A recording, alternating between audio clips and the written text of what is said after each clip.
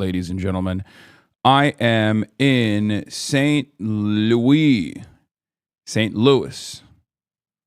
for the Americans, Saint Louis for Le French.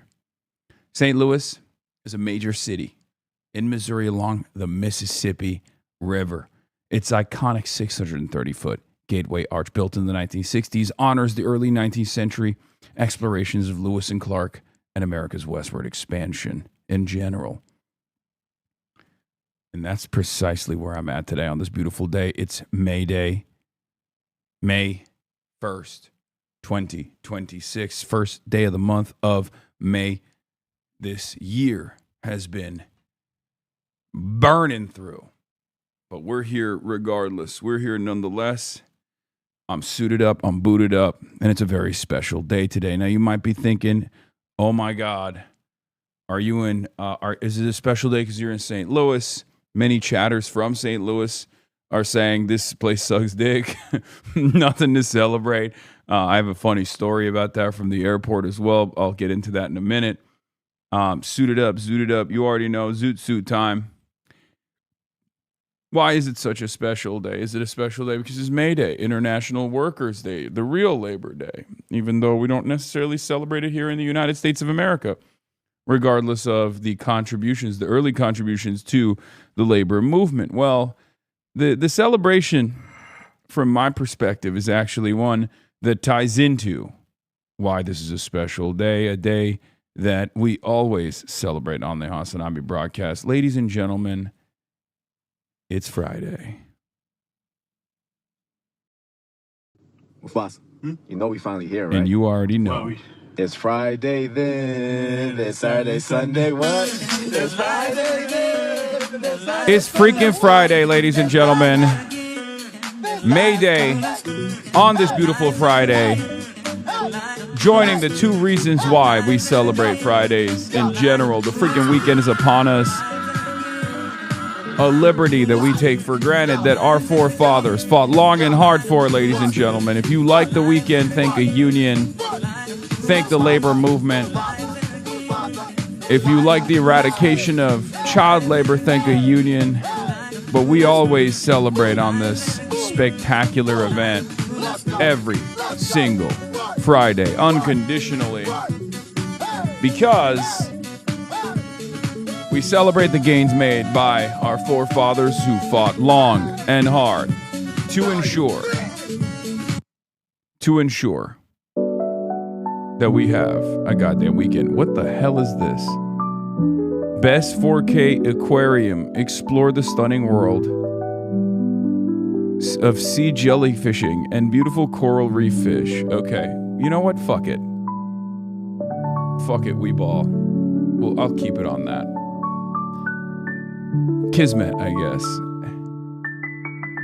Anyway, it's Friday. The vibes are going to be immaculate today, regardless. My fish fucking love that. Your fish love watching the 4K aquarium. They love exploring the stunning world of sea jellyfishing and beautiful coral reef fish. It's wonderful, spectacular. I've been at the celebration led by Polish Socialist Party today, and American contributions were mentioned by one of the party leaders. Shout out to the American working class. Yeah, shout out to the American working class. We haven't really been doing a good job as of late, but hey, listen, we're going to bring it back. We're bringing it back to the best of our ability, okay? Hold on. Let me... Blown out again. This sunlight is in my face. Aquarium comfy music is the vibes that we need right now. Anyway, ladies and gentlemen, boys, girls, and MBs, I'm here in St. Louis, Missouri. Okay, it's a very red area. It's a very red state. You already know. It's an unbelievably red state. And yet, I'm very excited to be here. I'm very excited to spend the day in this beautiful city, in this beautiful state that I've never been to. Get to see more of the United States of America, to see all of the United States of America. You got to get emos when you're in St. Louis. I'll be at the rally later. Fucking stoked. That's right. I'll be doing a rally too, which is crazy. I don't know what the fuck's wrong with me, honestly. I don't know. I genuinely don't know what the hell is wrong with me. What am I doing with my life? Like, what the hell am I doing in St. Louis at a rally, at a May Day rally? I do worry a little bit sometimes, but hey, listen, we'll keep that to ourselves, you know? But in any case, folks, this is part of the broadcast where I tell you about my personal news. Now, yesterday I did another rally for canvassers for Chris Rabb in Philadelphia, right? In Pennsylvania. Some might call it Pennsyltucky. I call it Pennsylvania. I don't disrespect Pennsylvania. I'm trying to help people win seats in that beautiful state.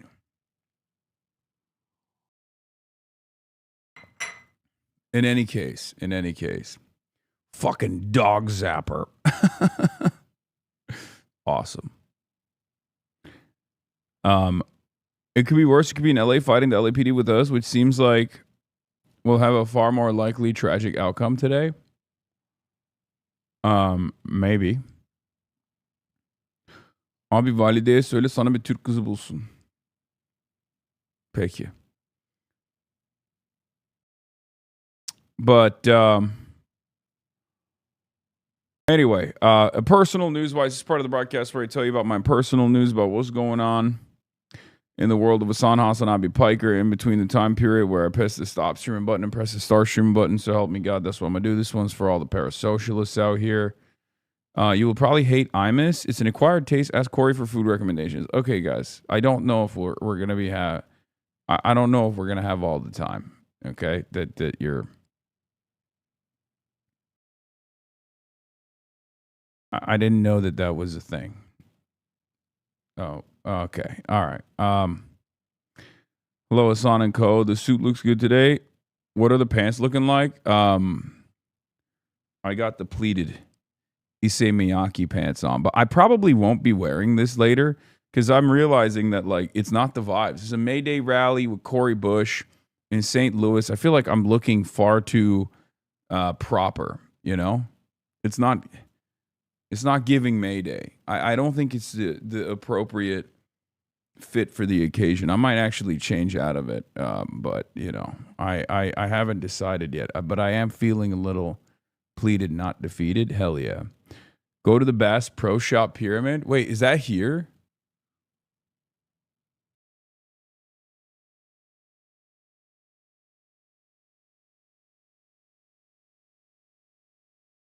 You condemn your previous anti-fusion food stance yesterday? Oh, true. That's a big... Need to toss on the Fetterman fit? Yeah, okay. You're going to miss this week's Fear and Gasp? No, I'm not. Okay, so how about I worry about that? Philly Inquirer wrote about your rally. Ooh, nice. Okay, the Philadelphia Inquirer wrote about it. So we're going to do a Philly recap, obviously. I had Angelo's Pizzeria Philly cheesesteak last night after the rally. And then I weighed myself this morning and I thought I will never eat food ever again for the rest of my life. Probably shouldn't have had that Philly cheesesteak, but I did. I did regardless. Shouts out to March for that. He was like, well, I went and I got it from Angelo's. It's like one of the best Philly cheesesteaks in the world, whatever. One of the best sandwiches in the world, really. And I was like, you know, I haven't had it in a minute. So I'll do it, because you guys know I'm a Jersey boy at heart. So I've been to Philadelphia quite a bit. I've had Philly cheesesteaks quite a bit, right? But yeah, that's March's fault for making me eat that. Well, not even making me eat it, but just like reminding me that it exists. And forcing my hand in some respects to go and get it, to acquire it. But in any case, folks, shouldn't have weighed yourself. Yeah, I mean, I weighed myself with the Philly cheesesteak in me still. You know what I mean? That's the real problem here. But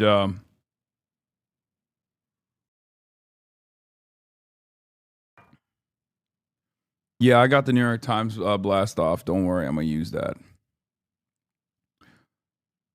So, folks, Billy reacting to your fit at the rally yesterday. Oh, nice. Day 151 of that white Chinese LARPer not returning to Billy. Damn it, it costs at least 50 yuan to take a cab from the left shoulder to the right shoulder. Really cool. If he's a priest, then I'm so dazzled by the beauty today. SOS. I think it's because his inherent aura is quite strong, combined with his height, muscles, and heavy facial features. So the whole outfit makes him look grounded, which really suits the vibe of these clothes. Plus, he wears silver rings that are bright and pop a bit, preventing the look from becoming too dull or heavy. He's really good at styling, and their beards actually look pretty good. Dude, Billy, the Chinese netizens, they're, oh my God, keep it up, guys. It would be a bit better with the little waist cinching. The waist is a bit too wide. It seems regular Chinese tunic suits usually don't have a fitted waist. Black does look a bit like Father Poochie, Comrade Hassan in Philadelphia. I'm genuinely afraid he'll get assassinated. Currently studying Marxism-Leninism. My theoretical level and life experience are insufficient, and I'm far from matching theory of practice, so I won't comment much. But subjectively and idealistically, I feel like given the United States national conditions, even if the election is successful, it won't be of much use. Even if some achievements are aid, they can only be treating the symptoms, not the root cause.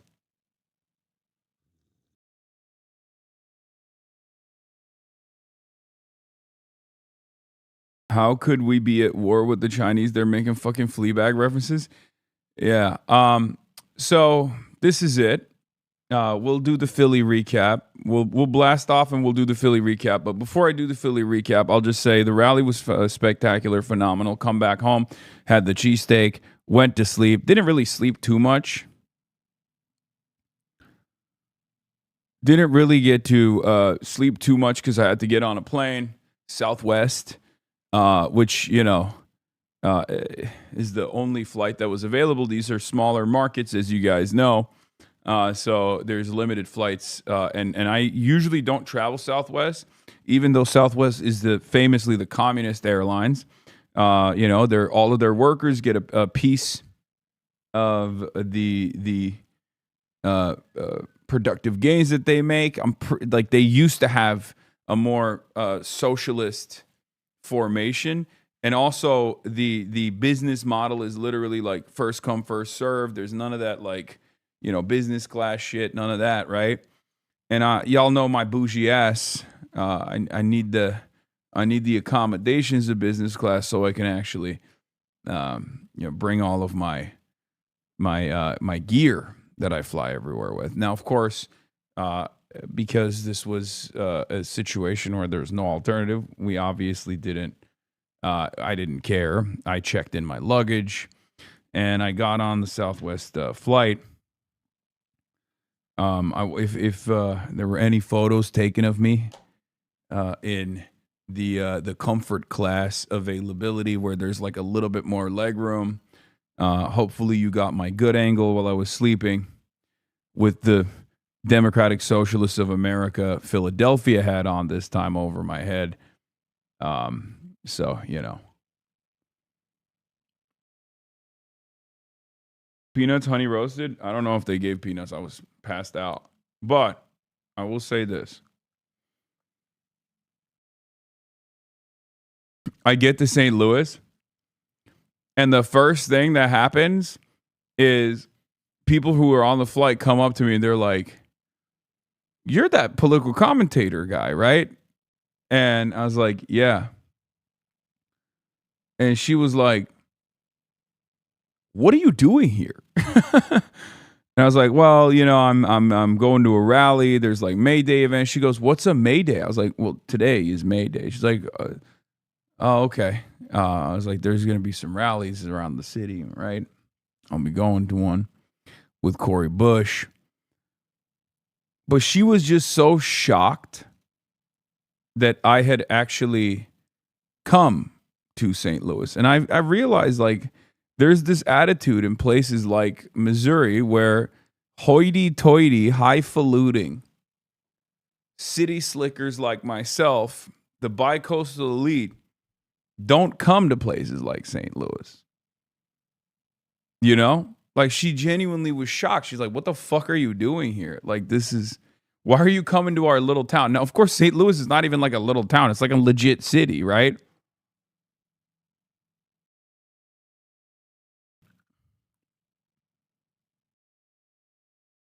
But she literally, wait, you said respectfully, famous people do not show up at St. Louis? Exactly. No, that's exactly what she said. She turned around and said, no, famous people don't come here. She was like, what are you doing here? I was like, well, I'm doing a rally. Why is that so confusing? She goes, famous people don't come to this city.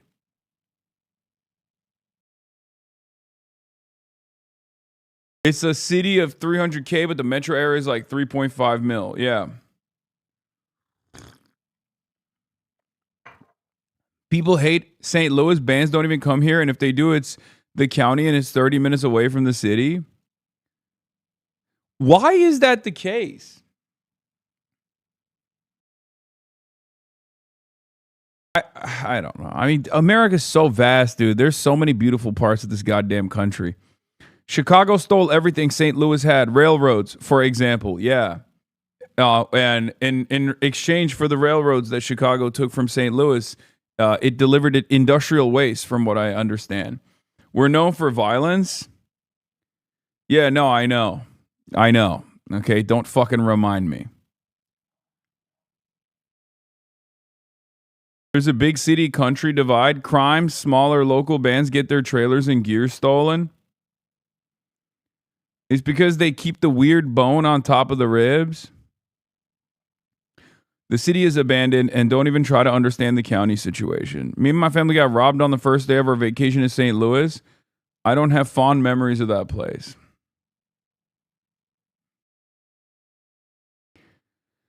Oh, didn't you listen to the TrueAnon app on St. Louis? Oh, yeah, I did. Don't they have that freaky... St. Louis is like run by the Klan or something, right? It's like very black, but also at the same time, well, I guess that's kind of how every Republican red state run major urban city is. Low key, high black population density, and then like the city and even the state is usually run by literally the fucking Klan. So that does make sense. I was just, while I was in the process of explaining that, I was like, yeah, that does kind of track with like a lot of these Republican places, right? But yeah, they do that weird ball, right? The ball that the what's her face? The girl that was in 30 Rock was in, right? The lady with the weird face from Hollywood, she was in that ball, right? Like the veiled clan daughter ball or something. The veiled prophet. Yes. How does St. Louis do it? We got range. The veiled prophet parade and ball. Anyway, I shouldn't be talking so much shit because I'm literally in here right now. I don't want these motherfuckers to kill me, okay? Ellie Camper is the one associated with the veiled prophet ball. Anyway, all the fucking billionaires live in there too because no taxes? Wait. Ellie Kemper from Kimmy Schmidt. Yeah, I know this. I know all about this, yeah. Contrast. STL is free, museums for all, and it's dope. But yeah, it was just like a funny experience. Like I get out of the airport, like I land, I'm waiting for my bag, and this person, I was like, do you live here? She's like, yeah. I was like, did you like come here for college or have you lived here born and raised? She's like, no, born and raised. And she just could not comprehend why I would ever come to St. Louis.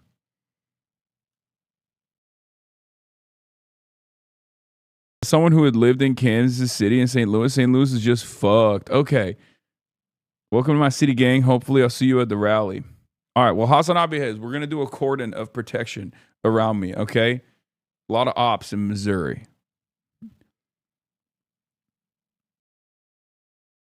St. Louis feels less safe than Mexico. God damn it, chatters. Shut up. Enough. The problem is, I mean, we were in a not so safe part of Philly yesterday. Initially, it was totally fine. It's awesome. We went to one of the not so safe parts of Chicago with the mayor, you know? I do that shit all the time. Everybody constantly hypes this up. I don't want to be too audacious. I don't want to engage in hubris here. But a lot of these places are fine. I think people are maybe exaggerating a little bit.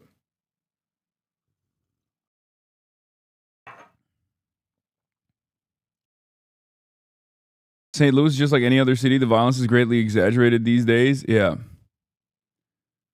Look out for the Missourists. The Missod doesn't mess around.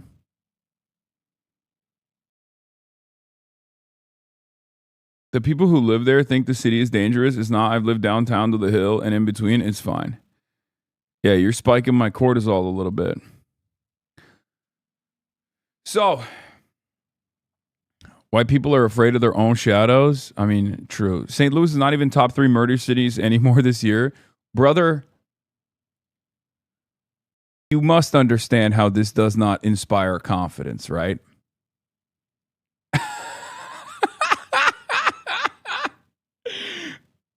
Brother, America is a deeply violent country. Okay, we got it. Like when you say, oh, we are no longer a top 3, that doesn't turn around and make me feel more safe. Like, I know you tried. We're number 4 now. Like, oh, okay.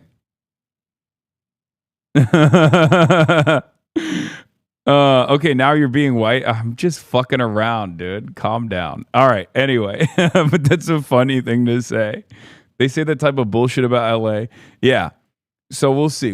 I'll see for myself. Okay, so in any case, everyone thinks the city's worse than it is because the city and county are split. So we don't have the Richard County pulling down the stats like every other city besides Baltimore.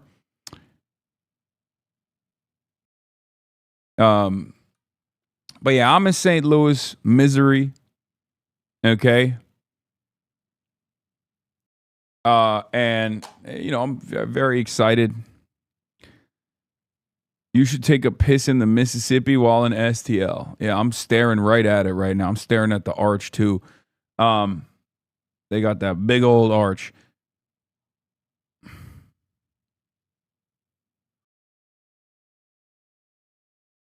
But yeah, Baltimore. I want to do something with the mayor there. He's been kind of goated in lowering the murder rate in Baltimore, and I want to do something with him too. Talk to him about all that, like the crime reduction initiatives that he's actually seen tremendous success with. Speaking of lowering the murder rate, so maybe one of these days. Baltimore. So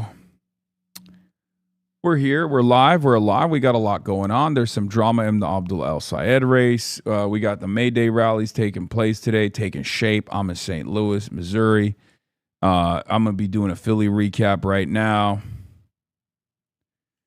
And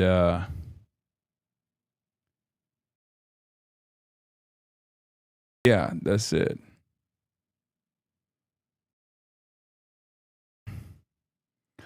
It's worse than Albuquerque. Okay, calm down. Okay. Yeah, we got the Hegseth in the hot seat, War Powers resolution, centrism taking L's. We'll be talking about that, obviously. Hormuz still closed. Core? Question mark. Core is what? The new phase, right? The guys that quit phase. They started Core.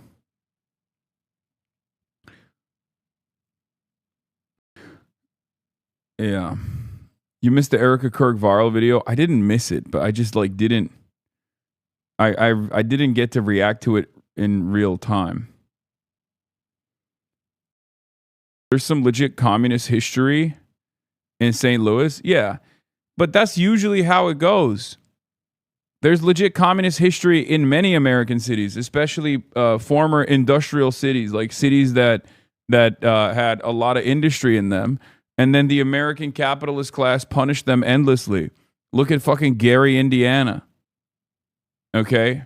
Look at all the coal mining towns. This is the story of the United States of America.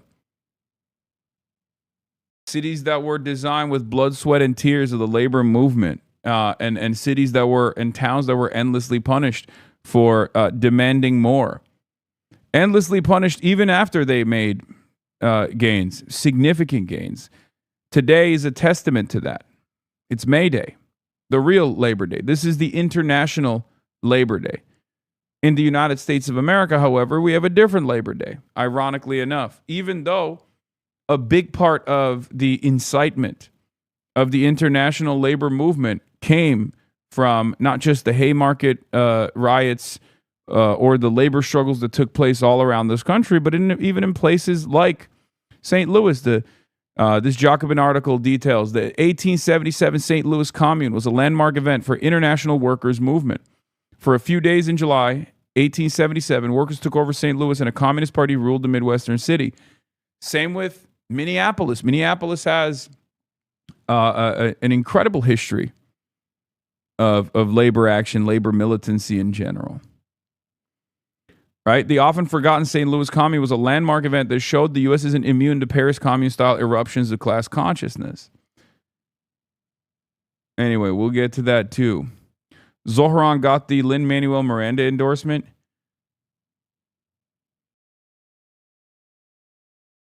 Yeah, this is probably the most this is probably the most at odds I've been with our boy. Okay, I don't want to get into it, but I do think that's unacceptable. This is worse than when he's like, this is worse than when he's like constantly doing 17 Hamas condemnations before he says anything about Israel. These are your people, bro. Take it. Nah. We're not doing that.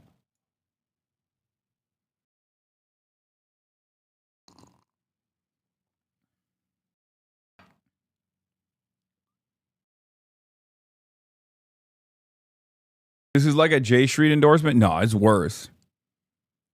Lin-Manuel Miranda is fantastic. Yeah, see, libs love Lin-Manuel Miranda. So I guess it's kind of like an Obama collab in some ways. Yeah, it's crazy because, like, one, they kind of look alike, and two, they kind of sound similar too. So he doesn't realize what dangerous forces he's activating when he does stuff like this, because it causes people to go, wait a minute, you do kind of sound like this lib. The hell is this? Two brown boys that elevated hip hop. Stop! Oh no.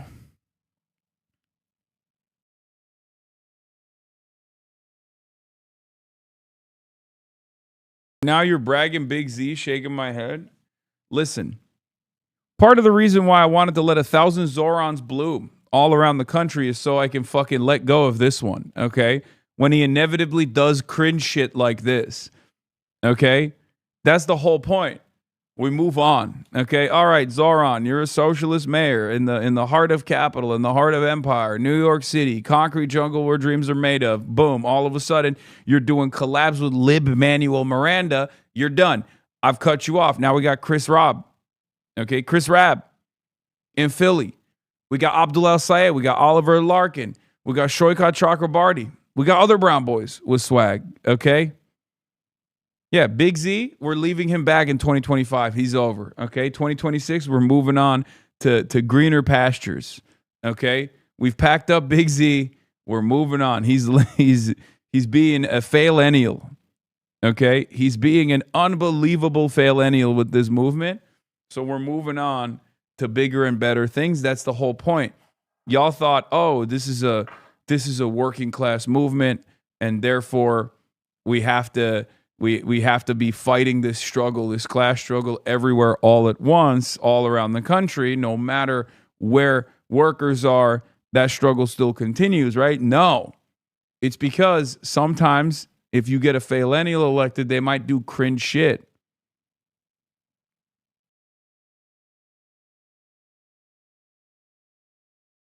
Okay? They might be they might do cringe shit, and therefore you have to make sure that you have enough candidates that you can move on from and move into. You just can't handle the truth of sexual power that is Tim Kaine in the membrane. You don't like how the mirror looks, brother. Chris Robb would definitely do some shit with Lin-Manuel. Fuck, you're right, bro. You're right. Loyalty until the Manuel Miranda cosign. Kendrick didn't say nothing to Lin-Manuel, did he? Oh my God, what did Lin do to you? Guys, I'm just memeing, okay?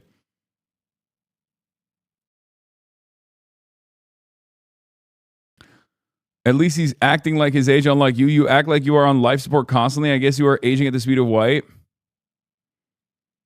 Yeah, we're gonna talk about Adam Moglib mogging.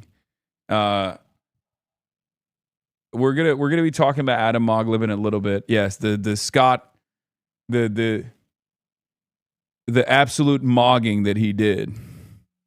He's the Mogler now. He's no longer the Moglib. He's the Mogler. Because he fucking mogged on CNN last night. It was awesome. But also, I must condemn that as well. Coming after a queer bisexual man like that, unacceptable. Okay? You guys saw that, right? It's messed up. We'll get into that in a second. I saw your interview on the Ebro podcast thing. Good job, seriously. Okay, so what's really interesting about the Ebro thing is that people were telling me, like, you remember some people were like, oh, they're washed. Like, you know, why are you going on their show? Whatever. Like, I'm glad that I did. The TSA dude at Philly, Hasanabi head, was like, oh, I just saw you on Ebro. Like, there are a lot of people. It's a totally different audience. Like, I think Ebro Laura Rosenberg has a totally different audience. There's a lot of crossover appeal as well. I think it was really good. I'm glad that I did it. I saw this clip. Seems like a decent convo. Yeah, they were a bit contentious. No. It was a big part of the conversation. A big part of the conversation that we had was literally about the clip economy. About how the clip economy makes long, thoughtful conversations impossible on the internet. And lo and behold, predictably, that did happen.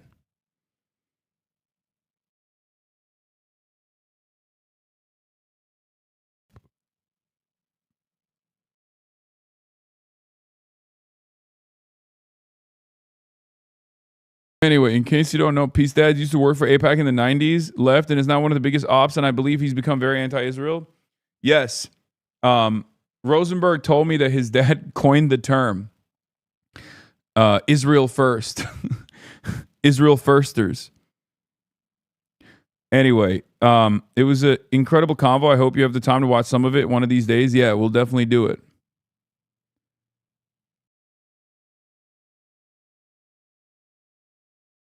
But, all right, let's get to, we blasted off already. We let the people know I'm live. I'm alive. It's May Day rally time today. Oh, fucked it up. Fucked up that blast off. Hold on. Yeah. May Day rally, St. Louis, Philly recap, Exit Hawk seat. War Powers resolution, centrism L, Hormuz is closed, Cori Bush rally later, get it now. So let's start with the Chris Rabb rally.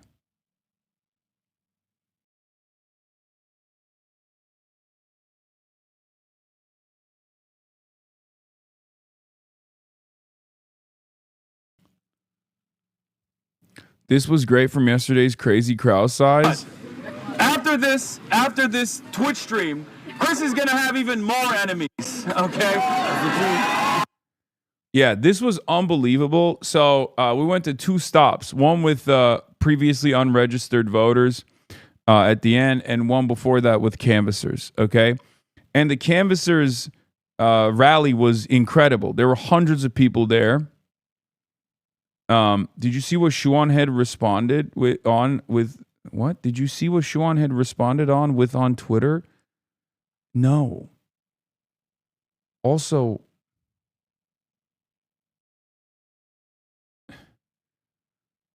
what? What? Who cares? What the fuck? What are you guys talking about, man? Oh my God. Bro, I'm literally over here talking about how I'm doing a rally with someone who's running in Philadelphia, and the hundreds of people that showed up in the middle of a fucking Thursday to go door knock for him.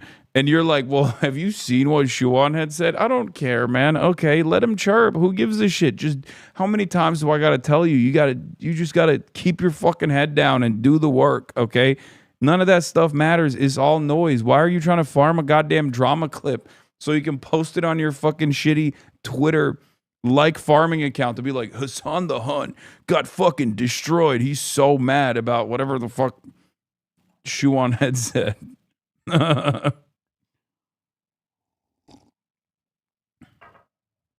Talk to me when we got the wiki feed ratings up for Shuan Head. Okay, what's their wiki feed looking like? All right. Anyway, so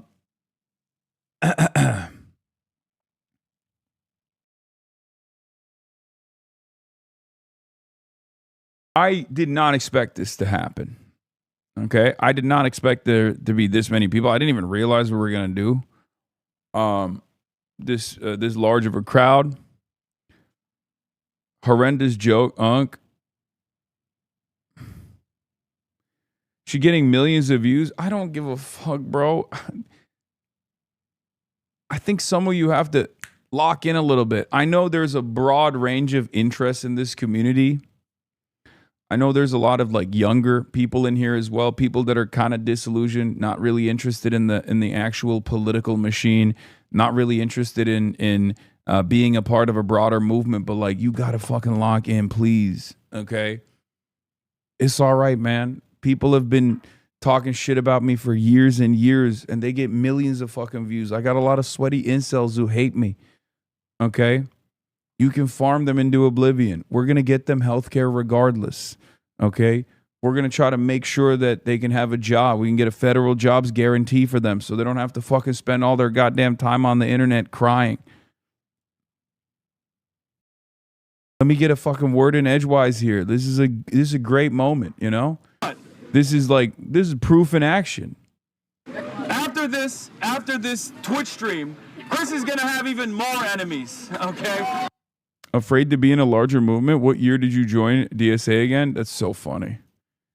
Yes, I famously am antagonistic to the Democratic Socialists of America, as I am addressing a Democratic Socialists of America crowd wearing a Democratic Socialists of America Philadelphia hat while I'm endorsing and co-sponsoring and pushing for a Democratic Socialists of America candidate in Philadelphia. Thank you. Thank you, chatter. You got me. I've always maintained the position that I'm organization agnostic.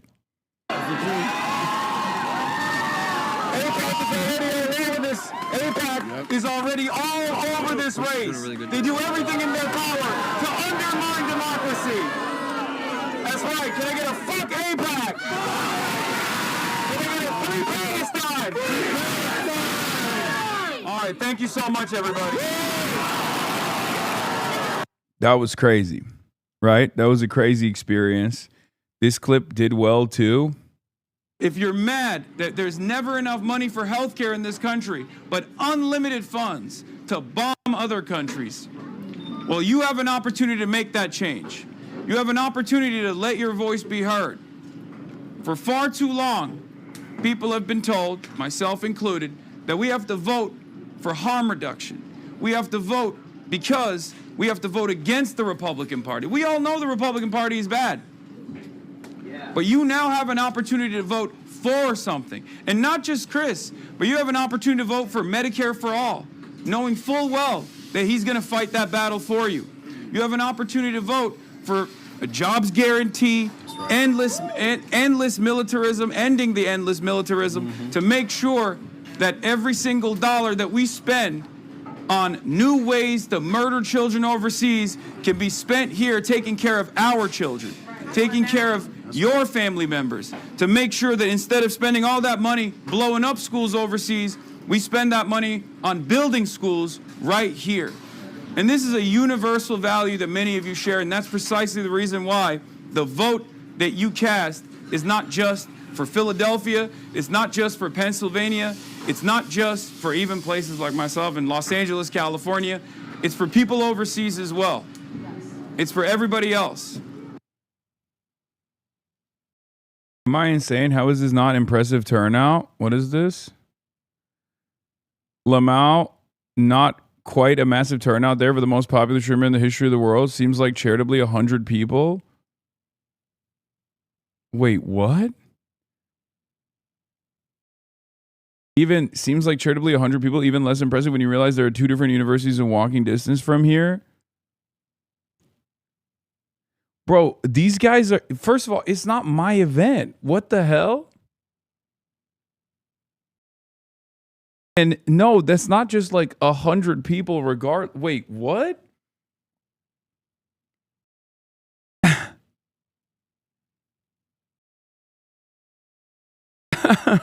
Yeah, what is that, like 10 people?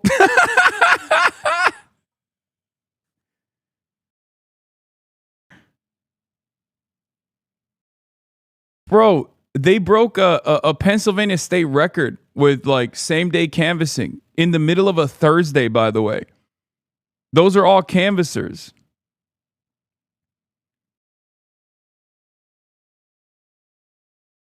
Like, that's not...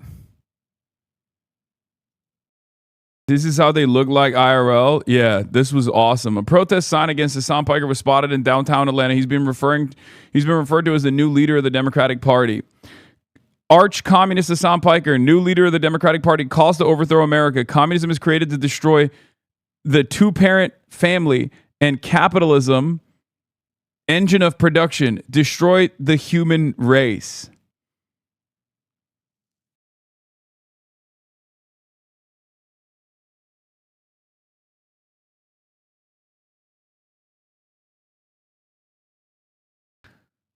Centrism fan accounts chirping a little too hard, so close to one of their shooters getting caught at the White House Correspondents' Dinner.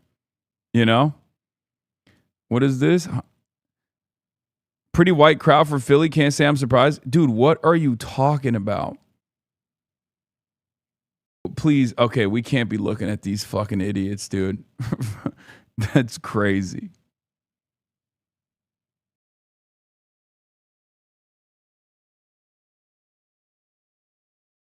Yeah, first of all, it's not like a predominantly white crowd at all. But what the hell?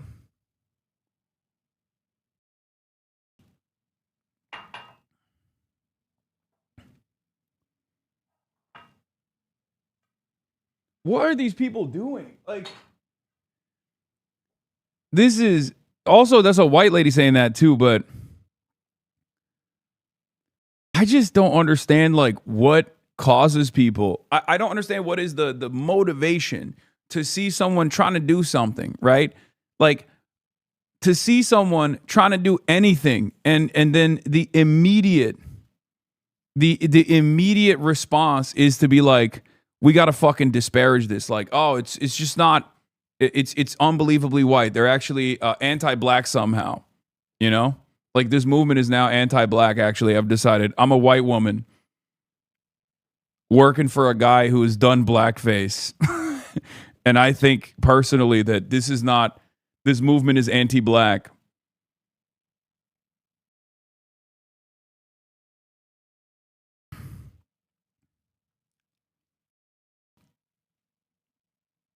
They hate you, bro. It's not that deep. They will be against anything you do. Yeah, but it's like such a stupid way to live your life. It's such an unbelievably unproductive way to live your life. Like, take that energy and focus on something good. Take all the energy you have sitting around at home and just like work to rebuild American society in your vision, you know? Go join a local organizing. Go join your local organizing efforts. Like, do something, right? Anything. What is this? It's just, this is one of the things that I'm realizing. Yeah, the person that this person works for is Ethan Klein, by the way. She literally gets paid to go against every single thing that she previously believed. She also posted a racist meme about you. The New Yorker drops yet another article defending Hasan in defense of cockroach. Yeah, I mean, I saw this one. It's, who gives a fuck? Whatever, dude. Okay.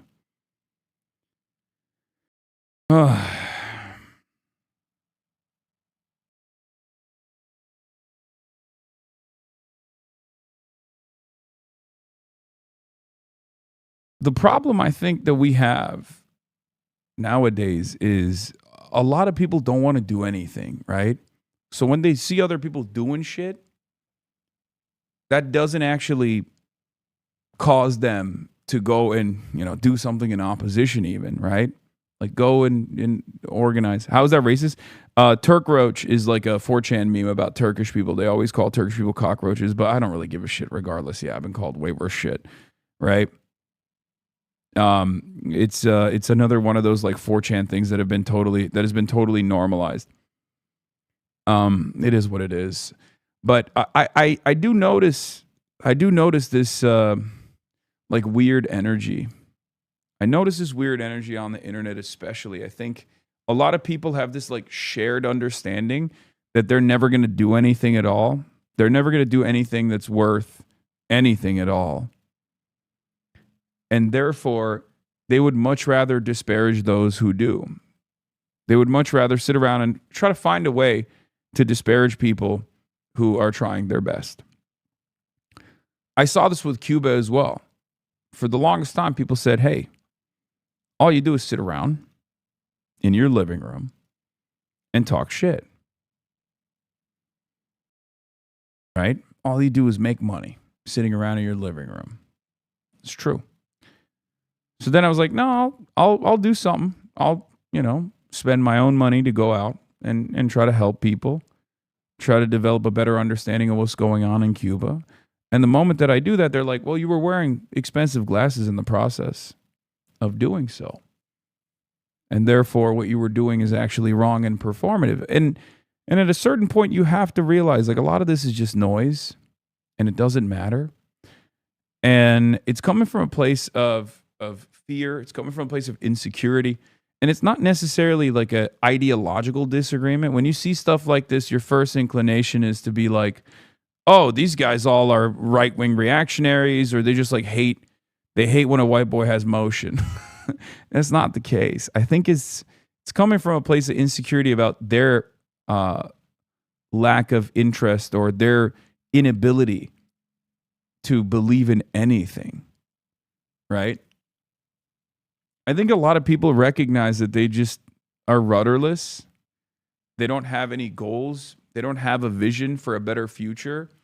And they lean into the nihilism that the internet certainly foments. The internet loves this kind of nihilism.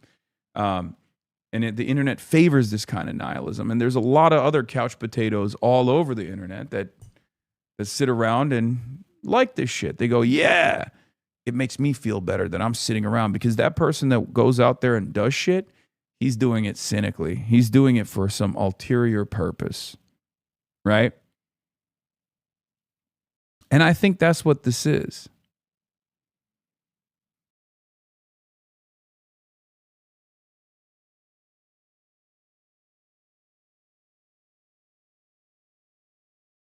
People recognize that they're powerless. They've completely given up on being able to change that powerlessness. So they sit around and chirp at those who do something, anything, no matter how little that might be, right? Because I don't think I'm like this kingmaker in the way that a lot of the Republican media has presented me as, right? I don't think that at all. I'm just one guy. I have a very passionate community. I'm very fortunate, and I try to do the most with that, right? We all do, because little by little, every step that we take in the right direction matters in the long run, right? Sometimes you only have $1 in your pocket to give to a candidate, and you give that dollar regardless. And it's the same principle here. You know, you try to do your very best. You try to do your very best. You go out, you door knock if you have time. If you don't have time to go out and door knock, if you're too worried about that, if you got social anxiety, you do phone banking, right? But that's how people move societies little by little. Every bit helps.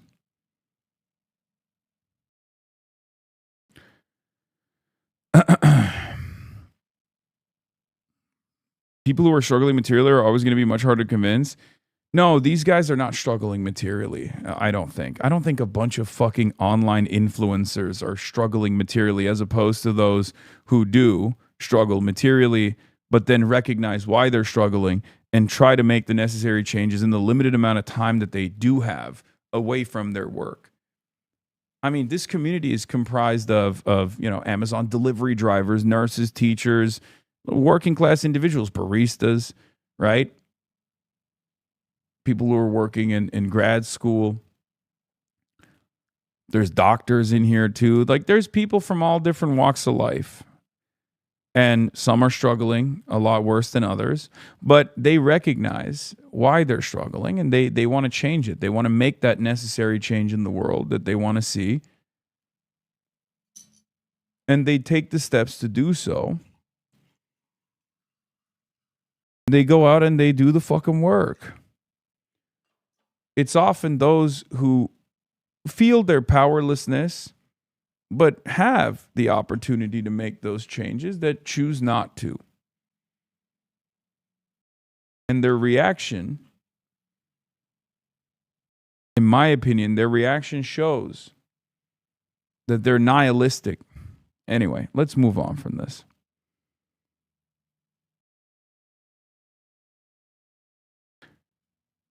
We got the Abdul Politico situation. We got Sue Altman being endorsed. But yeah, I was gonna say, like, this is what it looks like when you got a hater in the wild, you know, out in the real world. I love this guy, by the way, sincerely. Nobody finds it disturbing that the mayor of this city, who happens to be best friends with Hasan Piker, the activist that says America deserved 9/11. America deserved 9/11, dude. I'm saying it. A memorial. 3,000 New Yorkers. And he laughs in our face. His best friend. Every day he says America deserved 9/11. Every day I say this. Also, what is that music, man? I mean, this guy went to fucking Kinko's and got this shit printed. Like, this guy has this massive poster of me and the mayor of New York City, Zohran Mamdani, from our one event that we did together, our one interview that we did together, eating donuts. He went and he actually made a beautiful painting. I find that beautiful, okay? I find that beautiful. I find that incredible.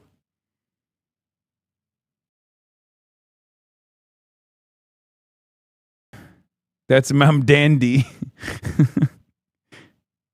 I wish you started the broadcast every day with a 9/11 appreciation remark. Yeah, every day he says America deserved 9/11. Every day that he goes on the broadcast, he wakes up in the morning and he says America deserved it. And you know immediately what he means when he says America deserved it. He's talking about 9/11. He wants to do more of it too.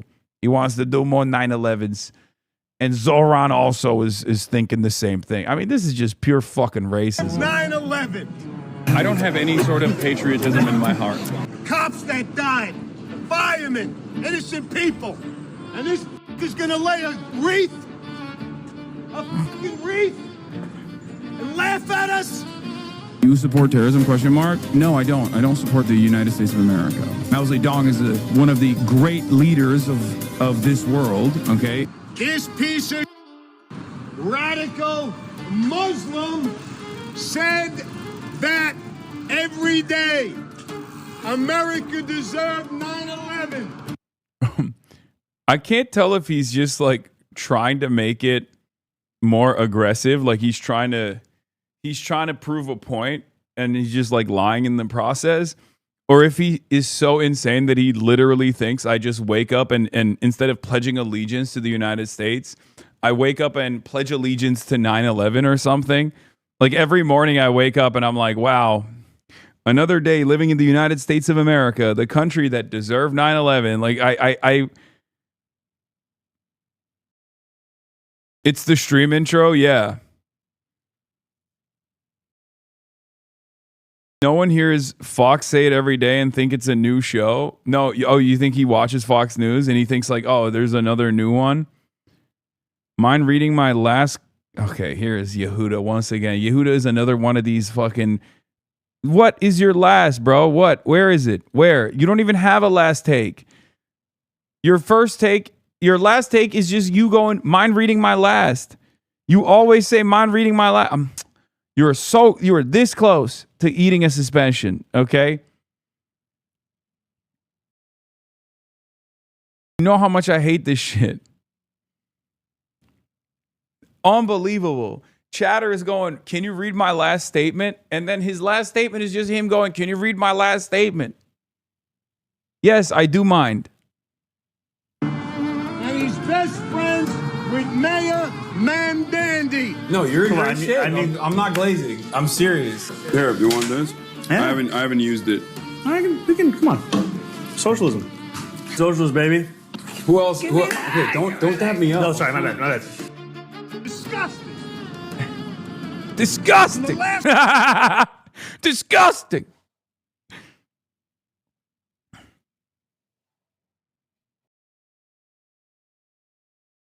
Ma'am Dandy. He's best friends with Ma'am Dandy. They hug each other. New York. This guy is a fucking IRL Grand Theft Auto NPC, bro. God, what a beautiful world we live in, man. This is a part of the rich tapestry that makes this country so fantastic. I'm gonna be honest. I really do sincerely love this man. It's not a joke. I'm not just saying that. I genuinely love this guy. I love my hogs. Oh, it's amazing. With balls. Well, first of all, I think that I don't think America deserved 9/11. You're wrong. Oh, well. My fucking First Amendment right to speak the fucking truth. And nobody's got the balls to. Empires never die quietly, and we must end the American empire regardless. Go. I'm a propaganda. Well, no. For the record. No, I'm not calling I'm a it that. I'm just propaganda. saying- Cheers. There we go. Nobody cares? Nobody gives a shit. Nobody cares? That's what he ended it with? He said, nobody cares? Nobody cares about this? Why does nobody care about this? Yeah, maybe because they don't have the same like brain poison that you have, big dog, except for this guy. This guy's in Atlanta and he has the same brain poison. I mean, he's getting out there and doing something. I know, but I meant like do something productive, man. I meant do something productive. I guess that guy is the out there version of this, right? This is doing nothing, just fucking chirping into the wind angrily, being like, man, this guy's a loser. He has no motion. Add this guy into the Hoggadex. This is a rare catch to nab this level of delusion into hating you, fire writing. This is why we're here. I know.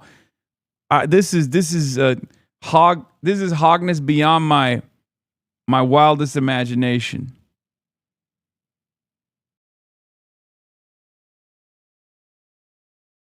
In any case, Philadelphia Inquirer wrote an article. Leftist streamer Hasan Piker gives Chris Rabb a boost during West Philadelphia campaign swing.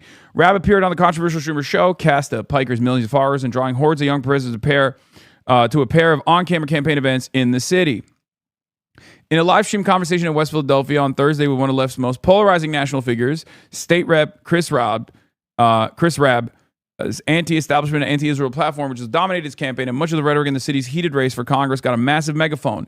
Rab appeared on controversial left streamer Hasan Piker's show, casted millions of followers. During the 2 hours of raw, uninterrupted on-camera conversation, duo gushed over cheesesteak egg rolls and General Roscoe's chicken and Black Dragon takeout, talked policy and lambasted Rab's rivals and the larger Democratic establishment. Piker's stream, one of the largest platforms to host any of the candidates in the 3rd Congressional District race, was also likely to be the most controversial, Rab acknowledged. I'm going to be slammed for even talking to you, Rab told Piker in the backseat of an SUV in between dinner and a fundraiser at Renata's kitchen. But there's a double standard because as a black progressive, I can't do this. I'm part of the problem or whatever. Campaigning with Piker and appearing on his platform could give Rab a surge of support, particularly among younger progressive voters in the final stretch before the May 19th open Democratic primary in which he's facing frontrunner State Senator Sharif Street and physician Ayla Stanford for the seat that represents about half of Philadelphia, one of the bluest districts in the nation. It could also cost him votes from those who've taken issue with some of Piker's stances. He's stumped for other candidates in places like Michigan. The streamer has been at the center of a broad national debate about whether the Democratic Party should embrace figures who align with most of his views, but who've also taken some controversial positions. Hasan has a documented record of statements that we find deeply troubling, said Jason Holtzman, chief of the Jewish Community Relations Council at the Jewish Federation of Greater Philadelphia. He dismissed the sexual violence of Hamas attacks on Israel October 7. He called Orthodox Jews inbred. He compared Zionists to Nazis. He characterized Hamas as preferable to the state of Israel, Holtzman said. These are not edgy opinions. They are statements that minimize Jewish suffering, dehumanize Jewish people, and normalize violence against Jews in the Jewish state. No, it doesn't. Okay? Also, Jews in the Jewish state. Always with the Jewish state. Oh, I just don't think these guys are ever going to give up on the false conflation between Judaism and Zionism, no matter what. They're just never going to give up on it. They're just going to keep posting it over and over again, not realizing that the environment has shifted dramatically from under their feet. They're just never going to recognize or acknowledge that you are associating an entire population of people with a deeply unpopular and very violent movement, a very violent nation state that has done a genocide that the overwhelming majority of Americans, including a decent chunk of Jewish Americans, recognize to be a pariah state that has committed a genocide, that deserves accountability. It just doesn't, it blows my mind that they keep this shit up. I don't understand it. Anyway, Piker has walked back some of his comments, which often appear in marathon daily broadcasts on the live streaming service Twitch. He hasn't apologized for others, including anti-Zionist statements like that he would vote for Hamas over the Israeli regime. Piker brushed off those concerns with Rab, saying he's a vulgar person who just has a passion for the issues he cares about. We now live in a pro-Trump universe where we should be speaking in the exact same way that regular folks speak, Piker said. I see no reason to censor myself or talk in a regular way. I mean, I was saying, like, I talk in a regular way. This is how normal people speak when they have an opinion, okay? Rab, who often used profanity on the campaign trail and did so repeatedly with Piker Thursday night, agreed and said Piker's popular streams were an act of defiance against corporate media and a federal government under President Donald Trump that he considers authoritarian. An important part of that independent streak, Rab said, is his own use of the word genocide to explicitly describe Israel's attacks in Gaza. That position has become a defining issue in the race, separating him from Street and Stanford, who Rab and his supporters have accused of benefiting from support from the American Israel Public Affairs Committee. AIPAC, a pro-Israel group that many Democrats have turned against, has not donated directly to Stanford, though groups supporting her received donations from political action committees aligned with AIPAC in a previous election cycle. I do want to point to one thing here, by the way. Okay?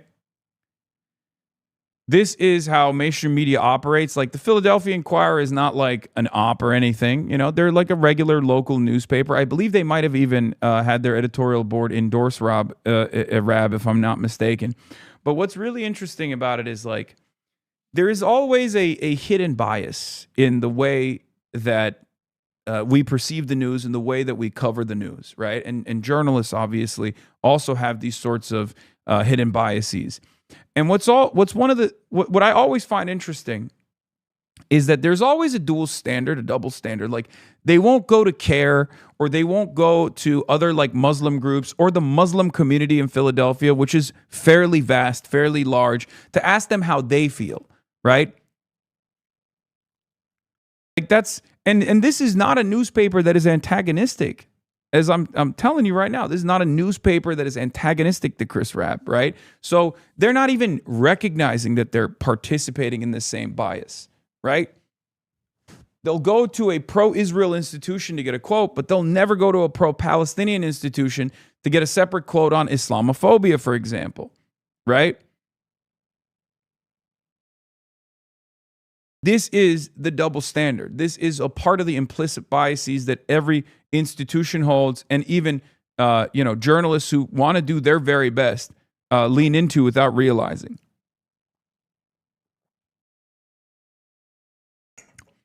Like this newspaper is not trying to do a hit piece here, right? They're trying to do sincere coverage, and I think the ADL and like the Jewish Council of Jewish Relations and institutions like that take advantage of that.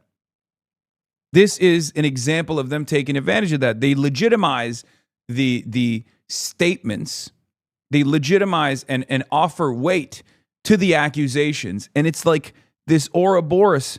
These are different organizations that work alongside one another, that have different names, but have the same exact opinion, the same exact goal, which is to defend Israel, while utilizing the name of Judaism, while saying they're representing all Jews. They're simply representing Israel. That's their primary purpose here.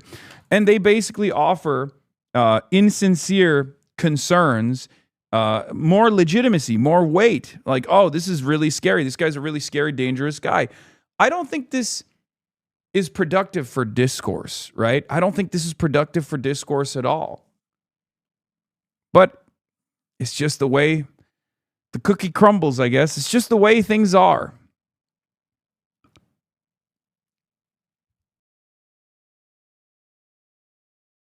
Like, no one ever comes to me to be like, how do you feel about these attacks? Like, people say you're a terrorist. People say you're an Islamist fundamentalist. People say you're an anti-Semite.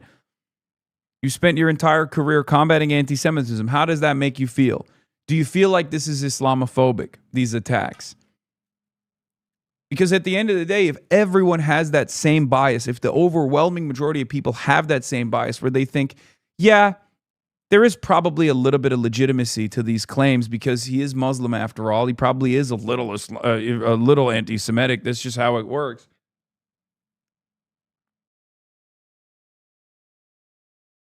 And the cycle continues.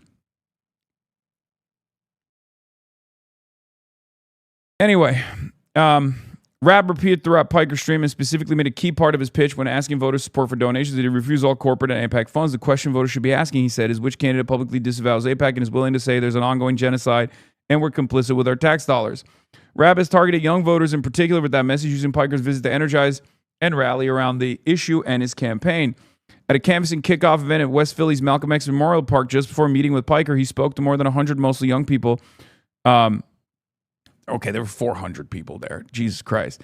Getting ready to knock on doors, and said the Democratic Party had previously failed to motivate them to show up and vote. I'm not clowning young people. I'm clowning a Democratic machine whose only job is to turn out Democrats, Rabb said. That's the one thing they're supposed to do really well, and they're trash at it. At a fundraiser at Renata's Kitchen a couple hours later, as many as 200 young, enthusiastic fans waiting to see Piker. Oh, this is, that was the other one. That was the other rally I wasn't at. Alternated between Eagles' chance and chance to tax the rich, free Palestine, beers in hand. Some wore maroon Philadelphia Democratic Socialist America hats. On the day, Rabb received the National Democratic Socialist Organization's endorsement. When Piker arrived, a woman in jeans and a brown leather jacket climbed the tree with one hand and held a cigarette on the other to get a closer look. After this Twitch stream, Chris is going to have even more enemies, Piker told the crowd before denouncing AIPAC in colorful language. Go Birds.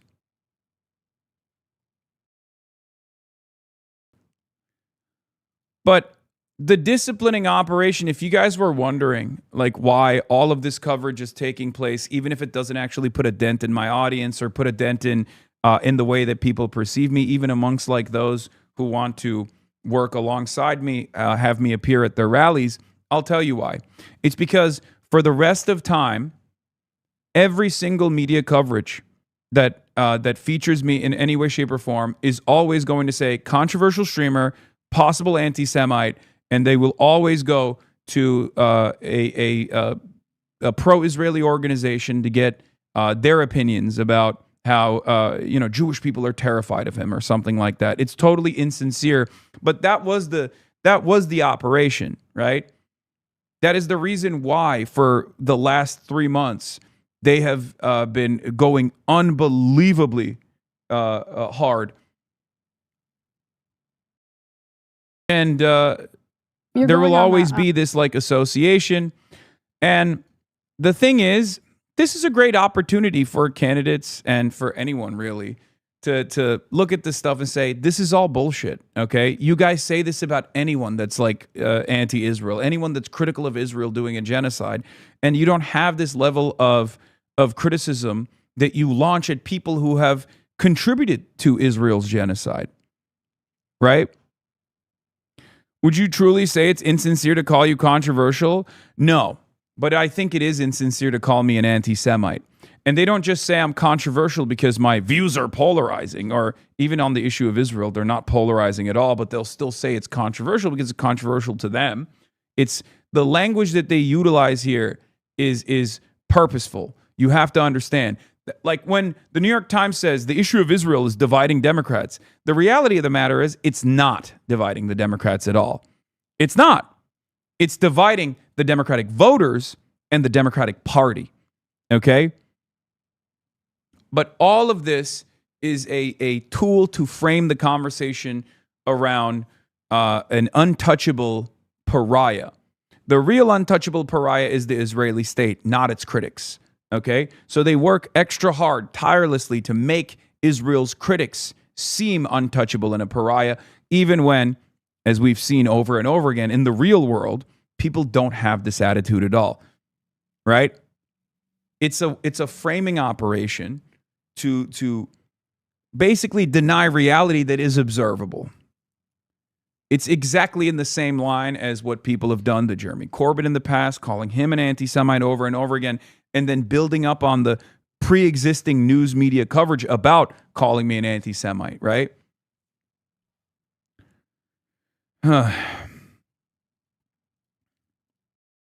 So yeah.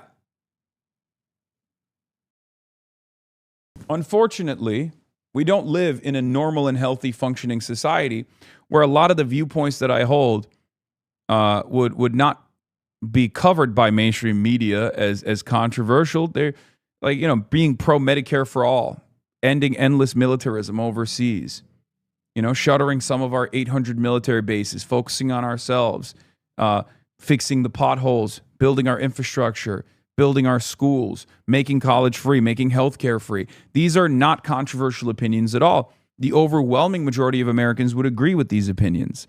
And they do. They certainly agree with these opinions.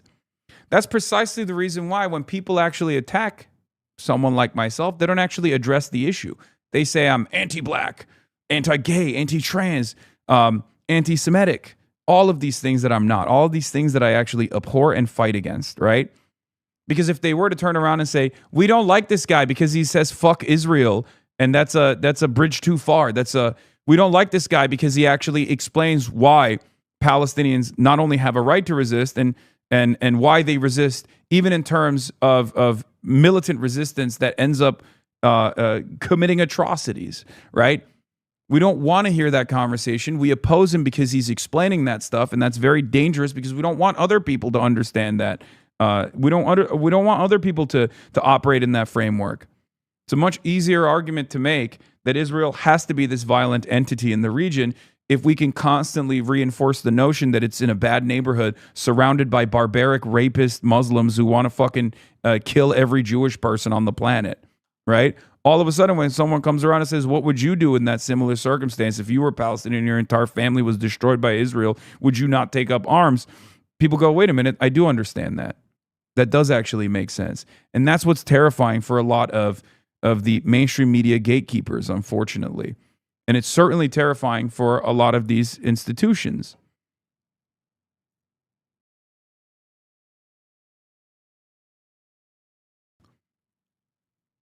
These guys will never cover Bill Maher as controversial media figure Bill Maher.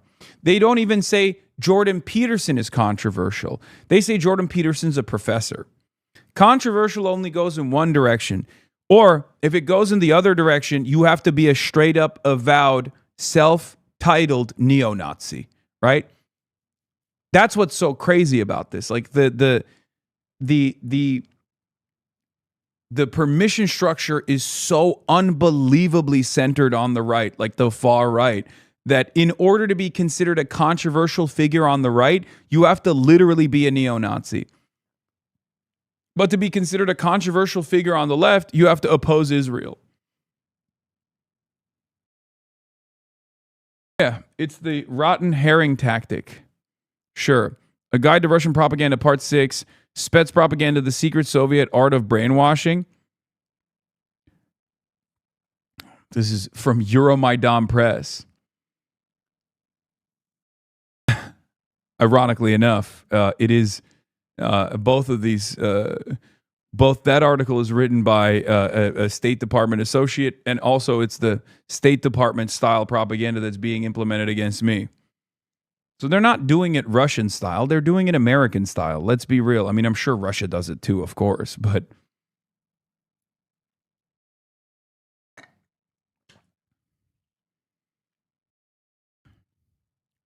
so, but this is what it is. Look, a Hasan Piker show, and that's gotten some criticism from. Like, she goes, that's gotten some criticism. Who's it gotten criticism from? Has that gotten criticism, or are you just operating off of previous articles that other media outlets wrote? This is like when reporters or mainstream media outlets will like publish. They'll publish a poll result that'll be like, oh, only like 12% of Americans recognize Israel's committing a genocide. It's like almost like, yeah, it's your fault that is the case, when the objective reality is that Israel has committed a genocide. All of these other institutions that are tasked with identifying a genocide, looking at the intent, looking at the action, looking at the impact, have declared Israel to be doing a genocide.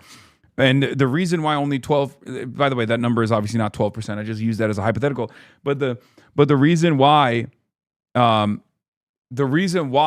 number is so minuscule in the American public is because you haven't done your job. You know, you haven't done you haven't served your stated purpose of disseminating the truth. Yeah, mainstream media will create a story and then will report on that same story, even if that isn't true, even if that's not sincere to begin with. Classic. Many people are saying this is a controversial person. Who's saying that? As a matter of fact, people have been polled, ironically enough, on appearing on my stream, and for the most part, they don't have any issue with it.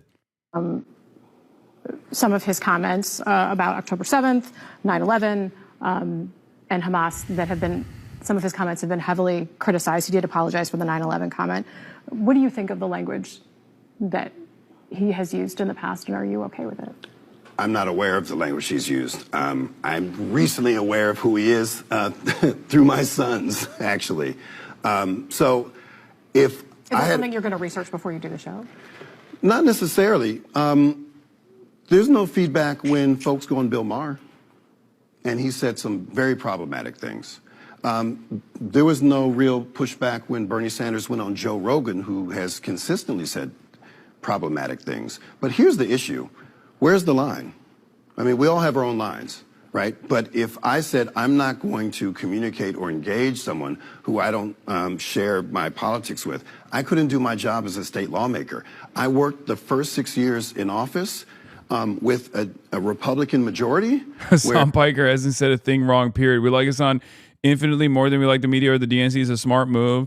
The more they keep pushing us on, the more people will be curious, the more they will start to realize the popularity movement is here. Keep it up, mainstream media. We love Hasan Piker, and his takes are always right. I didn't know who this Hasan guy was until the media started talking about him incessantly and suddenly, but now that I know who he is, I can say I really like him. I'm over 50, big fan of Hasan. Their priorities were anathema to me. Criticized Many of the by things you? They fought for were things that deeply offended me. I still had to work with those folks because I had to find common cause. I'm going to find common cause with Hasan Piker. I'm going to find common cause with corporate Dems. I'm going to find common cause with anyone I can if they're willing to work in good faith to help people. That's my job as a public servant. So unless there is a line that is way too, out there, we all have to find that line. But I don't know until I have a conversation with him. But if there are things that we agree on, that's what we're going to focus on. That's how I've been such an effective lawmaker. I focus on the things that we have in common. Yep.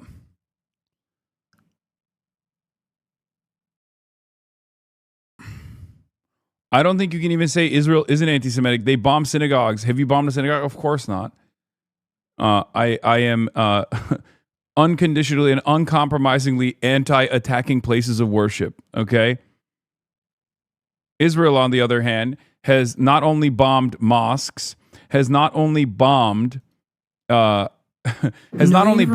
mosques, they've bombed churches, Anti-Semitism and they've also even bombed a synagogue. Well, synagogues historically, but a synagogue in Tehran as well. All right, hold on, I gotta pee. No universal child care, no federal paid parental leave, no federal paid sick leave, no free higher education, nothing, okay? But we will ban Hasan Piker? No anti-racism laws where racism and discrimination in general is punishable by law. But we're gonna clip Hasan Piker, and based off of that, we're gonna pass anti-Hasan Piker bills? No drug decriminalization, no housing as a human right, no automatic voter registration, no sentencing reform. But Hasan Piker, right? Data privacy, GDPR, what? No, Hasan Piker. Yeah, okay, cool.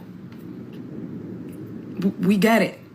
No universal health care, no universal child care, no federal paid parental leave, no federal paid sick leave, no free higher education, nothing, okay? But we will ban Hasan Piker? No anti-racism laws where racism and discrimination in general is punishable by law. But we're gonna clip Hasan Piker, and based off of that, we're gonna pass anti-Hasan. W loop. There's also this. It's very real to me, with the key exception of when it's brought up in American politics by American politicians. Because what do you mean there's a bipartisan motion being presented in the House to condemn Hasan Piker for anti-Semitism, and I saw Elon Musk do a Nazi salute on stage and go on to gut every single social service? What the fuck are we talking about? Perhaps there's an instance and I just don't remember it, but when was the last time that Congress got together bipartisan to issue a condemnation of somebody for racism? Like anti-blackness. Where was this energy when Republicans were depicting Obama being lynched? I don't expect to see eye to. That's true. The Elon Musk full Hitler salute is such a crazy moment in American history that should not be forgotten, even though it has been forgotten. That basically betrays all of this nonsense, right? Elon Musk did that shit twice. He hit the double Sig Heil. And he put some emphasis on it too. He put his full chest into that shit. And yes, it was very controversial at the time. A lot of people got mad at it.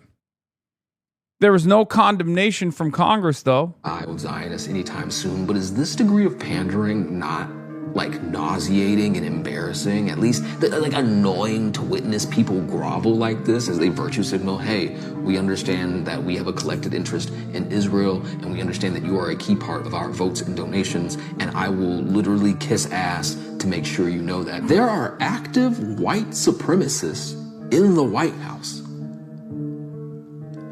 Is the pandering, is the virtue signaling not at least like a little gross? A little?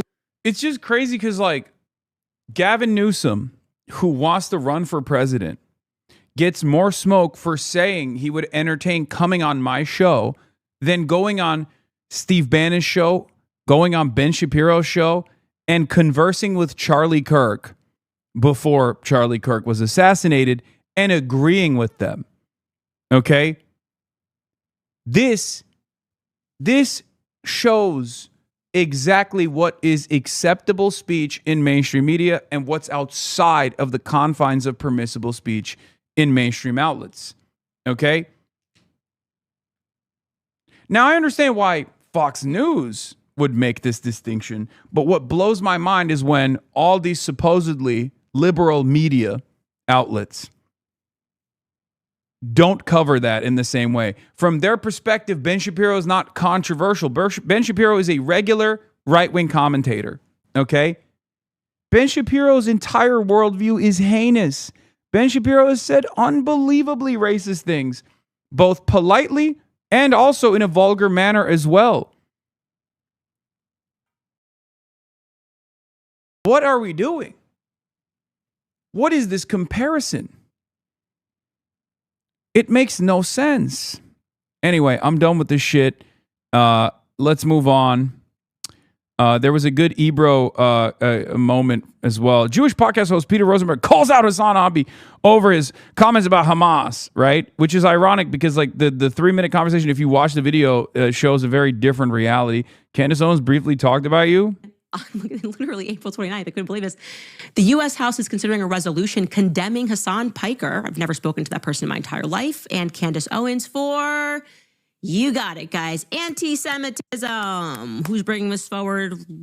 Okay, we've got Reps Mike Lauer and Josh Gottheimer. And it's a bipartisan bill to denounce anti-Semitic hate-filled rhetoric. Though far-left Piker says that the move is making anti-Semitism worse. That is our subheading here. The resolution begins by... Yeah, Candace Owens blocked me many years ago because I've been outspoken about her defense of white supremacy and, ironically enough, her anti-Semitic tendencies as well for many, many years. Condemning anti-Semitic hate-filled rhetoric and content that is disseminated to prominent online personalities, blah, blah, blah. It tells us that whereas the rise of digital media platforms has enabled individuals with large audiences to disseminate disinformation, I've never spoken to commentary, and Candace political Owens. Viewpoints to millions of viewers worldwide, such influence carries a heightened responsibility to avoid rhetoric that promotes hatred, violence, or discrimination against any group, including Jewish individuals and communities. All on the same day, everyone is just suddenly signaling that speech is violence. Speech is now violence. They name check me and says, whereas Candace Owens has employed rhetoric that has included conspiracy theories, accusing Israel of controlling the United States government. By the way, ironically, these two people, both of them brought this forward, take more than $1 million from AIPAC. Government promoting false claims that Jews are taught by ancient religious texts to hate. I haven't watched this, but I did see her show a clip of Mengele, and that was enough for me. Yeah, I don't really care about this.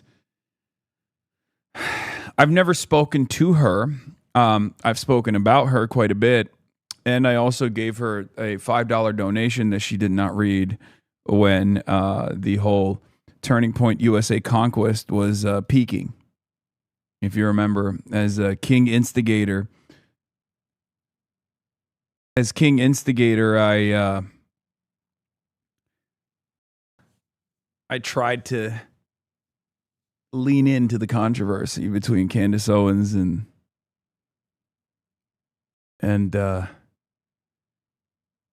Turning Point USA's very own Erica Kerr. Can you touch on the recent Obama controversy? Sure. Where's the slime tweet?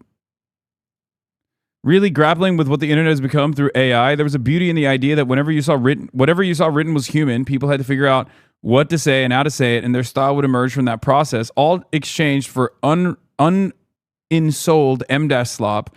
I think it's the one thing I truly doom about. It's an irreversible dilution of the goddamn human spirit. I think the only bright spot is that it highlights the things that the chatbots can't replace, like 1v2 clutching on an inferno or doing a kickflip in a parking lot.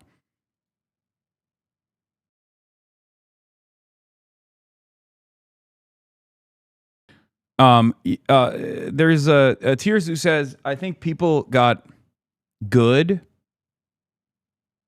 What is this? You're mentioned at 1510. I think people got good at recognizing it, but no, I think the normies have no clue. I think I think you have to be not a normie at all if you are recognizing M-Slav. Hereditary Lil Diva Head Come Off. These are the nominees for Scariest Moment in History. In the category of the Break Me Off a Piece of That award for Man We Want to Dip in the Chocolate, Uh-oh. the nominees are Mike White, Abs Now, Survivor, Mr. Peanut, Clothes Off, and Hat 2. As for your cane, there's a place for that at the door.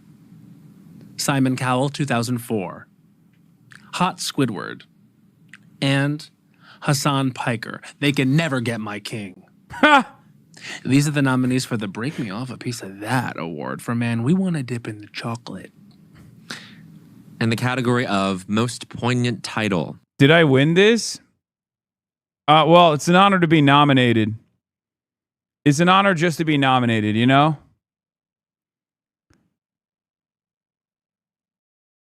Gentlemen, please. There's more. There's enough of me to go around, okay? You are not up there with Hot Squidward. I think I've defeated Hot Squidward. Why am I fucking unable to talk today? This is what I do professionally, by the way. Professional commentator. All right. Trump is back to money molestation, his favorite activity. It wasn't enough that he's molested the money through the Strait of Hormuz. He's going to molest the money directly. Trump is now molesting the European Union's money once again, announcing a 25% tariff on cars and trucks from the European Union. Let's get started. The tariffs on cars coming in from the European Union because the European Union was not adhering to the trade deal we have. So based on that, now, when they build their plants, of which they're spending over $100 billion, all countries, not just the Union.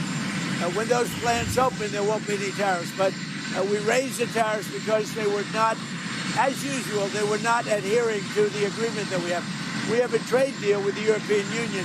They were not adhering to it. So I raised the tariffs on cars and trucks to 25%. That's billions of dollars coming into the United States, and it forces them to move their factory production much faster. We have right now in the United States over $100 billion of car plants being built. It's a record. We've never had anything like it from all countries, Japan, South Korea, by the way, Canada, Mexico, they're all building plants in the United States. But the European Union was not adhering to the deal that we made. And we agree with that. Yeah, Donald Trump came out and also admitted, I love these little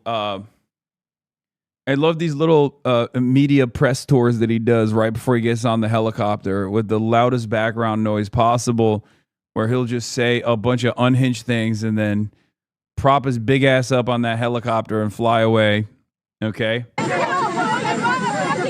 Here he is being asked about the Iran deal and saying that he's not satisfied with the Iran deal, which hasn't changed, by the way. This deal that he is currently unsatisfied with, ironically enough, is the exact deal that he agreed to approximately 2 to 3 weeks ago. It's the same exact deal. It's the same exact 10-point deal that Iran presented by the second week of Operation Epstein's Fury. And it's really interesting to see him now go back on that after agreeing to it approximately 2 weeks ago. He's dissatisfied with the same deal that he said yes to. Will Iran affect your China trip given the blockade? No, the China, it's going to be amazing. The visit with China and Chairman Xi, that's going to be great. We have the trip with China coming up, and I think it'll be an amazing event.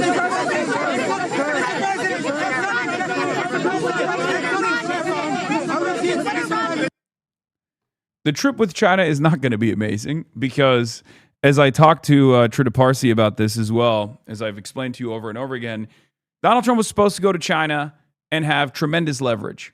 He had Venezuela. He was able to forcibly decouple Venezuela from China. Venezuela is Chinese entrance into the Latin American marketplace. and it was a stronghold for Chinese influence in South America. And Donald Trump was able to do the Maduro kidnapping operation. It was successful by his own estimations, of course, even though it was obviously unjust and totally ridiculous. You can't just kidnap and depose the leader of a sovereign nation state, but America gets to do that. And the entirety of the European Union was in agreement with this decision, not realizing what that says about international law. But he thought he could do the same thing with Iran. But of course, he failed to do so. Maybe it was partially because of bad intelligence that he got from the Israeli side. Maybe it was his own personal hubris. Maybe it was because he felt that he could have a string of successes here going into the China negotiations, going into the Beijing summit. He thought he would have not one, but two major victories. And now that the Iranian quagmire has exploded in his face, he's having a very different Beijing summit, potentially. One where America's force projection capabilities have diminished around the world. One where undoubtedly he will have to concede to a lot of Chinese demands if the summit happens at all. We don't know if the summit will take place. Part of the reason why is because, as I said, he hasn't been able to wrap up this Iran situation. And there's really no way for him to wrap up this Iran situation without America taking significant L's. What do I mean by this? It's obvious that we are not capable of militarily forcing Iran to submit. In the aftermath of the second instance of perfidy, where America and Israel started bombing Iran and assassinated its entire leadership, the IRGC leadership that existed, the Ayatollah, and many in the civilian leadership, Iran came out of that process 50 days later with more leverage than they had prior to the negotiations process. They now control the Strait of Hormuz. They have now shown the world that America is maybe a little bit of a paper tiger. America doesn't have the capabilities of forcing Iran to submit militarily. And Iran is a much poorer country than China. Iran doesn't have the robust manufacturing base that China has. Iran doesn't have the same international levers to pull that China can pull. And yet America still was not able to force Iran to submit. And not only were they not able to force Iran to submit, they also gave Iran more leverage, control over the Strait of Hormuz, this key choke point that is responsible for transiting 20% of the entire world's energy supply. That's a spectacular flub regardless. In the process, America lost billions of dollars of assets in the region. America showed its regional partners that its security commitments are to Israel and Israel only and no one else, and that they are completely incapable of even defending their own military bases and their own assets in these regions. And they're certainly not even capable of defending the other industrial assets that are also in these regions that are owned in many instances by American companies anyway. Okay? So you now have to either submit to Iran's demands, which I suspect Trump would do if he was a little bit reasonable here, before going to the Beijing summit, or you continue this weird limbo where is the Strait of Hormuz open? Will it stay closed? How will it be closed? Is America still going to enforce a naval blockade? There's a lot of these questions. And these questions are not good for the energy markets. These questions are not good for tankers of oil transiting through the Strait of Hormuz and going to the Asian markets in general. These guys are screaming bloody murder at this point. They've dug deep into their reserves. There's a diminished economic activity in the manufacturing base of the entire planet, because that's what the Asian markets are, right? We're not entirely removed here in the United States of America from the rest of the globe. This is the design of global capitalism. If things are harder to produce or more costly to produce or can't even be produced in places like Vietnam, South Korea, China, Bangladesh, India, then there's going to be an inflationary impact in the United States of America and the Western markets as well. right? All of the components are made there, even if they're assembled in the United States of America, for example. So there is a domestic crisis that's brewing, a domestic inflation crisis that's brewing, okay? And Donald Trump is incapable of addressing it, doesn't even want to think about it, doesn't even want to talk about it. All he wants to talk about is his stupid fucking ballroom. Americans are frustrated. American hegemony has been threatened, and there's no way out of this. The only thing that Trump can do is either de-escalate or escalate, right? If he de-escalates, that's taking a major L. That's taking an L that is unambiguous, right? Everyone understands that the American side lost this battle because their opposition gained more leverage in the process, have more control, and can force America, this hegemon, to do their bidding for once. So that's a huge and unambiguous defeat for the United States of America. That is if he de-escalates, which is the best possible option here. If he goes up the escalation ladder, what can he do? Obviously, the maximum escalation would be the deployment of nuclear arms. He can't do that. This will change the dynamic of the planet, right? The other thing he could potentially do is invade militarily. But once again, Iran is a gigantic country. 93 million people live there. Its topography has created this mountainous fortress, right? It's a natural fortress surrounded on all sides by mountains, with a not insignificant number of conventional forces as well. This would be unbelievably devastating. Tens of thousands, if not hundreds of thousands of Western military forces dying in the process. And even if they did succeed, you would destabilize this country with 93 million people. There's no real guarantee of military success there either.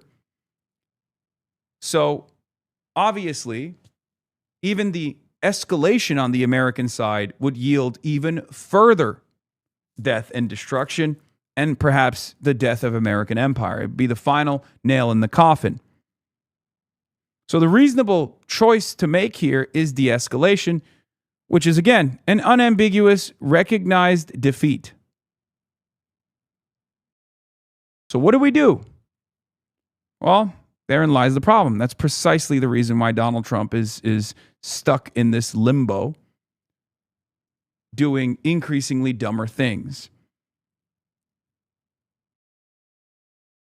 You're wrong about the U.S. literally doesn't have the military to invade. The size and complexity of such an operation would rival D-Day. We have 5,000 amphibious troops, not 500,000, which we need. No, I know. I don't even think that the United States of America would be able to militarily invade Iran without either developing a coalition of the willing, which is not going to happen. And even then, I don't even think they'd have enough numbers of troops to amass to successfully pull off any sort of ground invasion of Iran, or an amphibious one. But outside of that, you would have to literally reinstitute the draft. And I think that would be bedlam. I don't think Americans are excited at the prospect of waging war against Iran, especially at this stage when there's really nothing to look forward to anyway. And there's no real reason to wage war with Iran. And most Americans would look at this and go, yeah, no, this is because of Israel. I'm not going to die for Israel. Get the fuck out of here. Send Israeli troops there if you want, which we all know is not going to happen. Mr. President, if you can't get a deal on Iran, what next? What will you do? Well, right now we have negotiations going on. They're not getting there. They are very disjointed. They're extremely disjointed. They're not able to get along with each other as leaders. They don't know who the leader is. Their military has been defeated. If we left right now, it would take them 20 years to build back that country. But we're not satisfied at this moment.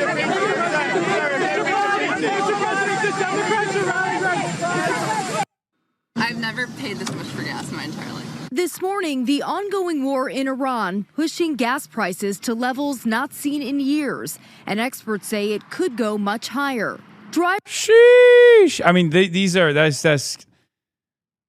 that's California, baby. You know, is how it is. But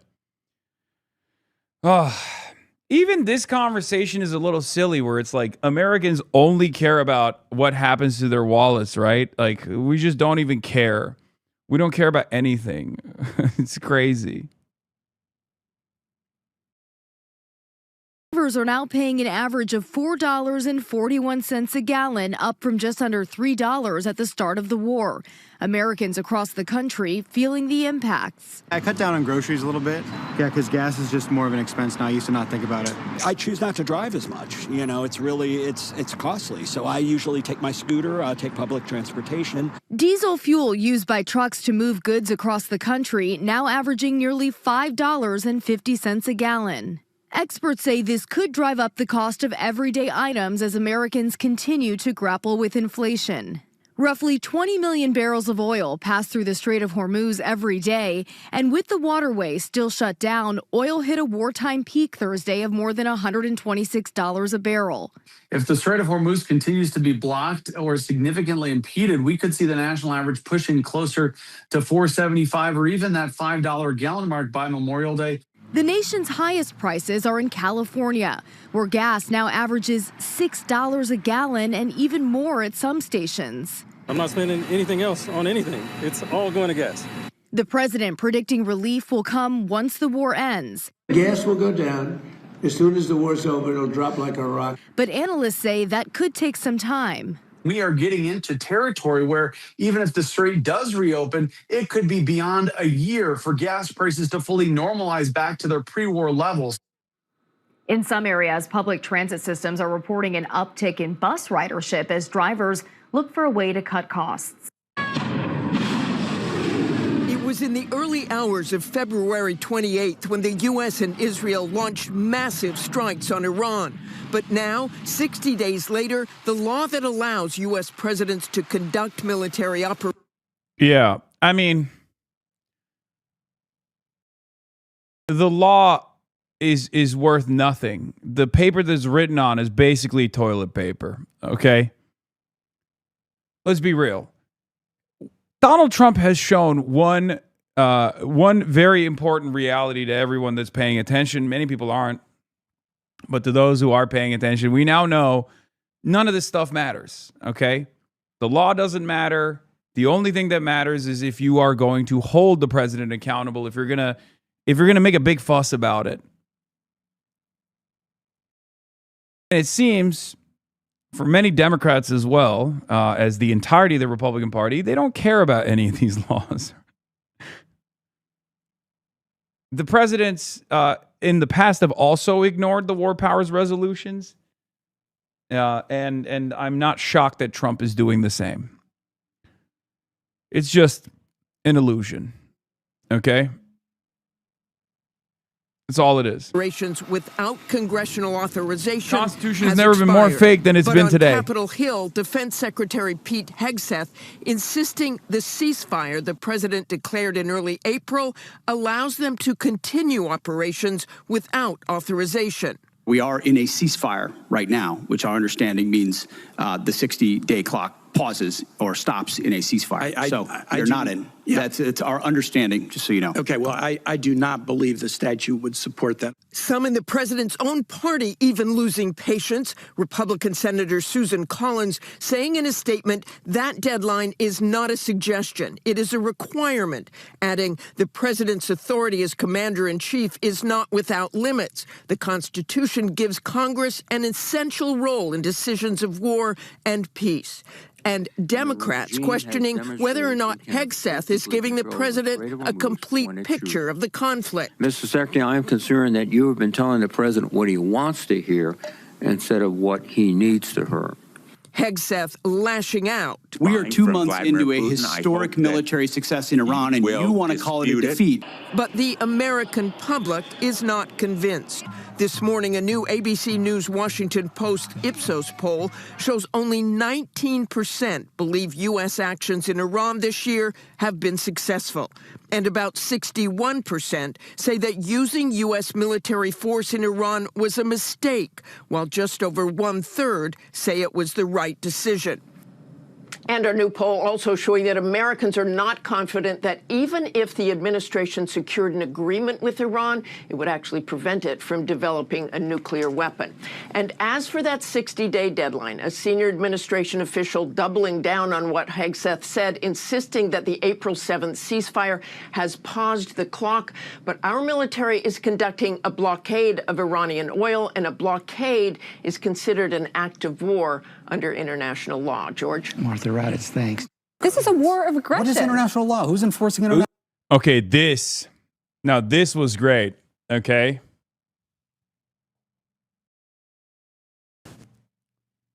This is a great moment. The descent into lawlessness was remarkably fast. I remember it because Treatlerites have not really felt the material pain. Yeah. You going up the arch? Yeah, I'm going to run up the arch and then run down the arch. We're obviously going to be watching this. Many of you already probably saw it. It's an incredibly satisfying moment where Adam Mockler, also known as Adam Mocklib, also known as Adam Mogler, actually pulled out the Mogler today. Okay? He busted out the piece. He put, some might even say, ass the belt. Okay? Respect to Adam. Although he routinely aligns himself with Sexpestany, which is his biggest L of all time, you got to give credit where credit is due. This was fantastic to watch. All right, let's go. Who is the aggressor here? Us. We are the aggressor. Okay. Can you name a single political concession we've gotten from them? Anything at all? What are you talking about? Any political concession? Because you can't name one. So here's. Did I say ass the belt? I meant belt to ass. He put belt to ass. God damn it. He put ass to belt, but then also belt to ass. You don't have to in this case. No. The thing is,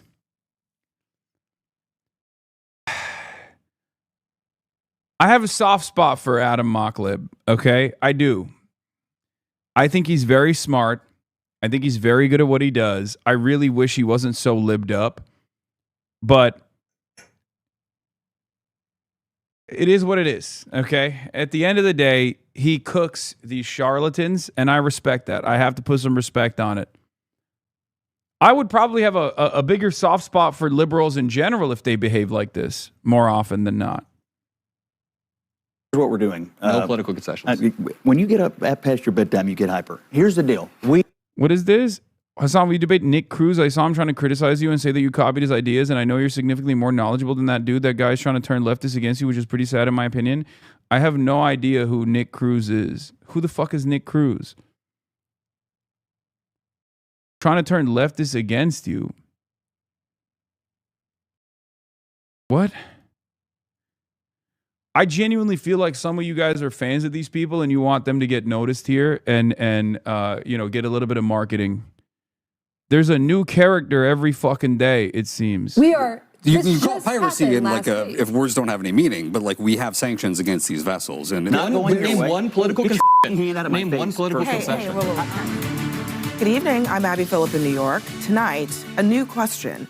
Just how popular is this war with Iran? President Trump says that the war with Iran could take days at first if he wanted to, but then he said it would be weeks. And now he says that now that it's carried into its third month, despite higher gas prices at home and plummeting polls at home as well, Pete Hegseth is saying that America is right behind the president.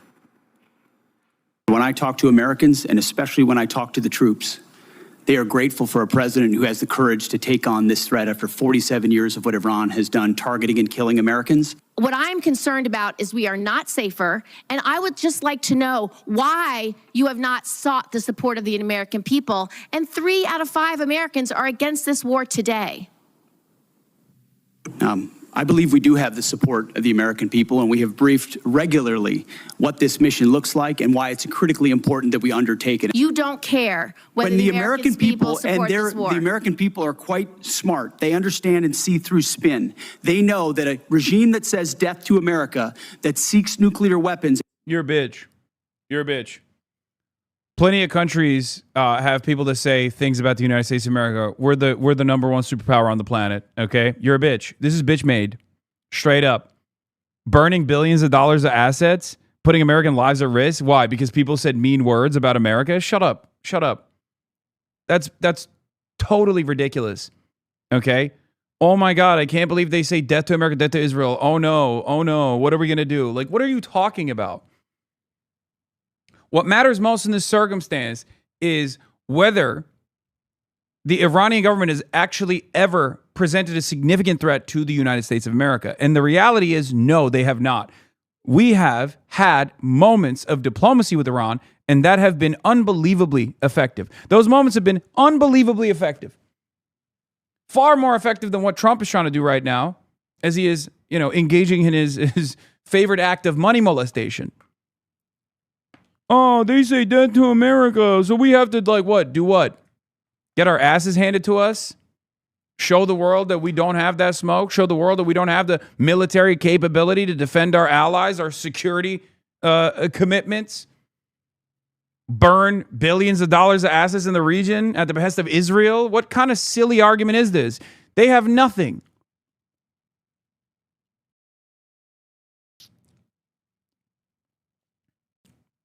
They have nothing.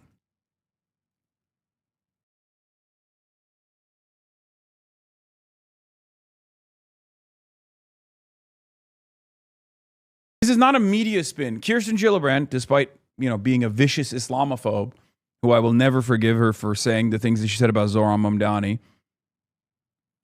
is correct in this moment. If there's a cost-benefit analysis that's supposed to be made in this circumstance where it's like, was it worth it? It's not. And Americans are obviously aware that it's not worth it, even with our lack of interest in the human death toll that we commit overseas. We don't care about the destabilizing impact of our actions. We don't care about what we do to other countries, but we do care about how this impacts us. And it's clear that the overwhelming majority of Americans, 60% of Americans, think this war was not worth it. Why are we doing it? And they came to that conclusion at a rapid pace. For those of you asking what Kirsten Gillibrand said about Zohran Mamdani, she called him a jihadist, an Islamist jihadist, after he won the primary. And the ability to deliver. Did they lie about the range of their missiles?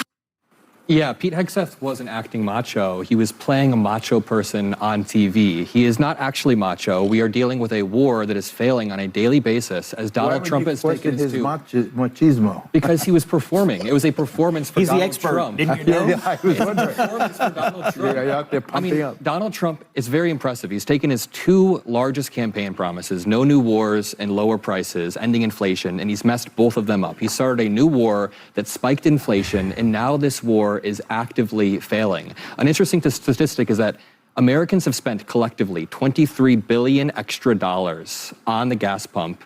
And that's money that could have gone towards daycare, towards childcare. We'll sit here and you'll laugh at Americans spending money, but the reality is we are failing this war. The purpose of a war is to extract political concessions from the enemy. Can you name a single political concession we've gotten from them? Anything at all? Oh, are you talking to any political concession? Because you can't name one. So here's what we're doing. No political concessions. When you get up past your bedtime, you get hyper. Here's the deal. We have a clear issue here. You're shaking, bro. We have a clear issue here. No. Scott Jennings' entire job is to antagonize and annoy people on these panels. He bullies them with regular frequency. I have noticed that he does this a lot more frequently to the female panelists, to black and brown panelists as well. Okay. So when you got a white boy sitting next to him who actually fights back, all of a sudden it's unacceptable, right? His entire job is to rage bait the people on these panels. He gets paid unbelievable amounts of money. Okay. Large sums of cash to do that, to eat Trump's dick on a daily basis on CNN panels and rage bait people. He is an incredibly insincere person. So the one time where someone actually pushes back and rage baits back at him, he loses control of the conversation and he snaps. But yeah, it was hilarious to watch regardless. So shouts out to Adam Mocklip for putting belt to ass. Nuclear weapons for the largest state sponsor of terrorism in the world. Period. Full stop. The president believes, and he may be right. I spoke to a retired Rear Admiral today, Mark Montgomery, who's at the Foundation for Defense of Democracies. They think the Foundation for Defense of Democracies, FDD, is Benjamin Netanyahu's own personal cutout think tank. Remember, you know this already. He can get away with saying that at this panel, potentially. Many people are not going to push back on him for saying that. But the immediate response to that would be like, oh, so you talked to one of the most loyal servants of Israel to offer you what, more analysis? You and Trump have that in common. And look what that got us when Trump listens to the Foundation for Defending Democracy. Look at the situation we're in now. Blockade is actually more effective than the military campaign. And a little patience on the blockade here, where we cripple the Iranian economy, where we kill their currency, which is happening as we speak, where we put pressure on China because they need to get their oil flowing again. A little bit of patience right here, not bombs, but patience on a naval blockade could get the outcome you want, which is no nuclear weapons for the largest state sponsor of terror. You've been saying this for 8 weeks, and we are now past the 4 to 6 week deadline. Where is the enriched uranium right now? It's under rubble. Where is it right now? In the United States or Iran? Iran still has the enriched rubble. uranium. They still have the scientists scattered across their country, and they have all of the blueprints in the cloud. You can sit there and act confused, but you can't name a single political concession It's that not we've over gotten yet. from Iran. It's not over yet. Okay, but also on that fact, why are we talking about the strategy of this? This isn't a legal war. This is terror. Kat is right, by the way. Kat cooks a little bit here, too, where she goes, this is illegal. Like, see, in many circumstances, the back and forth is limited to, oh, this is not strategically viable. This is strategically viable from an America First perspective, all this stuff, right? Where Kat expands that conversation all of a sudden to the impact that it's having around the globe, the impact that it's having in terms of the violations of international law, the impact that it's having in Iran. These are important considerations to make. And yet, in most circumstances, it's outside of the neat confines of permissible conversations to have on mainstream news. So I'm glad that Kat is expanding on that. Terrorism, we are turning our military into pirates. We are seizing civilian vessels. Additionally, sanctioned Iranian vessels that have gone through a DOJ process. We are. You can call piracy in like if we're. Oh, I didn't realize. Oh, so we decide. Yeah, it's not piracy if we decide that this is illegal. Got it. Okay. So the problem with the other pirates is that they decided, but when they decide it's illegal for vessels to transit and seize those ships, then it's not piracy either.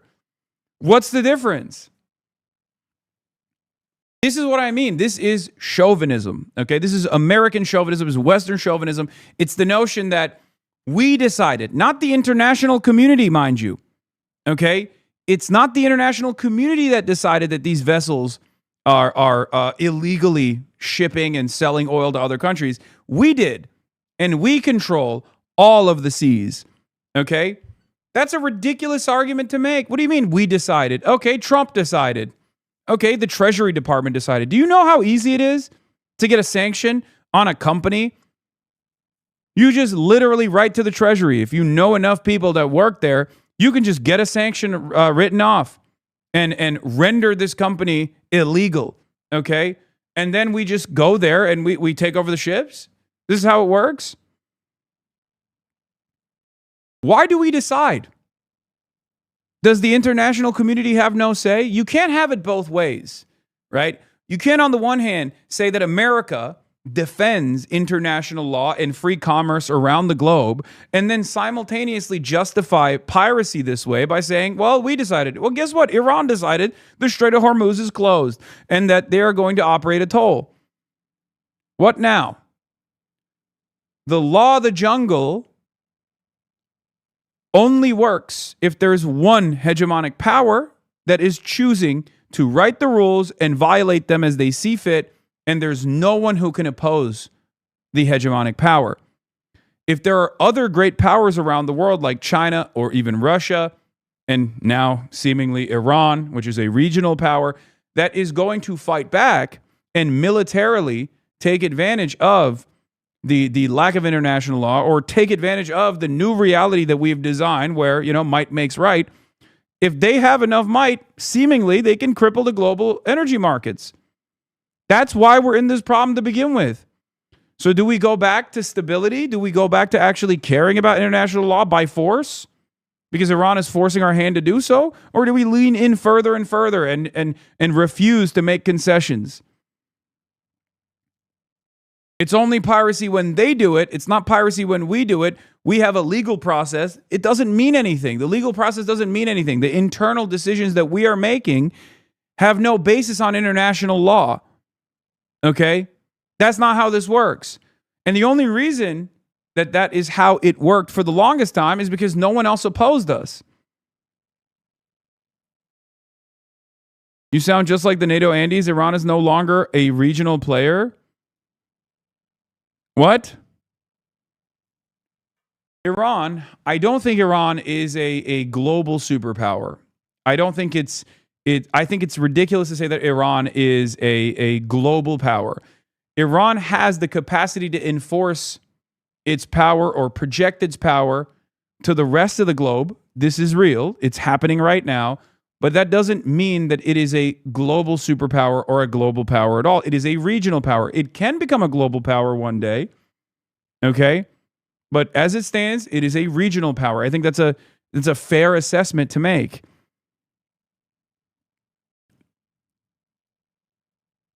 Don't have any meaning, but like we have sanctions against these vessels, and the EU has sanctions against these vessels. In some cases, the UN has sanctions. But one of the most egregious aspects of this, guys, a global power has the capacity to project its power around the globe.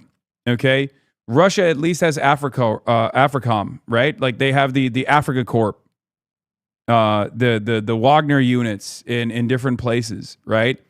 China has the capacity, doesn't ever really enforce it, but has the capacity to make international decisions. Iran does not. Iran controls a strategic choke point which can have global impact. But as it stands currently, they are capable of controlling this regional choke point through asymmetric warfare. Okay? This is global power projection to a certain degree.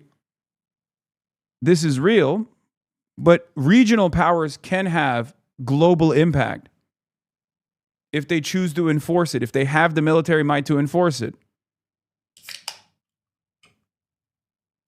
is the white Christian nationalist twist that Pete Hegseth has added onto this talk. It's saying that this conflict that we started, that we have sacrificed our own service members for, is ordained by God. Is bombing a school full of schoolgirls ordained by God? Is our prices going up and us not being able to afford an ambulance, we call an Uber instead? Is that ordained by God? In 1983, I was in Beirut when the Marine Corps barracks was blown up by a suicide bomber sponsored by the Iranians. Yeah, why'd that happen? Why'd that happen, Geraldo? Did that happen out of nowhere? Was it a they hate us because they ain't us moment? Why did that happen? Again, why did that happen? Also, if you have to go all the way back to 1983 to talk about like secondary, like to talk about Iranian influence, not even like a direct act of violence that was determined by Iran or conducted by Iran, but instead a group that got logistical support from the Iranian government conducting an act of what you call is an act of terror against military barracks, by the way. And it doesn't seem like there's an imminent threat, is there? Now, this is one of the major reasons why I think a lot of people in both mainstream news and also in the Democratic Party and certainly the entirety of the Republican Party perceive me as a threat, because I say, like, what do you think? Is there a cause and effect here? Why did that happen? First of all, calling it an act of terror on a military barracks is once again really playing fast and loose with terrorism in general. Is it a military target or is it a civilian target? Okay. It's like saying, oh, my poor baby was kidnapped from his IDF tank. You can't kidnap someone from a tank. Okay. You can kidnap someone from their home. You can kidnap a civilian. You can take a hostage if it's a civilian. But if it's a uniformed military member conducting an act of violence inside of a $30 or $10 million Merkava tank, however much it costs, I don't remember, then that's not a kidnapping. That's taking a prisoner of war. Okay? If you're talking about military barracks being bombed, that's not an act of terror. That's an act of war. Okay? That's an act of resistance against a military unit. A military unit that is participating in acts of violence against, ironically enough, civilians, which of course is going to invite response, militant response. Those acts came after the Israeli occupation and acts of violence from the American military. Okay? Not 1983, 230 though. Marines died. That's awful. That's terrible. But that is not. It's They not also took out 1983. a couple of dozen at the. Yeah, it's not 1983.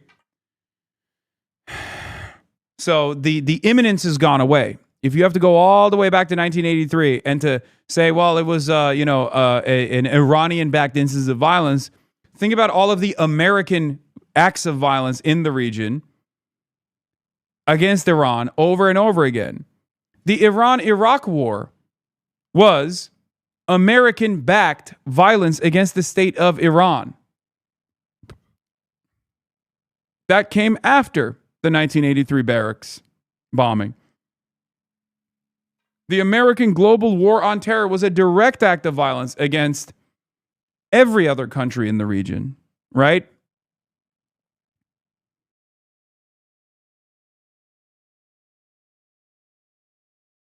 U.S. Embassy. Geraldo, we downtown murdered an Beirut. entire No, I mean, school but of children. You can't make two of them. You can't make. Yeah, America blew up an airplane with civilians and never apologized for it. I mean, it's unbelievable. The things that we've done to the Iranian people, the things that we've done to the people of Iraq, the things that we've done to the Shia population in Lebanon, in Iraq as well, and now in Iran too, directly and also indirectly with our loyal servants in the region is unbelievable. Of course they say death to America. What matters not is what Iran's government says. What matters is what Iran's government does, okay?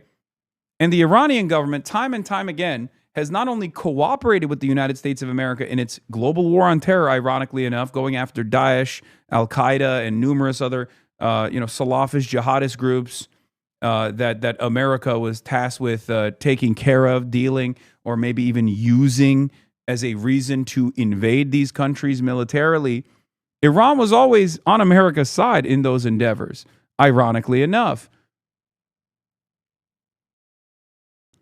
Iran has also consistently tried to negotiate with the United States of America, engage in diplomacy with the United States of America, time and time again, to a degree that I would consider to be naive. And we still say 47 years of imminent grave threats from Iran. We are the threat to Iran, and yet they've still chosen to try to deal with us through the negotiations process, try to deal with us through diplomacy. Saying this is not a defense of the IRGC, or saying this is not a defense of the Iranian form of governance, okay? Just so you understand, just so we're clear. Saying this is just a defense of the truth. It's just the truth. I'm just delivering to you the facts. If that leads you to think, maybe I was wrong about my assessment on Iran, maybe we are the destabilizing factor here, maybe Israel is the destabilizing factor here, then, guess what? You are now capable of thinking critically on these issues and not just mainlining pro-American propaganda and deluding yourself into thinking that we have to consistently wage these destabilizing wars of choice. Okay? But that, once again, is the real threat. They don't want you to hear these sorts of things. They don't want you to hear this perspective that is not even an alternative perspective, but just an accurate assessment of the things that have taken place.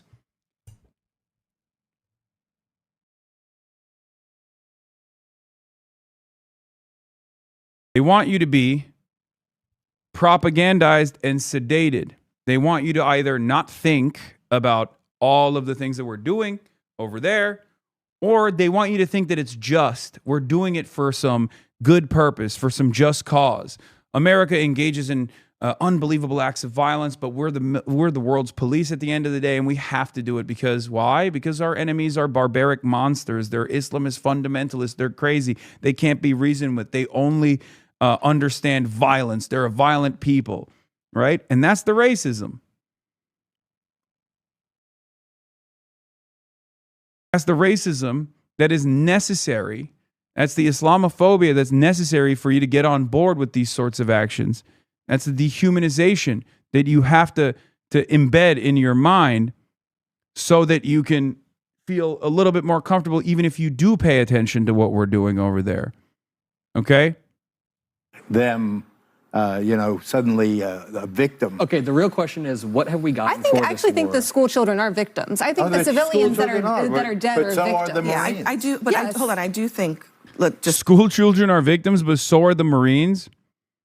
I mean, under international law, there is a distinction between school children going to school and getting blown up and killed in the process versus Marines that are sitting inside of a Marine barracks in a totally separate foreign country that has its own paramilitary formation born out of necessity because of the invasion that's taking place, because of the occupation that's taking place, that ends up engaging in a militant response against the allied forces of a foreign occupant. Okay? And even then, that's in 1983. What are we talking about? You're going back to 43 years ago and rerunning the propaganda from that point in time to justify the new versions of violence that we're committing directly against the Iranian population. to be clear, I mean, obviously, Marines being killed is terrible. School children being killed is terrible. But there's a big difference between Iran willfully bombing, U.S. military targets and the United States bombing a school. St. Louisian, going to come see you tonight. Currently getting dogpiled in the St. Louis subreddit for defending you, law. I mean, what do you say to people in the St. Louis subreddit? It turns out most people don't even want to come here. I am here, and they're still yelling at me. Like, okay. Why don't you ever go on these? They don't invite me to go on these. And I do think that it would be somewhat controversial for Abby Phillips to have me on one of these, especially because this is like the premier debate show that they have on. And Jake Tapper and Dana Bash are two of the biggest anchors on the network, and they obviously have made it clear that they find me to be a dangerous radical. Just checked, and they don't like Corey, so that explains it. Oh, okay. Do they like Wesley Bell? Do they like the AIPAC stooge that is Wesley Bell? What greatness has he brought to the people of St. Louis? What greatness has he brought to the state of Missouri? I just don't understand. You can have your disagreements with politicians. You can think, oh, they didn't do this, they did that instead, whatever. But like, how could you personally recognize that a foreign country's lobbying arm directly bought this seat? And you can be comfortable with that. Even if you don't appreciate Cori Bush, which I do, I think she's wonderful. Okay, but even if you have disagreements with her, like, there's no question There's no question that at least she's unbought and she's not a stooge for a foreign country.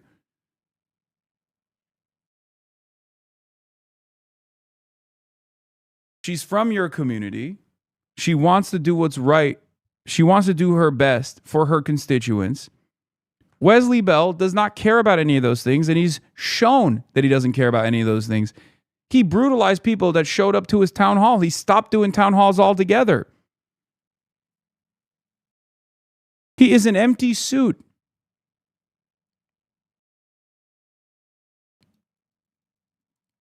Some comments are on board. We need to get rid of Wesley Bell and willing to work with whatever tools I'm given in that regard. People in Missouri are fucking dumb. We consistently vote against our own interests literally every time. Source, born and living in St. Louis. It's just like even people who are not the most educated still understand what they're getting fucked. Okay? You're getting fucked by a foreign country. It's now your choice to make that decision on whether you want to continue getting fucked or to fight back against this. And then not acknowledging it, which is its own separate problem. But the school children are civilians. They're civilians point blank. They should never be targeted. We are, according to some people, already at the 60-day mark of this war. And technically, they're supposed to come to Congress on it. Pete Hegseth was questioned about this today. Listen to this. The War Powers Resolution specifies that a war initiated by a president without congressional approval must be concluded within 60 days. Ultimately, I would defer to the White House and White House counsel on that. However, we are in a ceasefire right now, which our understanding means the 60-day clock pauses or stops in a ceasefire. You're not in. Yeah. It's our understanding, just so you know. Okay, well, I do not believe the statute would support that. I mean, that was essentially how the Obama administration interpreted the statute. And Republicans disagreed with it at the time. 100%. I think it would be cleaner. So just to be clear, yeah. It'd be a good act of constitutional hygiene, and it's not you need to conclude within 60 days. You need to conclude or have authorization from Congress within 60 days. Exactly. So they could come to Congress and get authorization. Why not? Or they could challenge the statute, which, as somebody who has either sponsored legislation to repeal or reform every extant authorization for the use of military force and to reform war powers more broadly, I also have to confess the War Powers Act of 1974, the constitutional underpinnings of that are shaky. It may not hold up. Maybe so, but it's the law of the land, and it has not been. Congress has the power of the purse, and this is the reality: is that if Congress continues to authorize the Department of War, if they continue to pass the National Defense Appropriations Act, they continue to do that. That will They're not be going to shoot down the Defense Act on the basis of a war that Donald Trump is starting. Why would we shoot down all of our defense? The National Defense Act. The National Defense Act comes up once a year. I think it's probably this year. It's usually toward the end of the year. They also are requesting a supplemental. Right, they're requesting a supplemental, but they haven't actually done that fully yet. And I do think it raises the question, do they just get to pause this thing whenever they feel like it, even though there is an active blockade? And a blockade involves the U.S. military threatening with force that if any act of war. Yeah, it is considered an act of war. So how does that not count? I think that interpretation, however, is subject to reasonable. Really? I mean, these guys are supposed to be more reasonable than Trump, right? And it's so interesting that their arguments basically reduced to exactly what Trump is saying and doing. Like everyone turns into Trump when they want to defend Trump's actions. If Trump's actions are in line with the American military-industrial complex, then it's ultimately somewhat reasonable. I mean, I guess like we just don't like the way he's talking. We don't like the way he speaks on these issues, but like what he's doing, we do like, we appreciate. Yeah. There's two parties, but there's only one foreign policy. You're right, Chatter. Acceptance, interpretation. If indeed there is a ceasefire, don't you want to encourage the ceasefire? Don't you want to encourage this peace? Yeah, but there's also a naval blockade, which is by definition not a ceasefire. But also, still in war. we're talking legalities when it comes to war powers and all this. This is bird law, right? It is not governed by reason. You know, you can't give. No, it's always sunny What do you Philadelphia mean? fans here. Come on, try Can I just take it back for Wait. a What do you mean by bird law? Just I mean that when we try to apply like normal rhetoric, normal logic, normal dictionary definitions, as we do in a democracy. Like we're not Iran. We don't get to just like ignore the law. Ignoring the international legal repercussions right? here. If we're talking about that, what international legal repercussions? This is a war. Again, we're not Iran. We don't get to deny international law. It's really interesting. Once again, this is supposed to be the critical take, right? The critical approach to Donald Trump's assessment here. Iran, between the United States of America and Iran, and this is going to be, again, something that might shock the conscience of many people, okay? Many Americans. Iran is the stable actor here, okay? Everything that Iran is engaged in, it's engaged in an act of self-defense, okay? Iran has followed America and Israel up the escalation ladder. Iran has not instigated anything. America has. The only thing Iran has instigated is negotiations, which America has now twice taken advantage of to attack Iran, okay? So no, we aren't like Iranians in this sense because Iran is actually a stable actor. Iran is a regional actor. Iran has well-defined goals, one of which is obviously maintaining sovereignty. This is a perfectly understandable goal for any state, okay? So no, we're not like Iran at all because we're the ones who are violating international law over and over again. But because international law is designed almost entirely by the West, a concept that the West and the most powerful Western country, the United States of America, has utilized to bully other countries, smaller nations in the periphery, over and over again, that we don't even have that understanding where we're like, what do you mean? We're not like Iran. We're not going to violate international law. We have been. And we've certainly done that here. In broad daylight, in the most flagrant manner. Of aggression. What is international law? Who's enforcing international law? Who is the It's a aggressor here? Us. We are the aggressor. Against we launched Iran? this war. By the way, she's 100% right. And it's so funny to see a panel comprised of not one, not two, but three conservatives, right? You have former Republican from Michigan, former Republican congressperson from Michigan sitting right next to Kat. On the other side, you have Geraldo Rivera, Fox News anchor, again, Republican, lifelong Republican, okay? And then you have Scott Jennings, again, pro-Trump stooge. So there's varying degrees of like conservatism being demonstrated on the panel. And Abby Phillips is supposed to be the unbiased liberal voice, right? And even then, she has these similar implicit biases, these similar hangups when it comes to international law and when it comes to foreign adversaries. And I guess you have Mockler, who I don't know what his assessment is ultimately. He hasn't really said too much yet, and he's going to start popping off here in a second. But Kat Abu-Ghazaleh is the lone voice of truth on this panel. It's unbelievable that you can have one person say the correct things, say the objective truth on this panel, but because everyone's understanding is that America's always good and all of our enemies are always bad, it's met with unbelievable resistance. Geraldo is not a lifelong Republican. He was once a young lord. Okay, I apologize. Geraldo, as a Fox News commentator, has become a long-standing Republican commentary person, right? Is that appropriate? Can I say that?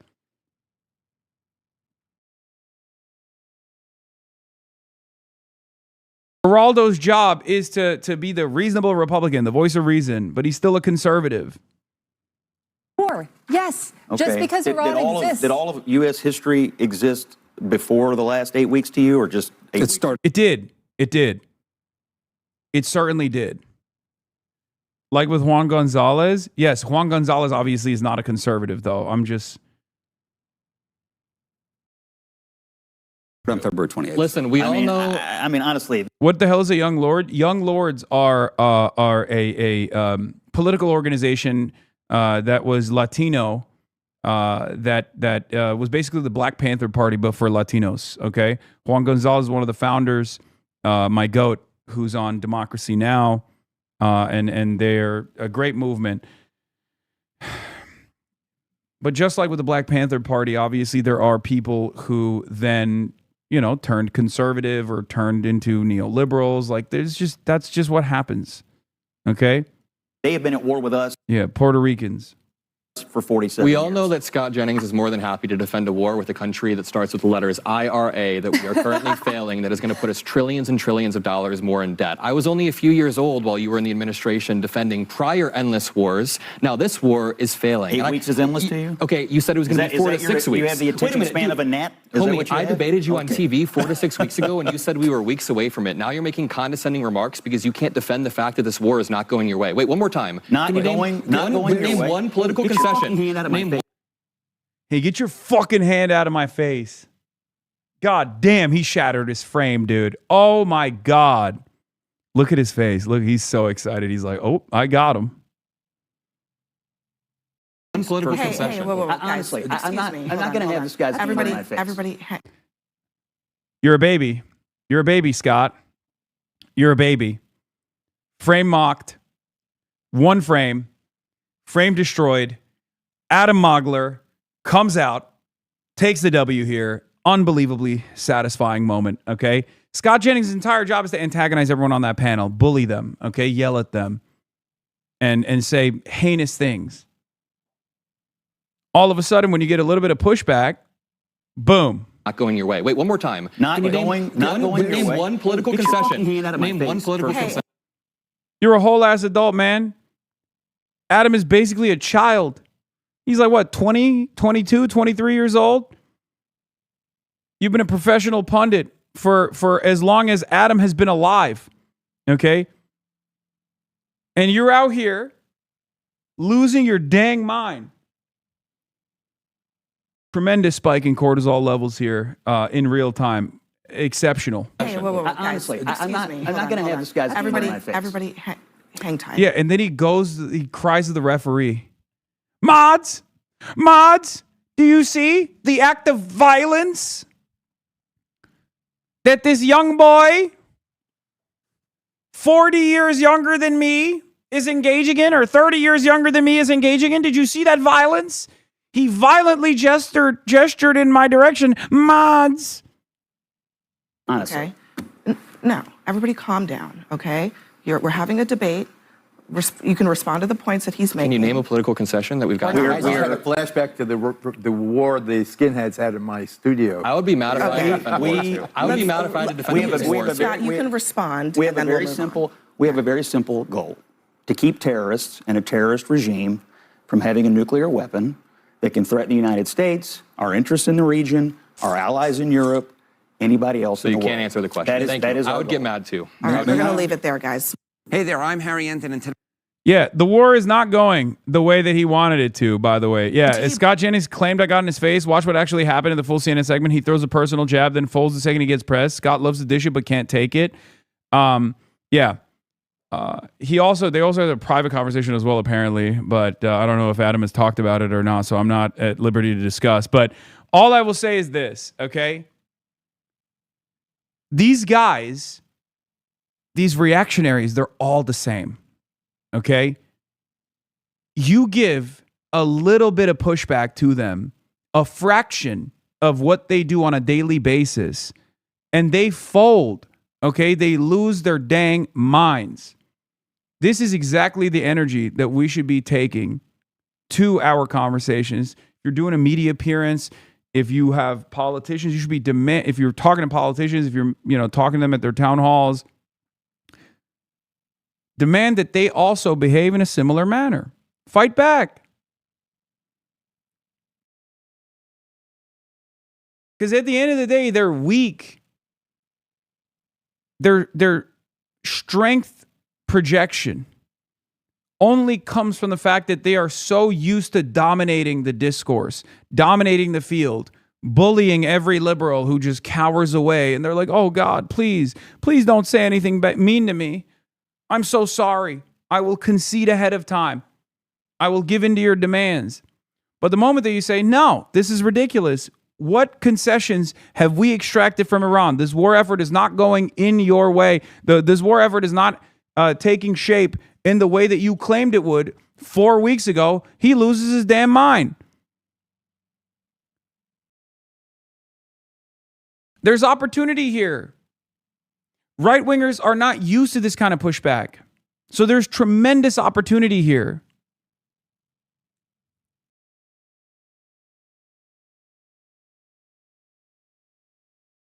With a little bit of retaliation, you can reach maximum results. Just something to consider, something to remember.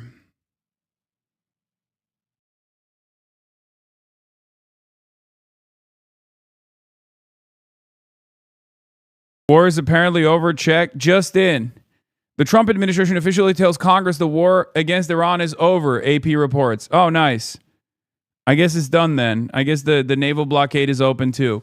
Anyway, let's take a look at the top 8 Trump GOP voter groups that are still holding strong by Harry Emden. Holy Toledo! That are still holding strong for Trump's GOP, and we're going to do so using pure data, Mission baby. accomplished. And at the end, we're going to have a little bit of bonus for you. But without further ado, let's start off with group number 8. We are talking about white evangelicals. Of course, they are a very important part of the GOP coalition. And take a look at their choice for the election back in October of 2024 when it was Harris versus Trump. Trump is getting 71% of their vote, according to a Fox News poll back in October of 2024. And look at where we are now. We're talking about the 2026 race for Congress. Republicans getting a very similar share. We're talking about 69% of the vote among white evangelicals. So very similar to what we saw back in 2024. But it doesn't just end there, baby. What we're talking about as well, when we're talking about the core GOP groups, how about those who self-identify as Republicans, baby? Look at this. I mean, this is support. This is what we're talking about. We're talking about 92%. That is the share of the vote that House Republicans are getting right now among GOP voters. That's basically the same, baby. That's basically the same as Trump was getting back in October of 2024 when he was getting 94%. This is well within the margin of error. The bottom line is this: for all that talk about Republicans abandoning Trump and abandoning the GOP, it simply put does not hold when you match up the GOP's running for the House against the Democrats running for the House of Representatives. Now, another group that I just think is so interesting, because this is a group that is actually going Democratic. But what we saw was Democrats did very poorly, at least historically speaking, among black voters back in 2024. Kamala Harris was leading amongst them in October of 2024 by 59 points. And guess what? Although Democrats are winning them, but it's only by a slightly wider margin, 62 points compared to Kamala Harris back in October of 2024. So what we're essentially seeing is Democrats did historically poorly, for the worst in a generation among black voters back in 2024, and it does not seem like they're recovering all that much ground. So this is the 6th group that we're looking at. What about group number 5? I feel like Casey. And coming in at number 5, what are we talking about? How about white women? This is a very key group. This is a swing vote. And take a look at the choice for the election among white women. In October of 2024, Trump was getting 51% of that vote. Look at this. White women basically are staying the same. There hasn't been much of a shift at this point in terms of the vote for Congress. Look at this. House Republicans getting 49% of that vote. This is also part of the reason why I kept saying, like, Democrats shouldn't feel super confident. If you recall, in the last couple of months, I've talked about how Democrats are behaving like, well, Trump is really unpopular, and obviously we're the opposition party. People have no choice but to vote as a protest vote against the current administration, and therefore will secure easy victories, right? But the reality is, if you look at the actual approval ratings of the National Democratic Party and the National Republican Party, like, that hasn't really shifted all that much. People don't like Donald Trump, but they single out Donald Trump as this unreasonable actor, but they don't see the rest of the Republican Party as loyal servants of Donald Trump, ironically enough, even though that is the case, right? And I think a part of the reason why is because the Democrats have not been as active as they should have been for the last 2 years. Trump has been engaging in increasingly more maddening endeavors, molesting the money, both with his tariffs regime, destroying the federal regulatory agencies, engaging in graft, rank corruption, in broad daylight. Many members of his administration have done so. Democrats, with the exception of like John Ossoff and maybe a couple others, are not even communicating how indecent and how ridiculous this stuff is. At most, the biggest battle that they waged against Donald Trump was U.S. aid cuts. And sure, U.S. aid cuts have been unbelievably devastating for all of these other underserved communities, underserved countries, nations in the periphery that were relying on, medical aid that we were offering by way of U.S. aid. Okay, U.S. aid also has its downsides. I've talked about it endlessly. I'm not going to get into that, but the fact that the biggest battle that the Democrats in unison engaged with the Trump administration was U.S. aid cuts is unfucking believable.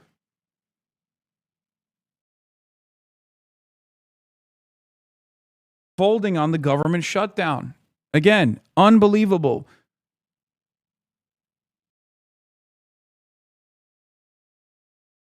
RIP USAID, you did so much for the CIA. Sure. I mean, that's true, right?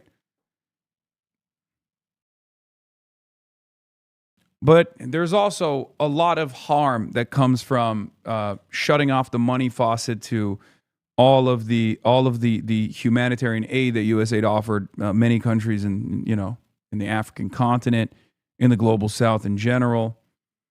But the reason why I say the Democratic Party's focus on USAID cuts was silly is because like most Americans don't care. It's not even like a salient policy disagreement. If you were to ask most Americans, like, do you think we should be spending billions of dollars on foreign aid? They would say, fuck no, spend it on ourselves. I personally don't have an issue with it. Okay, I personally don't have an issue with it, especially if it's good, if it's necessary. If it's worthwhile, even if it still ends up working at the behest of American empire, right? This guy is so fake. Lamau says, Gobi loves femdom. Cringe LARPer. Okay. Looks like Mario. Ha ha ha. What?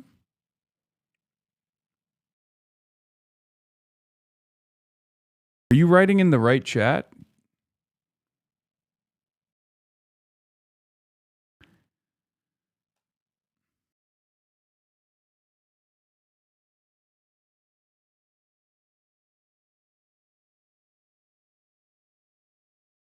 Swore? What the fuck?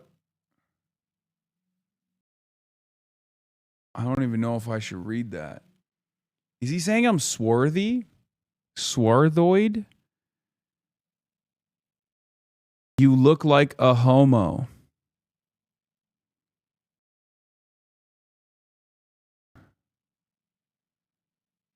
You keep talking like that, I'm going to be responsible for your father's first gay awakening. Okay? Again, this is well within the margin of error. Very little movement. When you can count on one hand, you know it's little movement. 1, 2, maybe the slightest bit towards the Dems, but Republicans still very much in the game with white women who, of course, are such an important part of the electorate. So this is group number 5. What about group number 4? All right? How about voters making above $50,000 income? This is a very important group in the electorate. This is the majority of voters in the electorate. Take a look here. You thought 2 points was a lot of movement? How about 1 point in terms of movement? Back in October of 2024, Donald Trump was getting 51% of that vote. Today, look at this. House Republicans, basically the same. Basically the same. We're talking about 50%. And of course, income and class has become such a big dividing line in our politics these days. And when you see Republicans holding strong with this, I think the Dems will do better because the CNN poll is saying people who don't like both parties will vote against whoever is in charge. Yeah. No, for sure. The double haters. The double haters who don't like the Democrats, who don't like the Republicans, are still going to swing in the direction of the not. It's swing in the direction of the opposition party, the direction of the party that's not Donald Trump, right? And that's what the Democrats are relying on to eke out marginal victories all around the country, which I think is unbelievably stupid, unbelievably short-sighted. There's a real opportunity here to make significant changes. And that's why I'm working as hard as I am to try to make that necessary change within the makeup of the party and by force make the National Democratic Party more responsive. Chatter tagged you in a pre-election bulwark take that is laughably insane. They learned nothing and will continue to turn Dems into Romney 2012. This is one of our colleagues made this point to me yesterday, that it's kind of extraordinary that the Harris campaign is basically closing with the bulwark. Like it's the closing messages are basically targeted for the kind of people who read like the bulwark. Very centrist, very moderate. I like that they're at least honest. This is right before the election, though, so they probably thought that this was going to secure a W, which is why they were very confident and did not shy away from saying that, like, Kamala is listening to us, right? I was on the other side going, Kamala is listening to them. She shouldn't. And we now know which side was correct, right?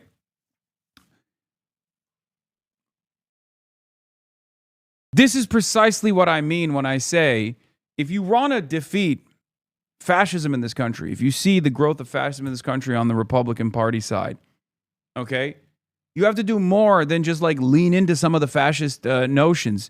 You definitely shouldn't lean into any of the fascist notions from a moral standard anyway.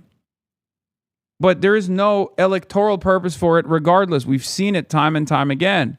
Like really... These guys have no emotion. Why do you watch them? Oh my God. Buddy,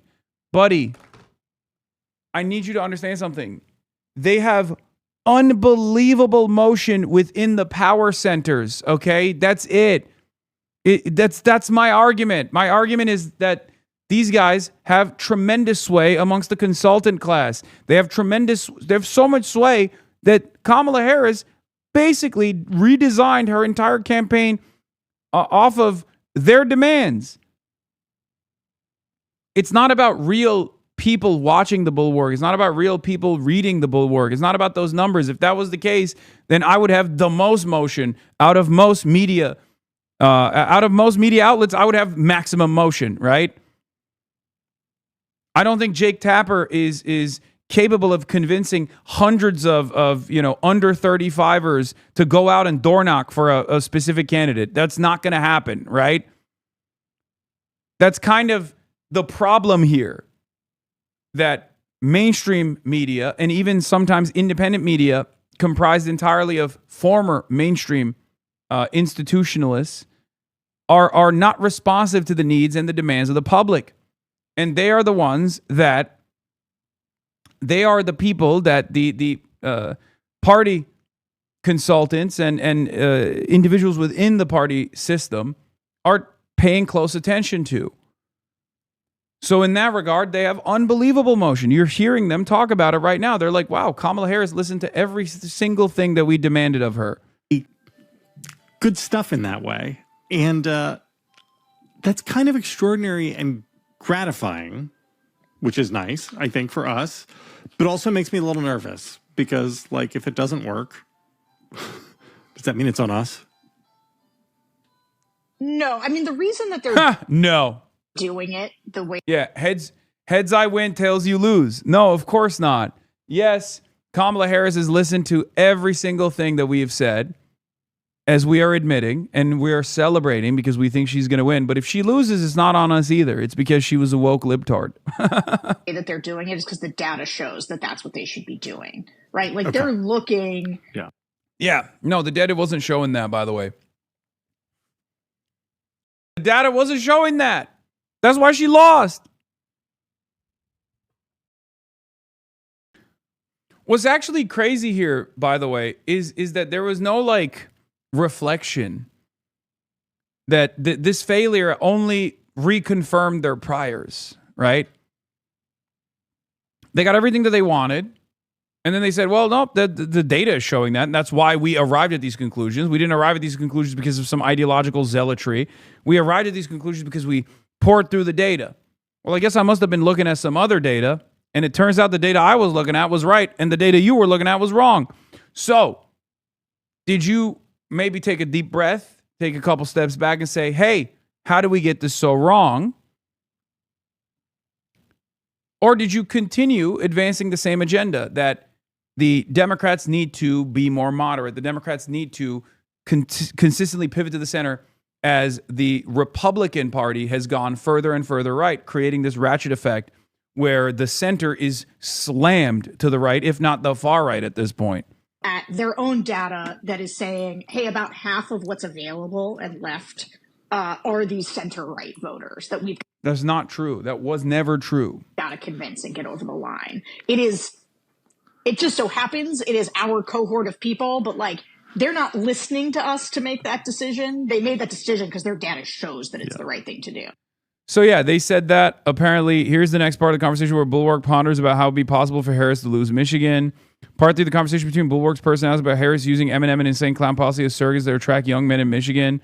Conversation continues about Eminem as a campaign surrogate on the Harris campaign and effectiveness of Trump's McDonald's stunt. Miller on being late at James Carville's birthday. Okay, whatever. This is like before the election. They're having a conversation about like the impact that they've had on the campaign and how wonderful it's been. I will at least readily admit Tim Miller, on the other hand, is a little bit more responsive. Okay? Tim Miller, on the other hand, is at least like a demon of the internet. So he sees the way the winds are blowing. Okay? But that shows inconsistency. And perhaps that's the honest assessment to make here regardless. Right? It is inconsistent. You come across like an empty suit when you do this. When you present yourself and your positions as both being anti-establishment but also for establishment politics, voters don't know what to make of you.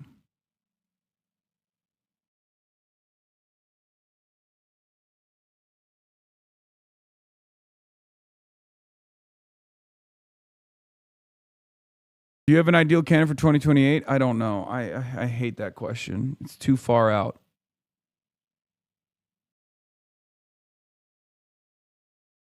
Yeah. She is working behind the scenes with Majority Democrats, a group that is also attacking Abdul today. Majority Democrats who are, working with Elisa Slotkin and other centrist Democrats as well. But what's really funny about it is that, again, these guys are a part of the establishment wing of the party. Okay? And yet, they are trying to present themselves as being against Chuck Schumer. That is a recognition that the establishment has lost the battle so much that they have to face their own unpopularity and present their pro-establishment candidates as being against the establishment. Yeah, look. And Umich Voter is another one of these guys who's not even from Michigan, apparently, but loves Michigan. He fucking votes in New Jersey, but he sure spends a good deal of time talking about Michigan, specifically a McMorrow ally. Mason Press says this notion that Abdul was ever less adversarial to Schumer than McMorrow is insane. Look, Shannon Watts. Hey, Chuck Schumer, it's your time to shine. Sort this race out.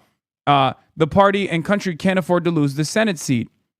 This is when Schumer quietly signaled that he would be okay with State Senator Mallory McMorrow in the U.S. Senate over establishment favorite Haley Stevens. McMorrow is one of the several Democrats running across the country. The notion that Abdul was ever less adversarial to Schumer than McMorrow is insane. She's Schumer's number 2 pick, and that has been public for a while, much like Abdul's disapproval of Schumer. He didn't answer the question. Mr. Litmus Test can't answer the question. I don't know why they're trying to hit this line. It's just like a very interesting thing. It's a very interesting lie to tell. Who can you convince with this? The anti-Schumer voters are going to go for Abdul anyway because he's presenting himself as a disruptor. He's presenting himself as an insurgent candidate that is a left flank candidate. Mallory McMorrow, on the other hand, is doing the Elizabeth Warren pick of being like a spoiler to said disruptor candidacy.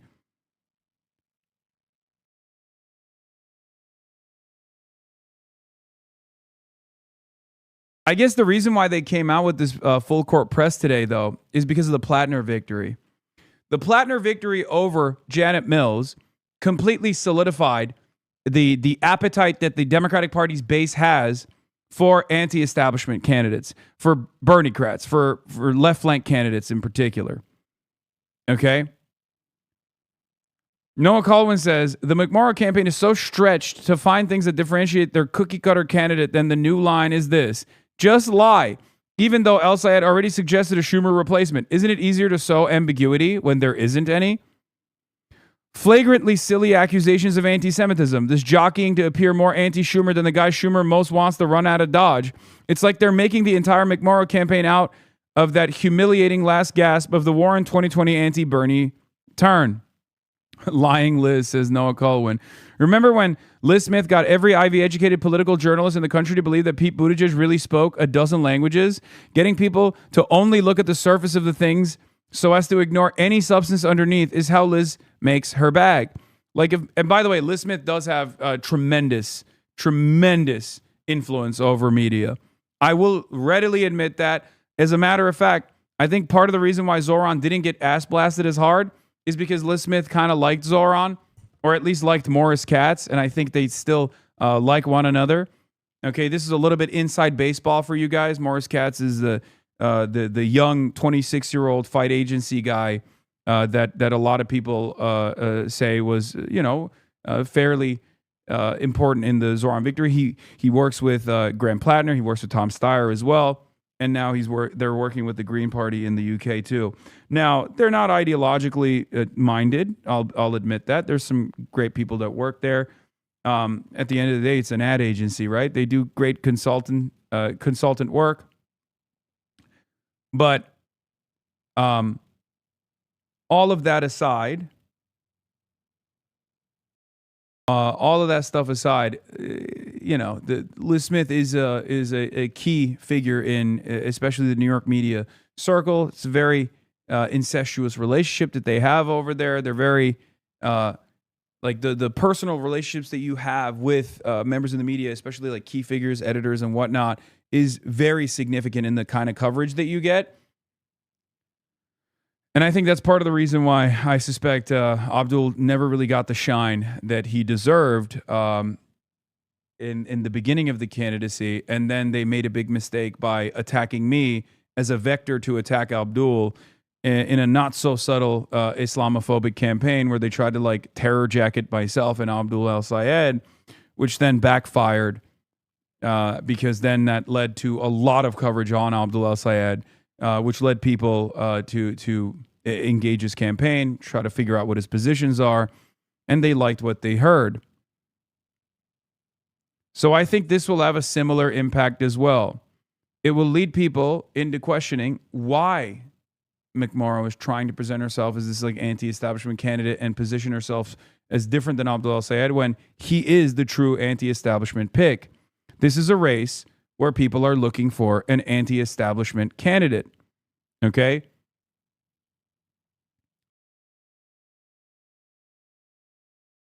If McMorrow's your lady, then it should just trouble you that this is her political judgment pivoting to lying. Liz Smith is lying on Abdul's name like he's a Como victim, says Mason Pressler.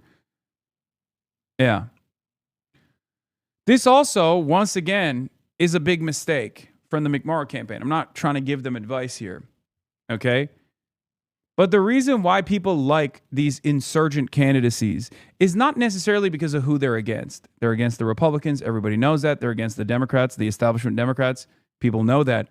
But they're also for something, okay? They ride for certain policies. They defend certain positions in an uncompromising manner. And that's what's also important. Saying that you will hold Israel accountable, saying that you will force an arms embargo, saying that you want to punish the administration for its corruption. These are things that people want to hear, okay? And if you can communicate that earnestly, then you're going to win these races. Anyway, let's get back to Donald Trump's abysmal approval ratings, even though there are some in his base that are still holding strong. Group those making above $50,000 in income, and they, of course, make up the vast majority of voters. This is why Republicans are still very much in the game when it comes to the congressional elections come 2026. Now, this is group number 5. What about group number 4? Well, when we're talking about the majority of voters, you know, for all of the talk, oftentimes we break it down. We look at black voters, we look at Hispanic voters, but white voters still make up the clear majority of voters in the electorate. And what we see here is Republicans are winning among white voters. They're winning among white voters. They're winning by 11 points when it comes to the 2026 race for Congress. Now, Trump won them by 15, or was leading amongst them by 15 back in 2024, but 11, 15. Yeah, the few people holding strong are my boss and my father-in-law, says one of the chatters. Is funny. This is the type of movement that is really sort of emblematic of what we're seeing. Maybe Democrats doing slightly better, but overall Republicans are more than holding their own when it comes to a group that makes up the clear majority of voters. Okay, this is group number 3. Well, let's enter into group number 2. Group number 2, this is so important. What about age? What about age?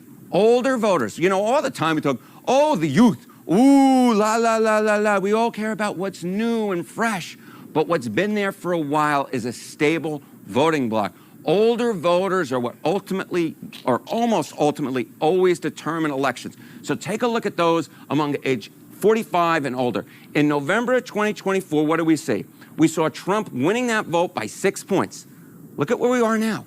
Republicans are still winning this huge chunk of voters. And of course, in midterm elections, older voters actually make up an even larger percentage of the electorate than they do in presidential elections. And what we see here is Republicans ahead by 3 points. Yeah, here's some new Pew Research on Trump's approval ratings. His approval is at 34%. It's minus 30. His disapproval is at 64%. This is Trump's lowest second-term approval. Among whites, across the board, he's minus 13. Among black voters, he is at 12% approval, 85% disapproval. This is why I also always laugh whenever people are like, well, you know, he's holding strong on the black voting base. Like, his approvals or his support amongst black voters that voted for him already has remained resilient. It's like, dude, what are you talking about? Like, that's such a strange way to look at the data.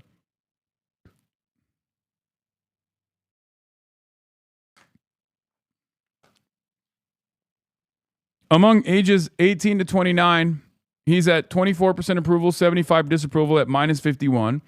Ages 30 to 49, he's at 30 approval, 68 disapproval, minus 38.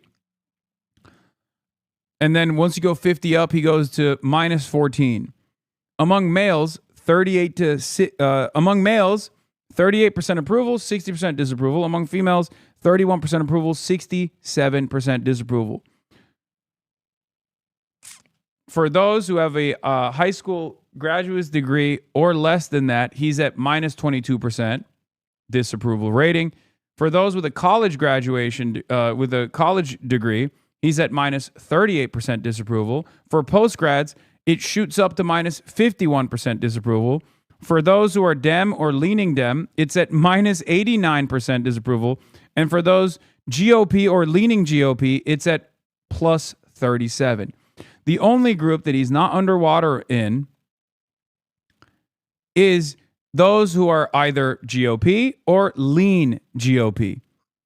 And even then, it's at plus 37. It's fucking over. Okay? It's been over. It's never been more Jover than it is right now.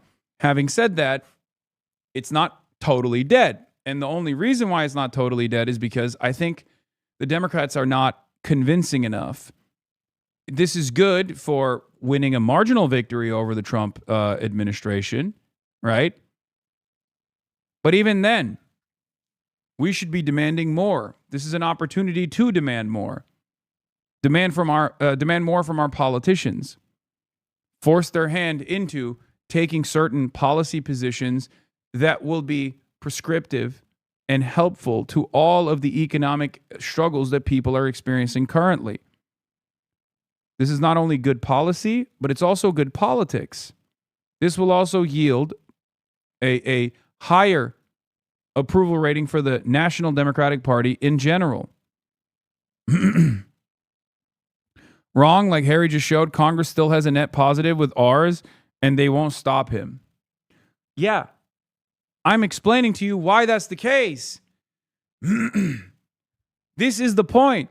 The reason why the National Republican Party is seen as, they're obviously still intensely disliked, but has more support than the National Democratic Party is for this reason.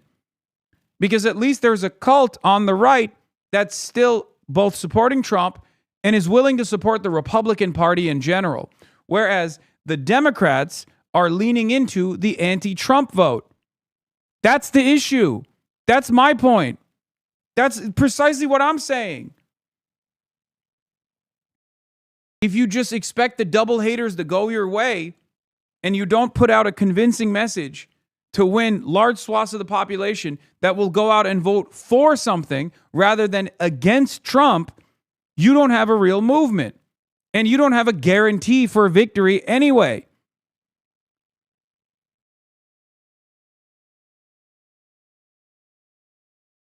In some ways, this has worked out, by the way. I will say this. Because of the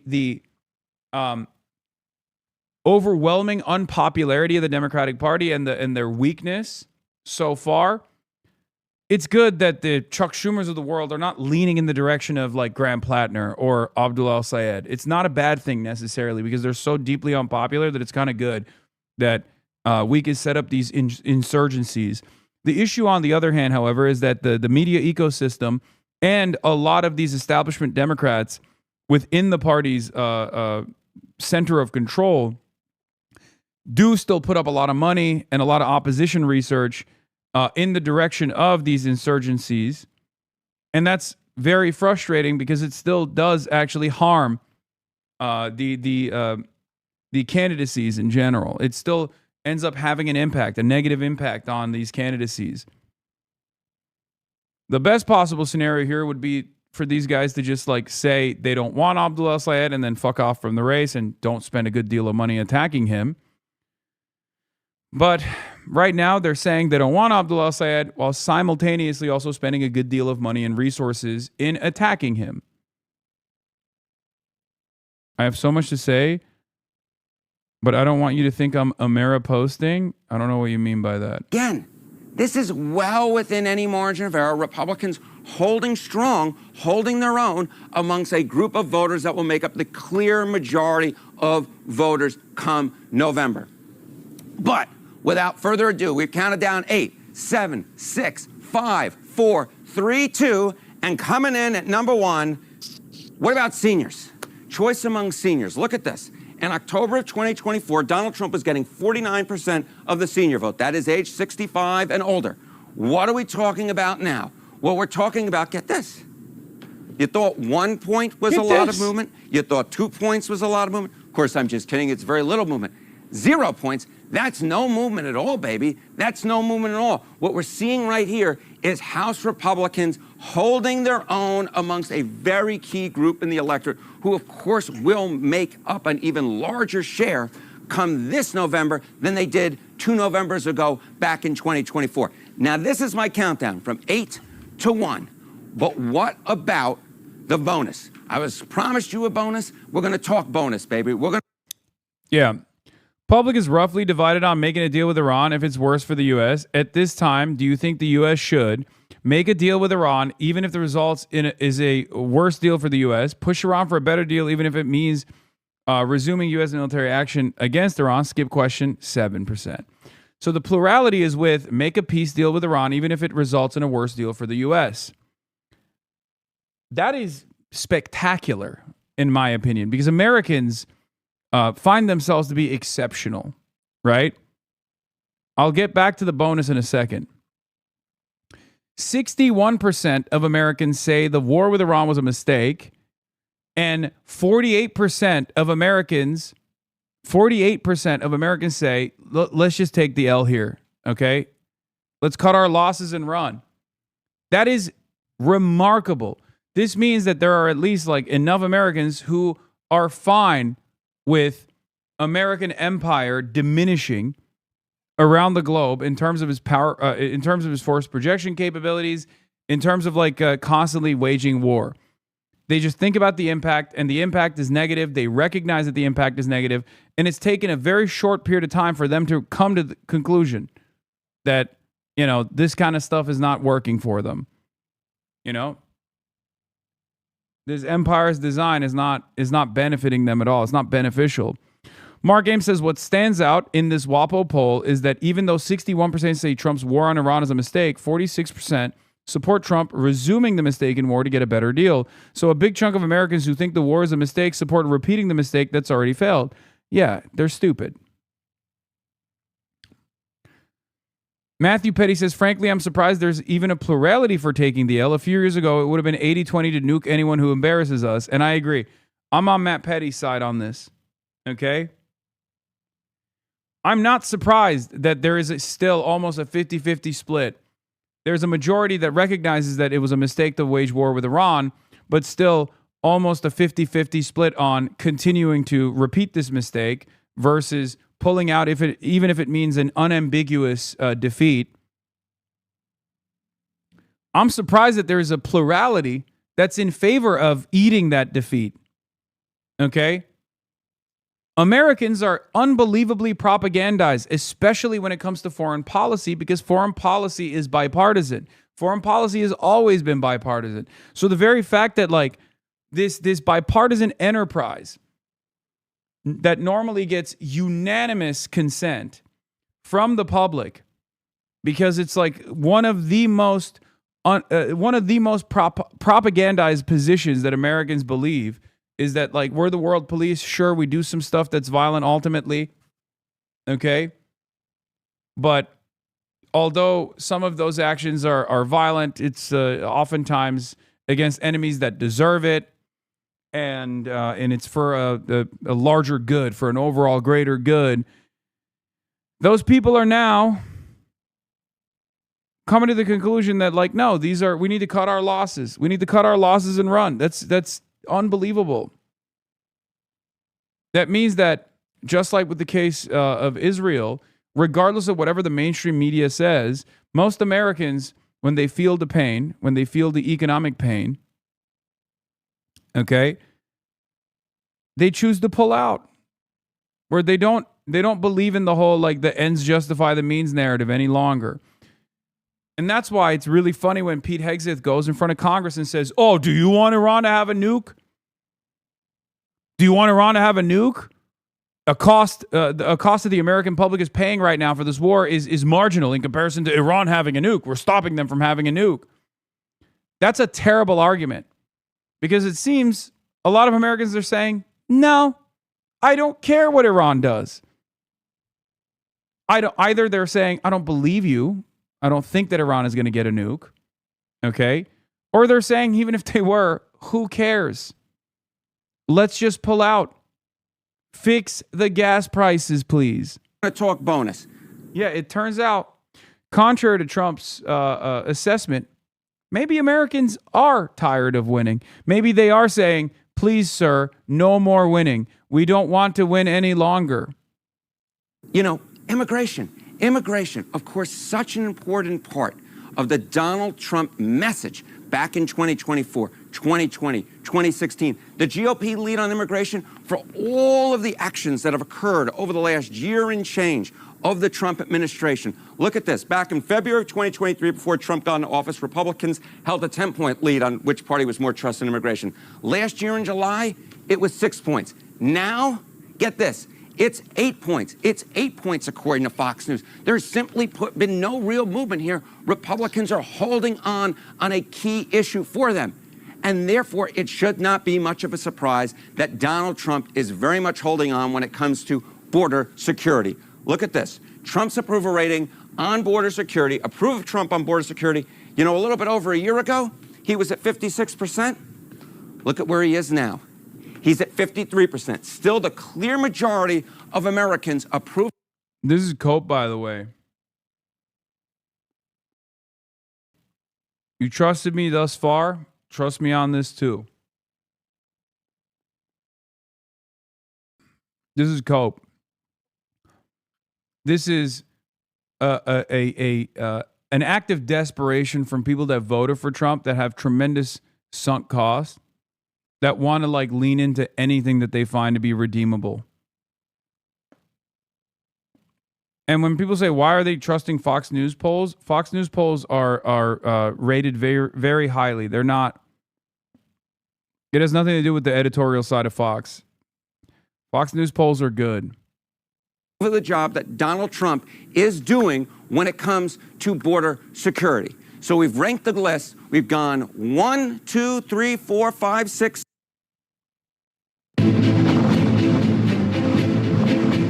I love Ohio. We'll never let you down. I swear, I promise.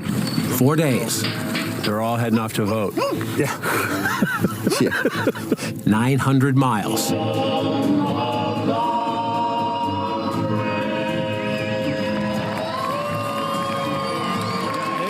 you go. That's much better. Red Sox might need a backup catcher. And one giant question.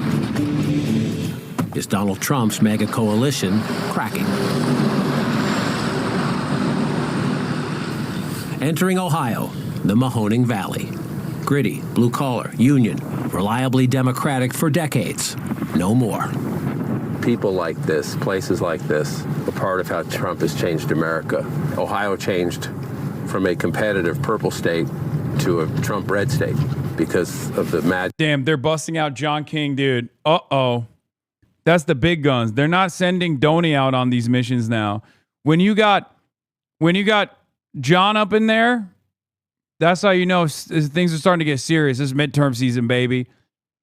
Time to hit up some diners all around the country, okay? Of his coalition here. But as we head into the midterms, the jobs he promised are not here. Sir John King has hit Ohio, the state of Ohio. The beautiful state of Ohio has had one John King impact. The revival in American manufacturing he promised is not here. Chris Anderson is the Mahoning County Democratic chairman. His midterm bet? Enough Trump voters will be part of electing Ohio's first Democratic governor in 15 years, and part of flipping a critical Senate seat from red to blue. They got conned by a con man. You're the Democrat, so you're supposed to say that. What do you see that tells you that things are different? Well, I mean, drive around Mahoning County. For 8 years, there were Trump signs on every corner. There were flags. You couldn't go to a grocery store without seeing those red MAGA hats. I'd challenge you to find one. It's true, these are hard to find now. Maybe a clue, but hardly enough to answer the is MAGA cracking question. This is Local 1112 United Auto Workers, Lordstown, Ohio. Ground zero in the local debate about trusting Trump. General Motors made cars here for 5 decades, thousands of good union jobs. But the Lordstown plant closed in 2019, despite a first-term Trump promise it would stay open. Foxconn built this new factory on the GM site, but its workforce is non-union, and the factory is mostly idle now as the company decides what's next. Nearby, another new factory sold as Lordstown's new hope. Altium Cells, a joint EV battery venture between General Motors and South Korea's LG Electronics. How many guys are working in that factory now? Right now, all of production is shut down. 1,460 of us, I think there were. We're all laid off in January 5th, officially. And you don't know until when? Don't know till when. Bob Swager leads the campaign committee at Local 1112. Everyone here remembers when Trump told them not to sell their homes, and later when he said new jobs would replace the GM jobs. The union endorsed Kamala Harris, but a big chunk of its voters voted Trump. And then the UAW endorsed Trump's tariffs. They were hopeful that they were going to bring more jobs back to the United States. Has that happened? Not that I'm aware of. Manufacturing employment is up a bit of late, but down 80,000 jobs overall since Trump returned to the White House. American auto manufacturing down 25,000 jobs in Trump's second term. Do you believe in 2026 the Democrats can actually win statewide for the Senate and win statewide for governor in Ohio? Yes. Mark Skenesny served overseas in Kosovo, Iraq, and Afghanistan. Also, speaking of layoffs, apparently the Daily Wire laid off half of its staff today. It comes as Ben Shapiro and other MAGA influencers have seen huge loss in engagement and audience retention. Who must go? Hasan must go? Who must go? Ben Shapiro must go. What happened, Ben? No motion, no lotion? Sheesh.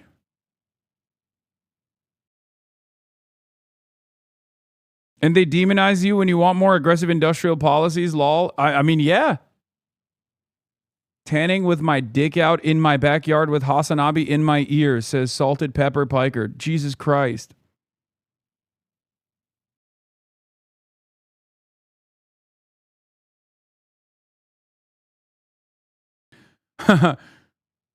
With oil prices at an all-time high, you'd expect Daily Wire to be fully funded. True. What happened? The Wilkes brothers need to be coming in. And yet they are not coming in clutch at all. What's good? Look who it is. Look who it is. Hold on. Let me open up the noise gate real quick. Hello. What? I'm a suit guy. I'm a suit guy now. Yeah, sorry. Sorry, sucks to suck.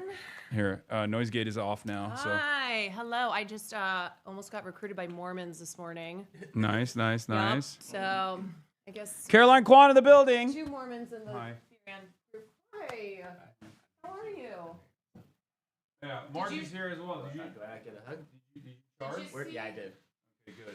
I'm the where's my hug guy. I did. That's what we have in St. Louis here. I did. I saw the arch. You want to know some facts What? Well, facts about St. Louis? about the arch?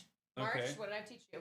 Come It's on. the Give 'em one. tallest arch in the Western Hemisphere. Nope, in the world. In the world, sorry. But tallest Oh, monument Western- in the Western And it's a Hemisphere. How many monu- feet? 630. Tall? Yep. And it's a monument dedicated to westward expansion, aka the genocide of my people.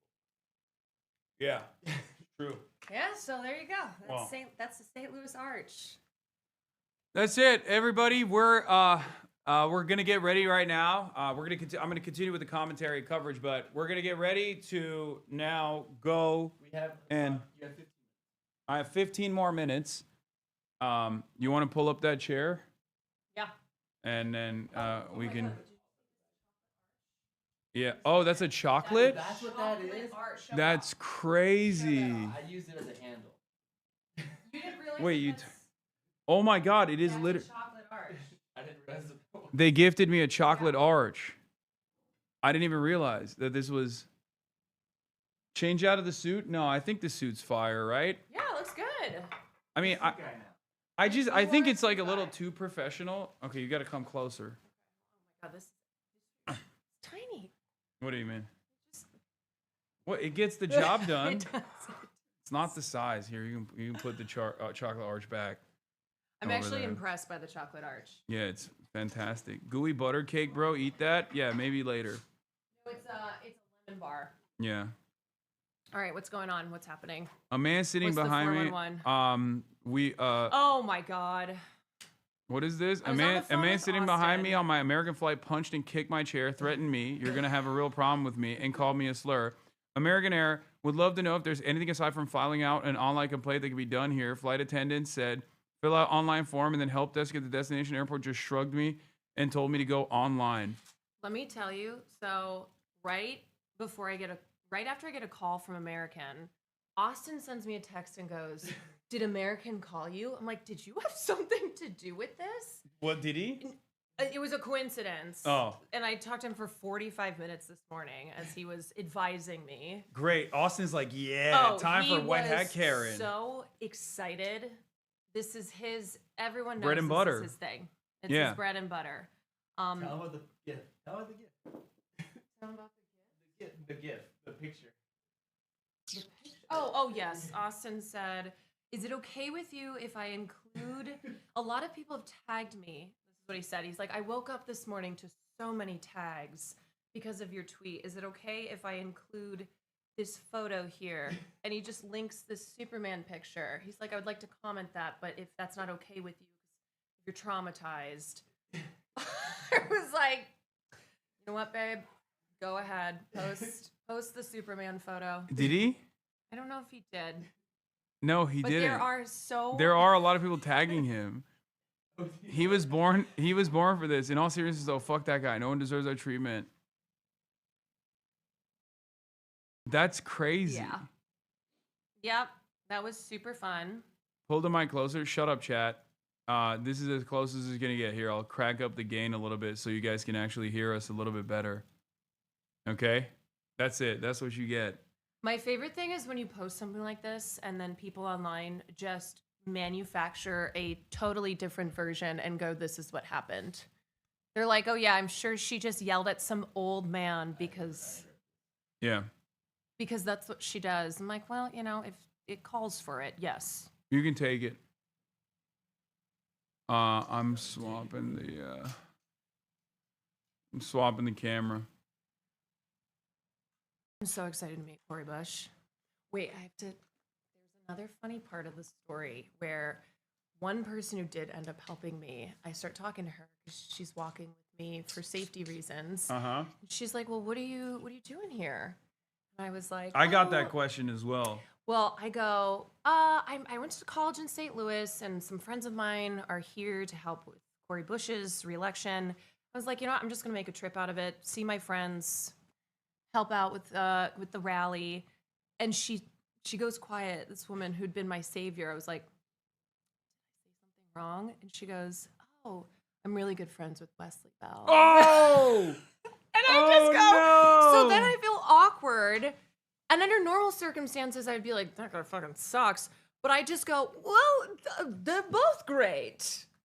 You said that? Because this was the only person who had helped me. You should have been like, that's an Apex dude. I know. I said under other circumstances, and we're like, that guy fucking sucks. But I was like, wow, man, I wish in California we had the issue of too many great candidates. Like Wesley Bell. Like you do here in St. Louis.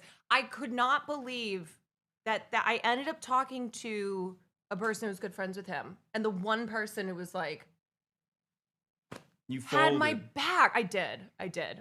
Are you? Did. So you went to college here. I did. Everyone has been talking about how dangerous St. Louis is and how terrible it is, including but not limited to people that are born and raised here that I met at the airport who were like, are you that guy? Are you the political commentator guy? And I was like, yeah. And she literally was like, why are you here? Because the arch. And I was like, oh, I'm doing this thing for May Day. She's like, when is that? Like next week? I was like, no, May Day, like today, with Cori Bush. And I was like, why do you think it's weird that I'm here? And she goes, famous people don't come to St. Louis. She straight up said, famous people are created in St. Louis. Wait, she said famous people don't come to St. Louis. Yeah, she said people don't come here, and apparently that's a thing. Like, no, it is. People like avoid St.Louis. Wait, apparently. You know who's a SLU grad? Who? James Gunn. Wow. Aside from me, James Gunn. James the Gun don't jam. Which I That's didn't even know. That's why he's based in woke. But it's funny you say that. You don't know because he hides it. Because apparently if you're in any way, shape, or form connected to St. Louis, you just never. I didn't know you were a fucking St. Louis grad. I'm a proud SLU grad. I did not know that, and I've known you for a decade. Well, did you know that there were posters of me all over? I did know that because you showed me. And all over Madrid as well. I went international. Because you showed me, I know. Yes, well, I'm telling you That was the first thing you showed me. Of course. Yeah. Okay, so the funny thing is that nobody ever came to SLU except for Aaron Carter. Yikes. What the fuck? He came because, well, now he's dead, so rest in peace. But he was trying to sell tickets, and he went to all the sororities and was like, whoever buys the most tickets, I'll do a private concert for. Nobody bought tickets. It was really sad. That's crazy. And so even St. Louis, we don't get a lot of celebrities, but we still don't. have standards. And then one time, my friends and I got in trouble because in 2011, we decided to start this rumor that Julia Stiles was coming to SLU. Uh-huh. You know who that is, right? No. Who was that? Hannah asked me, my assistant asked me, Hasan, are you going to change outfits? He's not. He's a suit guy now. I said that. And then that's what Mart said. She said, at least he's not wearing the Tucker Carlson tie today.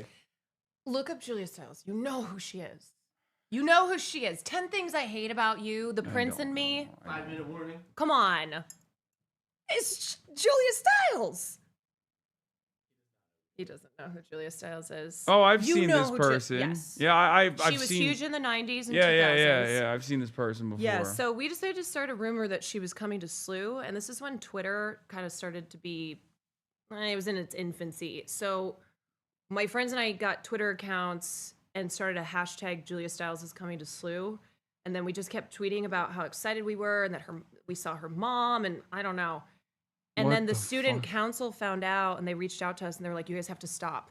You just stop spreading these rumors because people now... You're putting STL I was on the early map. to spreading misinformation online. Okay, I like that. It was me. Speaking of which, I posted, a very clear bait post, and apparently it got, it turned into its own Know Your Meme page. Hasan Piker reading Lenin is a series of 2 photographs of leftist political streamer Hasan Piker holding What Is to Be Done by Vladimir Lenin while riding on a train, reading the book in the first photo and staring out the window in the second. The images were uploaded by Piker to his Twitter account April 30th. Wait. It turned into people got so mad. A day ago? Yeah, it happened yesterday. God, they're so fast with the memes. Yeah. This one was a pro-Israel account. Lenin in one hand, Cartier on the other. Which, by the way, it's not even Cartier. Isn't that Chrome? Yeah. But Hasan Piker shock collar, controversy collargate, make the rich pay, progressive mind in a MAGA body. Oh my God. Wait, let's see the. I don't even want to fucking see any of this shit. I just saw the one that was in the second row. Which one? Oh, tech tone, rape tone. Hasan Piker versus Tectone feud. Yeah, that's not a real win. What was that? Was that actually a controversy? The Cartier post got 80,000 likes. For him. Yeah. But this one was funny. Imagine loving trains because your parents never allowed you to be independent. You're a true Nepo baby. I don't even understand what this means. Wait, okay. Imagine loving trains because your parents never allowed you to be independent. I don't even know what they're fucking talking about. You are a true Nepo. It makes sense to me. Okay. If it's one of those, if you know, you know. Yeah. This guy's going to lose his mind if I don't watch Barack Obama not having a consistent position on Israel committing a genocide. Like, he's literally like, please look at this video, please, before you leave. All right, we can't look at it. We need to leave. Themasius, on this playlist, can you add in the Ebro Laura Rosenberg post as well? Like, if you haven't, I don't know if Themasius is in here right now, but You gonna eat this? no, you can have it. The lemon bar? Yeah, eat it. Oh, really good. Yeah, you're eating it, all I right? ate one of Marcia's. Okay, yeah, it's fine. I'm fine with that. You didn't tell me? All right. Anyway, we're gonna play it. Afghanistan We're was gonna play drawn to the this. Tea Party and then Trump after leaving the army. I let myself, then we're gonna I be, don't want to say get radicalized. We're gonna go lingo with Corey. We're gonna interview Corey. I'm gonna interview Corey Bush, and then afterwards, I'm gonna speak at a rally, a May Day rally. See some of you there. Okay, I know it's loud. Sorry, hold on. I'm fixing the noise gate real quick so that it's fine. Sound of the video is awful. Stop. It's fine. I fixed it. Anything, but I was very right wing. Skenesny had a change of heart in 2020, calls himself an independent, and is backing Democrats this year because he now views Trump and MAGA as dangerous to democracy. I've talked to a lot of people whose views are changing, even in my own family. So I am hopeful that that is starting to fracture. Yet Skenesny concedes many Trump supporter friends will not budge. And it's a lot harder than I thought. Most of Ohio is rural, and rural America is Trump country. But rural also means you drive a lot. High gas prices hurt. Farms dot the rolling hills of Albany in southeast Ohio. This one is unique. The chickens are your supervisors? Yeah. 400 or so sheep on 100 grassy acres. Lambing season. These sheep are pregnant. 200 to 250 more little lambs due any day now. Up. Stay, Tilly. Stay. Stay. Bill Wesley Bell to unseat Cori Bush instead because they were very frustrated with Cori Bush's unapologetic position against Israel, which was at the time committing a genocide. which many politicians were afraid of calling out. Now, it was also becoming the majority position. It hadn't become the majority position yet, but it was clear that that was what was going on, and that the environment was shifting in favor of the truth. But that's precisely the reason why the AIPAC-aligned United Democracy Project Fund did not run ads about Israel, because if they had run ads about Israel, that would not have been beneficial for Wesley Bell at all. Okay, chat, you're going incognito. Thank you.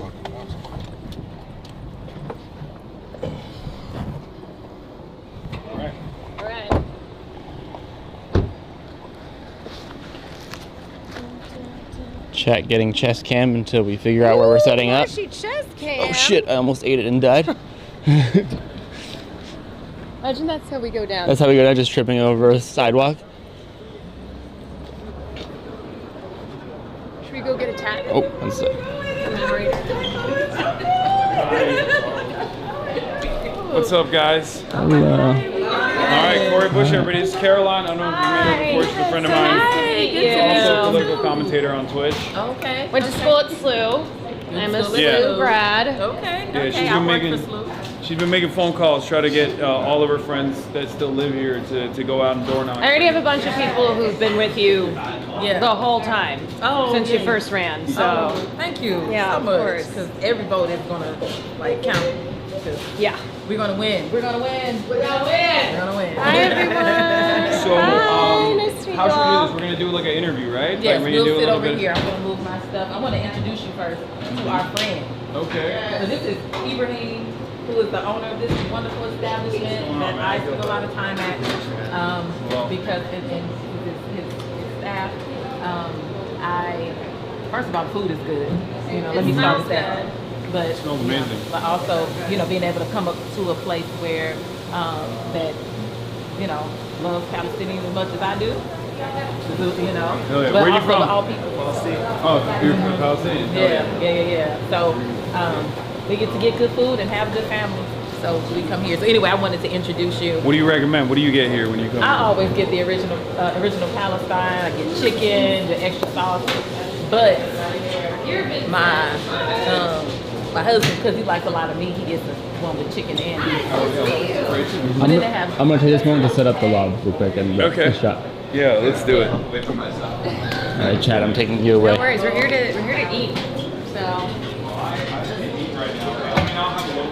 I'm taking you away, chat, because I'm going to change the microphone to be lav microphone so that the interview can be as high quality as possible, and then we'll switch back. We do shit live, you know how it is, okay? Patience, young chatters, patience. No, you're right. I'm not going to eat while I'm doing that. I'm here. Come in. So we'll be here. Yeah, you too. Okay. So you tell us what. Give me 1 minute.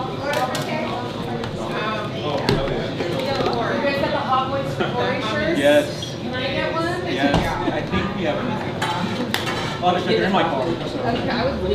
Yes. All right, chat, you're going to the quiet, dark abyss for a second.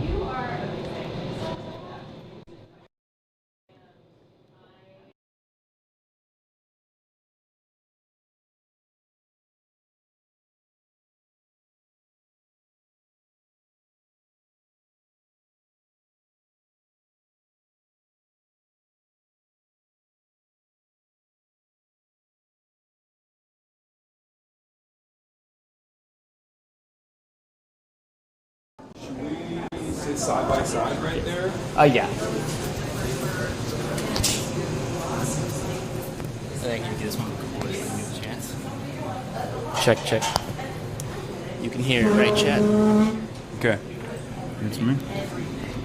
Corey, here we go. We're gonna put this on you. Do you want to do it yourself? Yeah, I can pop it. All you gotta do is put the magnet behind, and then. Did it work? Did it click? Nope. Oh, there we go. I think it did.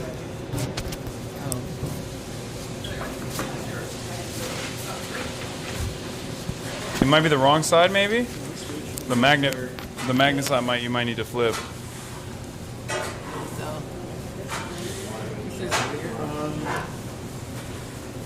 Ready to go? Sure. There you go. The other side. Yeah, there we go. Got it. Okay, perfect.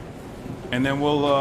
Yeah, just sit side by side on that. Yeah, side. let's do that. The rest. You guys, you guys are live. You're good to go whenever. Yeah. So yeah, I've been covering the news already. Very excited to have you. Very excited to have you on the broadcast again. Thank you. And I've been awaiting this moment to give you your rightful throne once again. Part of the reason why I was very frustrated with what happened is because I think right now we all are aware of AIPAC's malign influence on American democracy. We are already aware of corporate PACs and the way that they subvert American democracy, the democratic process in general. But you were one of the primary victims of AIPAC's unlimited money faucet. They dumped $9 million on your race. And from what I understand, they urged Wesley Bell, your opponent, who's now the incumbent, to run against you. Why do you think they did that? Yeah, a number of reasons.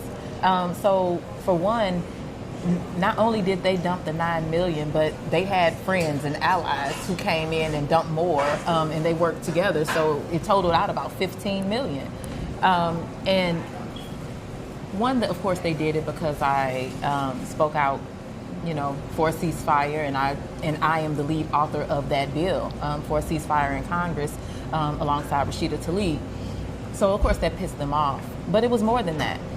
When I had the action on the steps of the Capitol back in 2021, as a first-year freshman, I pissed off the big real estate because we got the eviction moratorium. President Biden went on ahead and pushed through that eviction moratorium. They wanted me from back then. The Republicans and, they just had it was just a target. We're going to take her because they didn't want me to mobilize. But also, they knew Project 2025 was coming. And they knew that they didn't want me trying to stop it. They didn't want me working against it. So it was so much bigger than my work on a ceasefire. This was more about them getting the Trump agenda pushed through a lot easier. Because we got to remember, I was barricaded in my office the day of the insurrection. It was my third day in Congress, and I wrote a letter sitting in that office to investigate and expel any member of Congress that participated in the insurrection, and then got up a week later and called Donald Trump the white supremacist in chief from the floor. So they didn't want that kind of energy. It kind of feels like saying the truth and being correct, but too early, is often punished in American politics. Yeah. But do you feel like the tide is now shifting in our direction, where people are actually demanding real fighters and insurgent candidacies? We're seeing the Bernie Krat wing of the party, left populist candidates rise up and actually take on the establishment and see a lot more success. Do you feel like that'll translate to a victory for yourself as well? I absolutely do. The tide is so different. There was so much vitriol, so much anger against me and others, Jamal and Rashida, and just people were angry. Even people that we thought were our friends, our allies, they just didn't, or they didn't want to talk to us. It was almost like we don't want the wrath of the White House or the caucus against us, as well as AIPAC. Now people are coming out, speaking out, saying, I'm not taking AIPAC money. That's the thing to say now, even though some of them are taking money other ways from still the same people. Yeah. But the tide has totally shifted. And I do believe it'll result in a win. It'll result in a win if people understand that we got to work to get the win. That's the thing, because what I hear is, oh, Corey, I love you. We love you. But then they won't help. Like, I need your help, because when I stood that night on that stage, the night I lost the election, and I said, AIPAC, I'm coming to tear your kingdom down, I meant it. And so to go back with a win 2 years later, what will that do? What will that look like? That'll be historical, and it'll open the door for so many other candidates. Yeah. Let's talk about St. Louis. This is my first time here. Oh. It's a beautiful city. there are a lot of negative perceptions about St. Louis from the outside, and this is something that I've actually seen in different places around the country that I visited. I went with Brandon Johnson to the south side of Chicago as well, and I experienced it firsthand where the way that people present St. Louis from the outside, I think, is very different than how St. Louis really is. And I've also seen this in Detroit and even in certain parts of Philadelphia as well. Why do you think that's the case? Because they want communities, especially communities that are dim lit, regardless of if it's a red state or not. Mm-hmm. They want them to seem like it's so much crime. This is not a place to visit. You know, they want to divest from communities like ours because it helps the narrative that that we need to be controlled. But not here, and that's another reason why people were pissed off with me, because I'm not going to let you. I'm not going to let you just hurt our community without me fighting back. I'm going to tell the secrets. That's the other thing. Like, I'm not a gatekeeper. I'm telling the secrets. I'm telling how people do things in other cities to make sure we get an investment. But, they also, I think also, if people can, if one thing that happened in St. Louis, and I truly feel like it's a thing that people want to happen now, if they can move out Black and brown communities from being where most of the money is concentrated. Of course, like in the downtown area, or if they can move those folks out and then raise the rent, raise the property value, raise like put these crazy prices on these homes, then they get to like have their they get to have the area that they want. Yeah.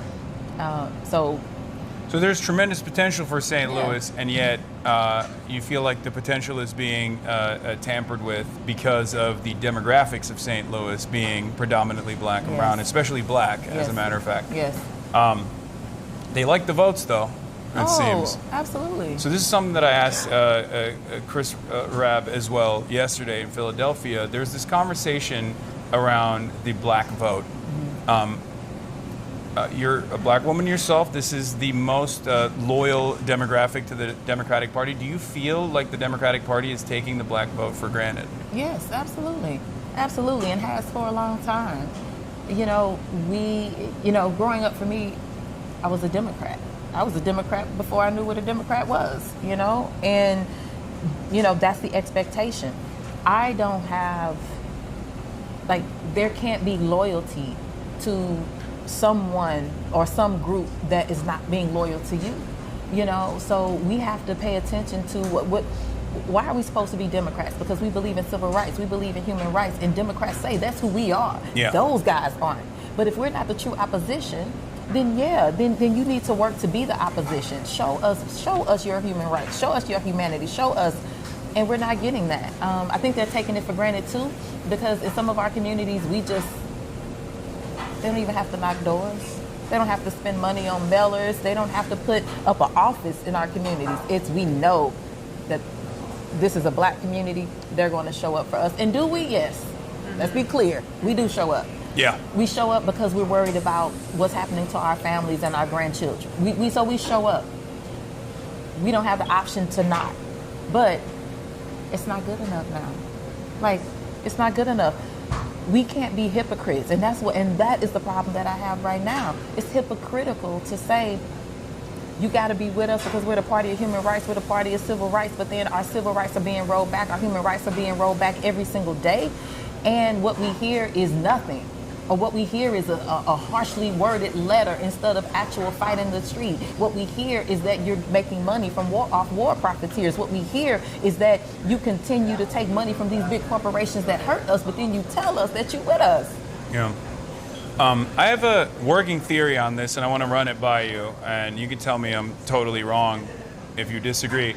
There has been somewhat of a generational breakdown as far as voter participation in the Black community, where the younger Black voters oftentimes are nowhere near as active as the older voting Black. Now, that's obviously the same as the generational participation for all demographics in this country, for sure.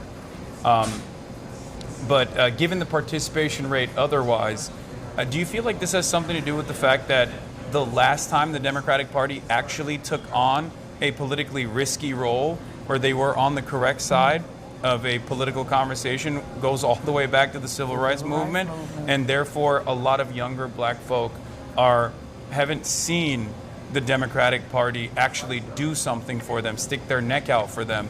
And this, of course, is the same on class boundaries as well. Yeah. There's certainly an argument beyond the black voting bloc. Do you agree with that assessment? I think, yes, in the way that it was kind of like, I can speak for me growing up, it was like, okay, we don't have to sit at the back of the bus anymore. Yeah.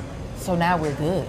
Like, you can buy a home in the community you want to buy a home in. So now we're good, you know? So don't rock the boat. Like, things are good, we're moving forward. And then we got a black president. So it was like, you know, just, now we're good. Like, everybody just, you know, just try to, you know, get the schooling, the house, the, you know, white picket fence and all of that. But in the midst of all of that, we did have the war on drugs. In the midst of that, we did have mass incarceration. In the midst of that, we still had police violence. So that stuff didn't change. We still had communities being redlined. And so many of us just turned to, we were trying to get through. So that's why I say, and I still say, when the Ferguson uprising here, when Michael Brown was killed back in 2014, we said we were woke because we woke up to that's not the real deal. Yeah. You know, like under Obama, by the way. Yes, absolutely. Yeah. A lot of people forget, and there's like a ahistorical approach to that where a lot of people don't realize that, especially younger people don't realize that, like, there was the same exact sentiment demonstrated by the National Party against the pro-Palestine protesters was what Black Lives Matter protesters initially had to withstand, where there was definitely an antagonism or a negative attitude towards Black Lives Matter protesters under the Obama administration, because people were like, you're messing up our electoral chances here by speaking out when you see something that's going on in your own communities. That obviously shifted after Trump became president and he positioned himself against Black Lives Matter, Colin Kaepernick. I remember seeing that attitude shift from the Democrats, where the Democrats universally were no longer in opposition to BLM, but were supportive of it. How do we get our message across to the broader base of support within the party on issues that you feel are not being discussed or addressed, and what are those issues? You know, I think one is, people keep saying they're looking for a fighter. Looking for fighters. Where are the fighters? So be that.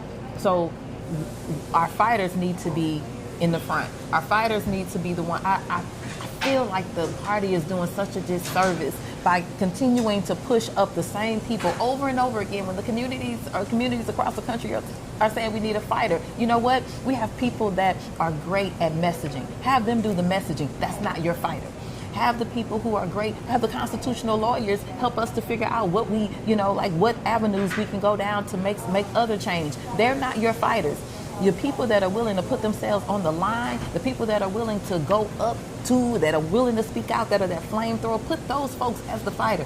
That to me is what would make the difference, because the people are like, oh, I thought you all aren't doing anything. It's not that necessarily that people aren't doing anything, is they're sidelining the people that will go out.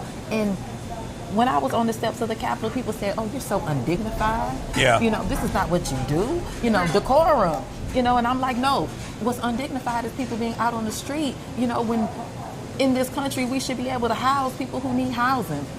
We're sending all of this money, you know, to go bomb children, you know, and at that time we were sending money, you know, to go and well, still we were bombing folks. We were still at that time. We were still very supportive of Israel's actions in Gaza at the time. You know, but and so, you know, housing.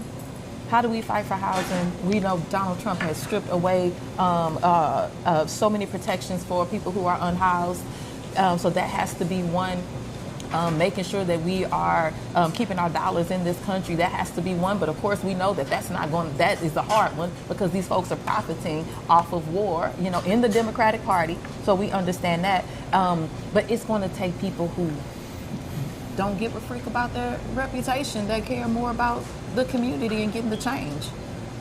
So that's why I'm running again, because, I'm not doing this so people can, I'm not doing this for a title, I'm not doing this for a name, I'm doing it because it's what's right. Yeah. What are some of the key problems facing St. Louis right now that you want to address to the best of your ability if reelected? Yeah, so we had a tornado hit almost a year ago, May 16th. It was an EF3 tornado that came through some of the most underserved communities that we have. Who thinks that a tornado is going to come through a city? It came through the inner city and hadn't happened since 1959. Those communities were already under-resourced and historically excluded, and now so many people are still displaced a year later. People were sleeping in tents next to their homes, next to the bricks that were their homes. And so for me, making sure that, because we know that the Trump administration has defunded FEMA and made a lot of changes there, but me going back, working on disaster relief, working on what that response is, working on making sure that FEMA and the EPA and all of these folks, that we fight against what the Trump administration is doing, that has to be number one in our community. We need $1 billion to restore this community just back to where it was before the tornado. Mm-hmm. Where do we get that money from? And our current congressman is not doing it. He's not doing it. He's not putting himself out there. So I'll go do it. I've done it before. I will go do it. Also, these data centers are popping up. These huge data centers are popping up across our community, and they're just being ran through these city governments. And the communities are saying, but tell me about how this environmentally is going to impact my block, my neighborhood, my energy prices. Energy prices. Missouri has some of the highest utility prices in the country already. And what is this going to do to our water? So those are some of the things. But also, community violence. We are still trying to, get this violence under control. But when we live in this red state where it's like, hey, all of the loose gun laws you want to open carry. We can't, we are trying to build this community. We're trying to move it forward. And so what we need is somebody who is willing to speak to the thing and then do the thing. And another issue that is really prevalent in this community is, just folks being able to actually make the ends meet. Even in a place like St. Louis where we have a decent minimum wage, but we still, because of the disinvestment for so many years, we had the same congressman for 20 years, and before that, 32.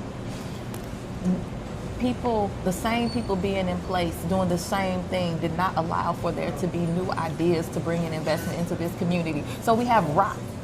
We have decay. Yeah.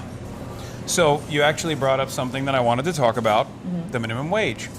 The increase in minimum wage actually came alongside, what was the percentage that Missouri voted for Trump by? Oh, it was like plus 30, I think. Yeah. Yeah, and yet on the same ballot, there were ballot initiatives in this state, very progressive ballot initiatives. I used Missouri as an example over and over again, that people actually were not against left populism or even very progressive economic ideas, such as paid leave, and also a $15 increase of $15 for minimum wage. Now, one of those two things actually, from what I understand, in the state legislature was struck down, paid family leave. Yes. What does that say about what, even in a deep red state like Missouri, people are demanding as far as necessary changes? And what will you do to fight back and ensure that these things that people voted for democratically, they will be able to get? We always say Missourians want progressive change, but they don't elect progressive candidates. Yeah. And because there is this disconnect. understanding that it's your progressive candidate that's the one that's going to do the work to bring about that humanity that you're seeking, that true transformative change. We hit $15 because it was incremental. We hit $15 this January. And now we should be at 25. Should we be at like 25 now? But we finally got to, we got to the 15. What we need to do though, if we don't get the message out from our party, it has to come. Our Missouri Democratic Party, so much is focused around there and how much they're willing to go into these communities to pull out these candidates. One thing that was said to me was, Corey, would you come to my community and would you knock doors with me because I'm afraid to do it by myself? And I would say, because what they would say is, we get hit by cars. We have people come and and do violent acts against us if we say we're progressive, even if we say we're a Democrat in some of our communities. So Corey, if you come, you'll highlight what's happening in our community, and then maybe that'll simmer it down. And so I have done that for some communities, but that's the other thing. People feel like they're left alone. So those that are saying that they want these progressive policies, I can't be seen voting for. The numbers are small in my community. I don't need people thinking that I'm the one that's voting for this progressive candidate or even a Democrat. Mm-hmm. So yeah, I'll vote for the initiative. Yeah. So how do you think we cut through that? Because that obviously is because, especially in a deep red state like Missouri, the Democratic Party is seen as a very negative organization, right? Like there is this negative association with the Democrats. That's precisely the reason why people are actually very fond of the policies themselves, but not fond of the party. So the most successful initiatives in deep red states is oftentimes a faceless, lifeless ballot measure that might even be more radical than what the state Democratic representative is actually pushing for. Maybe not so much in your case, but certainly in the case of many other states, where Democrats are even willing to negotiate on the issue of abortion rights. Meanwhile, and I believe Missouri, that was also yes. It was also constitutionally protected in this ballot initiative. So, how do we change that?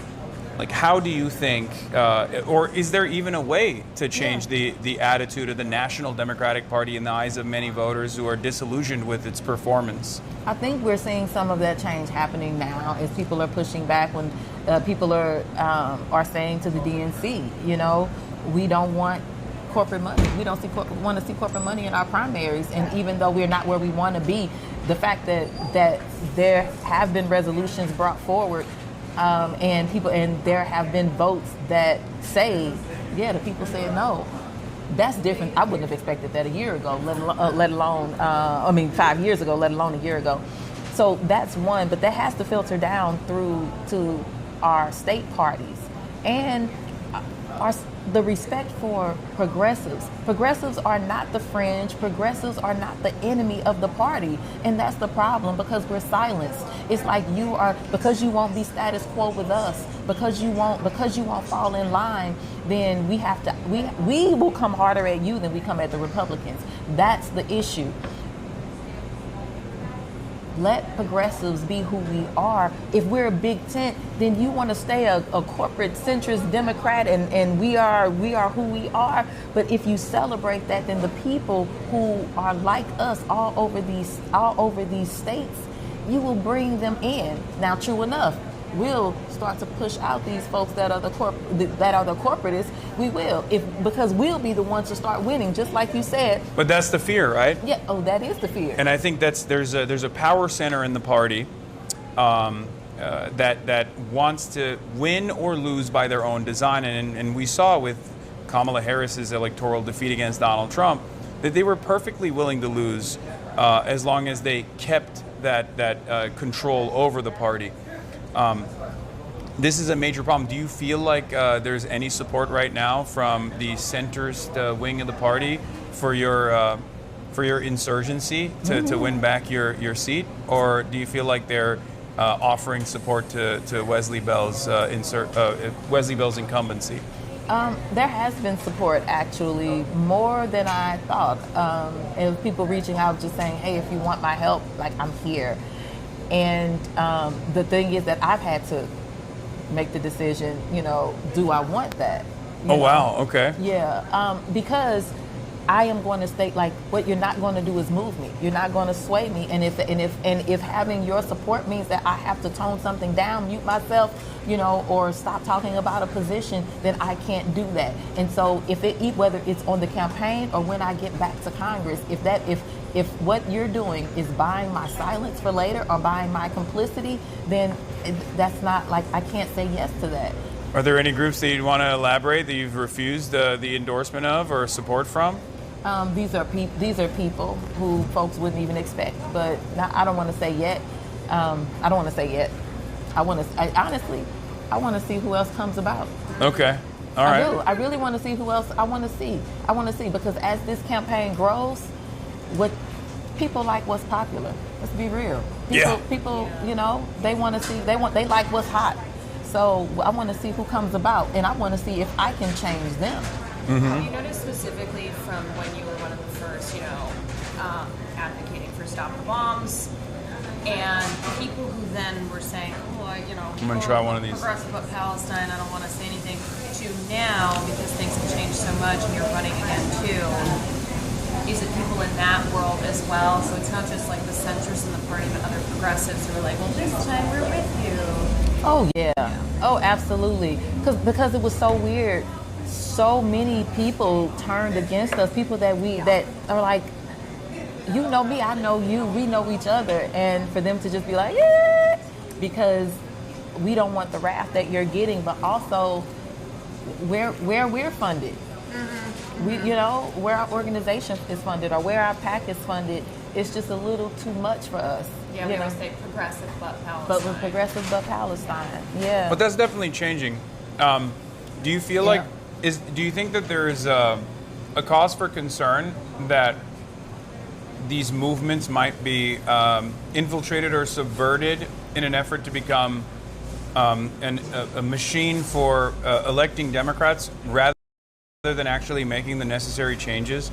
We've seen some of these movements where the Democrats will come out and say, "Oh, we're all denying AIPAC." I mean, from Gavin Newsom to even Cory Booker, who is has been a lifelong supporter of not only Israel but AIPAC specifically. Now they're saying that they're actually against donations from AIPAC. But obviously, as is the case with your previous race, AIPAC wasn't directly involved, even though they were directly involved, but they were involved through a subsidiary. Right. It was United Democracy Project. And DMFI. Yeah, and Democratic Majority for Israel, yeah. So do you feel like this is just another way to hide the ultimate goal of still continuing to support Israel, or do you feel like there's a genuine sea change amongst at least some in the caucus? I think it's both. Because some people you're not going to move. Some people they just don't care. But then there are some who. There were some even back then, when I was still in Congress, who would say to me, "Well, Corey, I believe what you believe, and I want to say what you're saying, but I can't." So I do believe that there is a group that is willing to make the move, but who's going to go first and take the jabs? Yeah. Who's going to be the one to trailblaze that? That's the issue, because I had to realize, you know what, Corey, you're expecting you from others. And you can't do that. Like, you can't get mad because this presidential candidate isn't doing X, Y, and Z necessarily, because you can't expect them to be you. If you want that, you run. And so that's why I'm running now. But so who are those folks in the Congress right now that will be willing to take that? Because let's be real, that is they will probably be, sidelined in the way where you won't get your bills moved. Yeah. You might not get your committees. Yeah. So let's get back to the race that you're in currently. The incumbent Wesley Bell. What do you think it says about his priorities that he was so willing to be what I call an AIPAC stooge. Do you feel like he has been sufficient? Do you feel like he has actually represented the interests of his constituents? What do you think it says that? What do you think it says about? What do you think it says about him that he was so willing to work at the behest of a foreign state like Israel and overthrow a popular incumbent? Overthrow someone that he knew, someone that has helped him in the past. Oh, you guys have a history as well. Oh, absolutely. I did not know that. Yeah. I actually called him. Fake friends. Yeah, fake friends. I called him when he announced he was running for U.S. Senate against Josh Hawley because he said Josh Hawley was the greatest threat to democracy. And so he was running against him. And I called him because people were saying, Corey, that's a lie. He's running against you. And so we had a conversation. Oh, no, sis, I'm not running against you. I wouldn't do it. He lied to your face? He lied. It's on recording. I have the recording. Oh, my God, leak it. Yeah. Well, we put it out. You put it out? It's Okay. out. It's out. But you know, Hill Harper said publicly when he was running in Michigan, for U.S. Senate, he said that AIPAC came to him and offered him $20 million to run against Rashida. The same thing, and he said the same thing happened to my opponent. Said that he was offered $20 million to run against me. That's why, because it was an easy way to move into a seat, take the money. You don't have to work hard. You don't have to hit the doors. $20 million will do it, especially in St. Louis in the Midwest media market. Yeah. Absolutely. Yeah. And then also, you know, when you have a desire to, raise, when it's about you and not about the community, you don't care if you've done the work before. What difference does that make? So because you're not there to do the work. You don't have to be responsive at all. Absolutely. One thing I wanted to say about the Wesley Bell situation is, how does it sit with the constituents here that Wesley Bell had a couple town halls and they actually ended up in quite a chaotic situation where a lot of the people that attended his town halls were demanding answers on his allegiance to the state of Israel and how frustrated they were about his lack of responsiveness. And some of them were brutalized by the police. They were. And his town hall stopped after that. What do you think that says about how he is governed thus far? And also, do you feel like there is enough animosity towards that by the voters that they might actually make a demand for a more responsive candidate like yourself? I think there's enough animosity. For some, if that wasn't enough things that have happened since then, when you add all of it together, it's showing a pattern of someone who just doesn't care for the community the way that they claim. And, people were brutalized for waiting for him. They didn't do anything. They were just waiting for him to come and talk to them. He told them, wait for me if you want to ask me more questions, and they did, and then they were brutalized. And to this day, he has never apologized. He has never even acknowledged that it happened. That was his security plus local law enforcement that were working for him that night.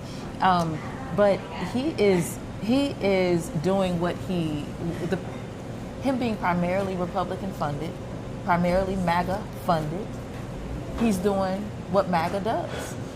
What did we see at the insurrection? Subversion of democracy, the democratic process. Exactly. Yeah. And so he's walking that out. And even if he wants to do something different, he was just on AIPAC's video. He was just at the AIPAC conference doing a promo for them. He's paying the piper. And so that's what we can expect from him. Yeah. And not do right by the voters at all. So I want to run by two different things that I ask all the people that I interview. Okay. One is like a fire round, just boom, boom, boom, very quickly, if you support or would be in support of it or would be against it.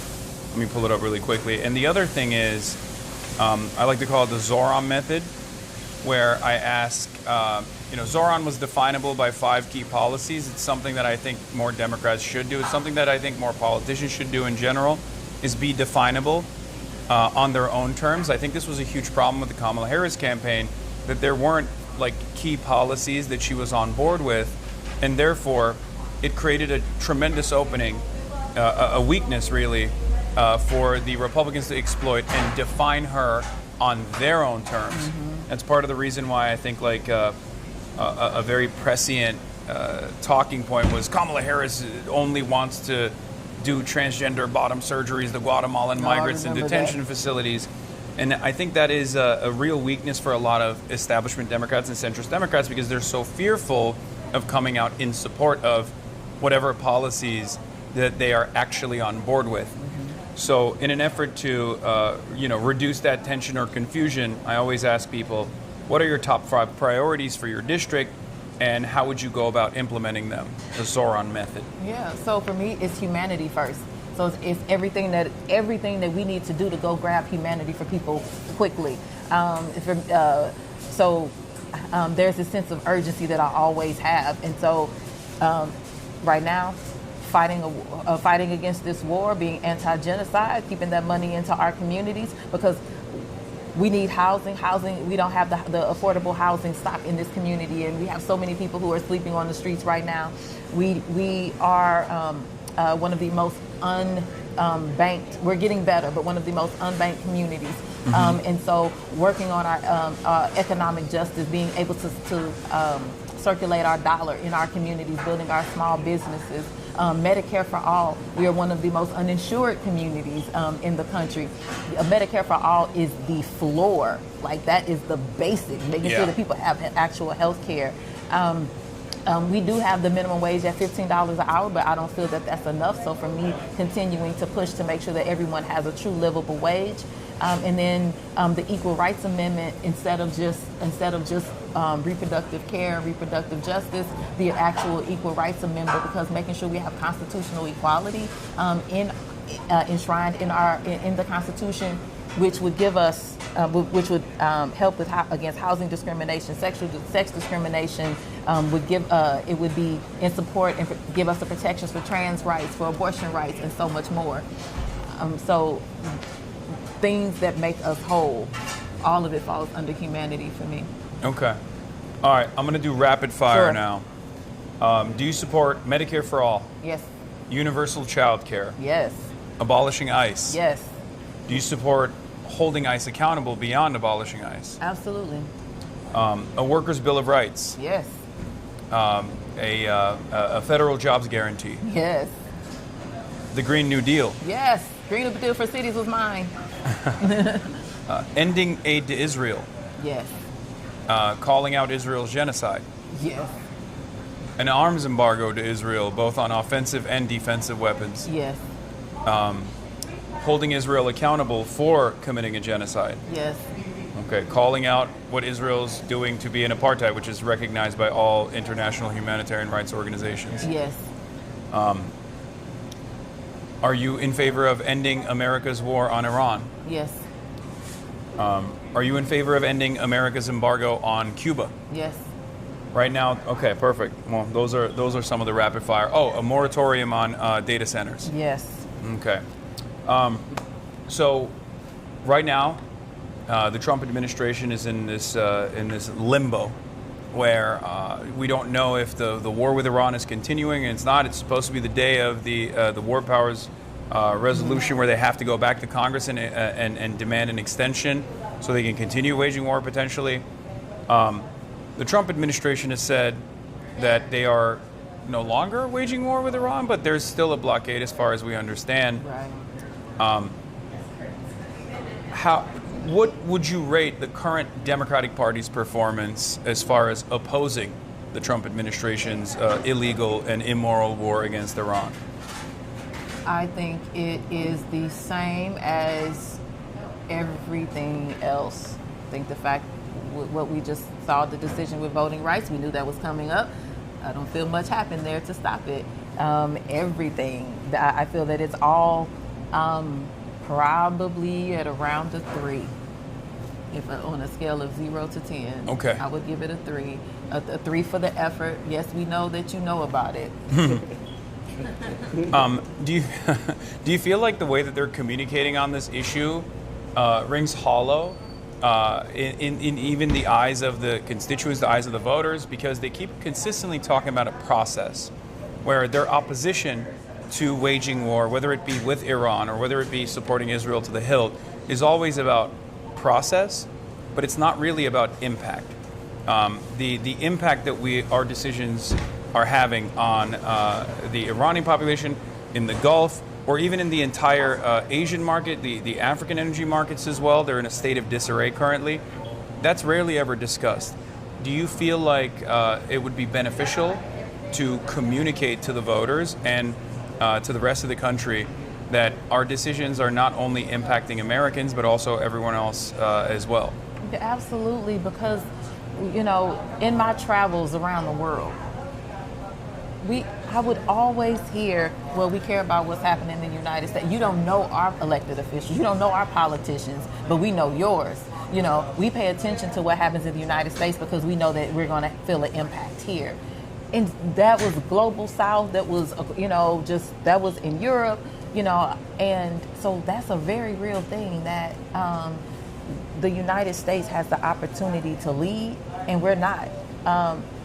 But how can the party speak the way that you're talking about? How can you deliver a clear message when your waters are muddy? You know, when I'm saying that we don't want, you know, that we don't want our voting rights stripped. We don't want what the Trump administration is doing. We don't want Project 2025 to be completed. We don't want this war with Iran, but everybody that's funding these things or getting money from it, I benefit from those folks too. So I'm putting it in my campaign coffers, and I'm saying, no, don't do that. But give me more money, and I'm still saying, no, don't do that. The people aren't dumb. See, they gotta stop taking the people of this country, whether the electorate or people who don't even care about politics. Quit taking us for dummies. Quit taking people. Quit thinking that we don't see and that we don't care. The mask has come down, you know. And so, if you're saying that you are the opposition to what Donald Trump is doing,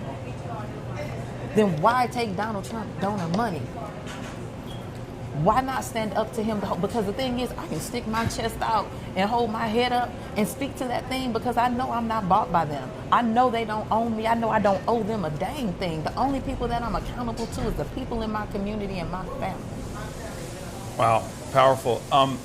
Do you feel like that is a part of the fear? Because, I mean, this, not to make this about myself, but I'm sure you've seen that for the past couple of months now, I've been leading in the media discourse side of things, where I've become a part of the conversation, where demands are being made by Third Way and other centrist and center-right institutions that have some influence in the Democratic Party's center of power to disavow my kind of politics, to disavow me in particular.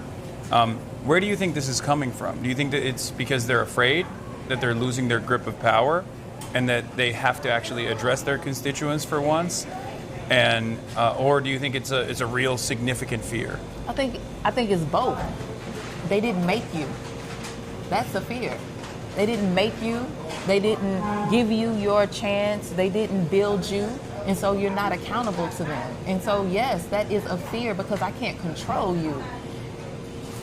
And if they've ever tried, if they sent a honeypot or if they sent some money, if they've done something and you didn't stand, you didn't take that, then now we know. So you can't be our guy, but who you are is somebody that's speaking to millions and millions are paying attention. That scares them because what you're doing is it's not just a platform. Well, you are giving license to people who may have felt afraid to speak up or to write it or to do a podcast to say it or to be in a council meeting saying it. You're telling them that, you know what, you can do it and you can do it at your age. You're saying that now and you're feeding them the information. You said something and now I'm going to go look it up for myself. I wouldn't have heard it if you didn't say it. That's what they're afraid of. And you're not afraid. You're not allowing them. You didn't change. No. You didn't change.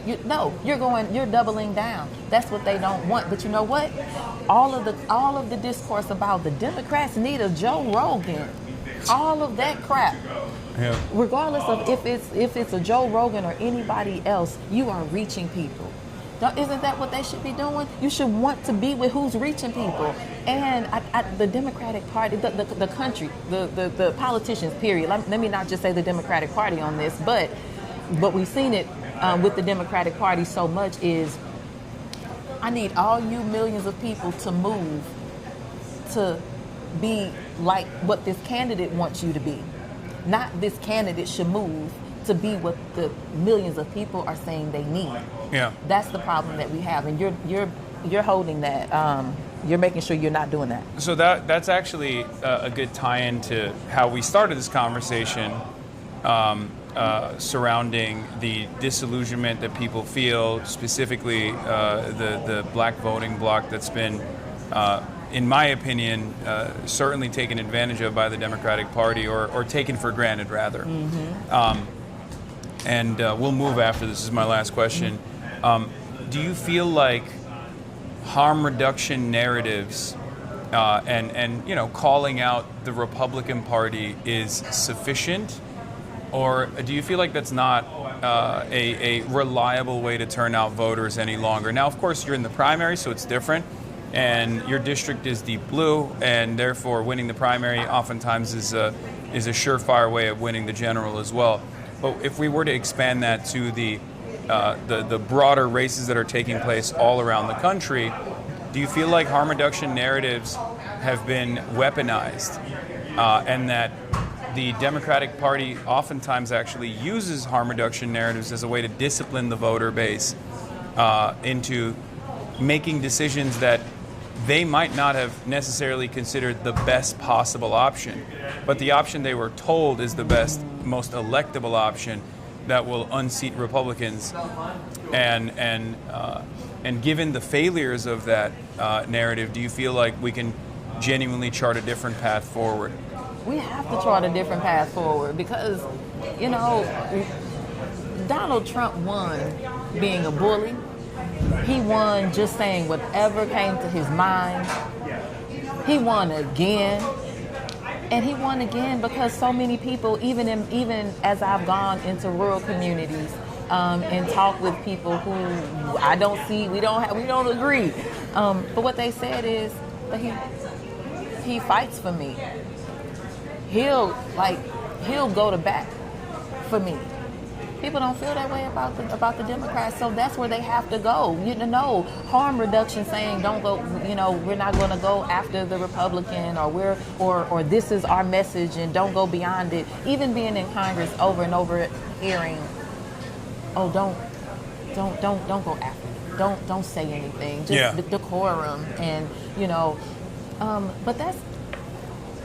These folks are rolling back our rights. They're stripping our rights. They are, they're tearing away our social safety net and so much more. So we should be calling it out. And so even in this race, in this deep blue seat, I'm calling them out every single chance I get, because that's who's harming my community. And if we won't call the boogeyman the boogeyman, if we can't do that, then how do you get the change? If people don't know, if you're not making sure people understand that, Democrats should have the loudest bully pulpit because of what Trump is doing. We should have the loudest bully pulpit, and instead, we keep trying to, can you hear me? That's what can you hear me? And it's a bullhorn just blaring over our messaging. I think they're leaning into the overall discontent with Trump. It's the James Carville method. I mean, he very quickly, early on, came out and said, Democrats should just, wait it out.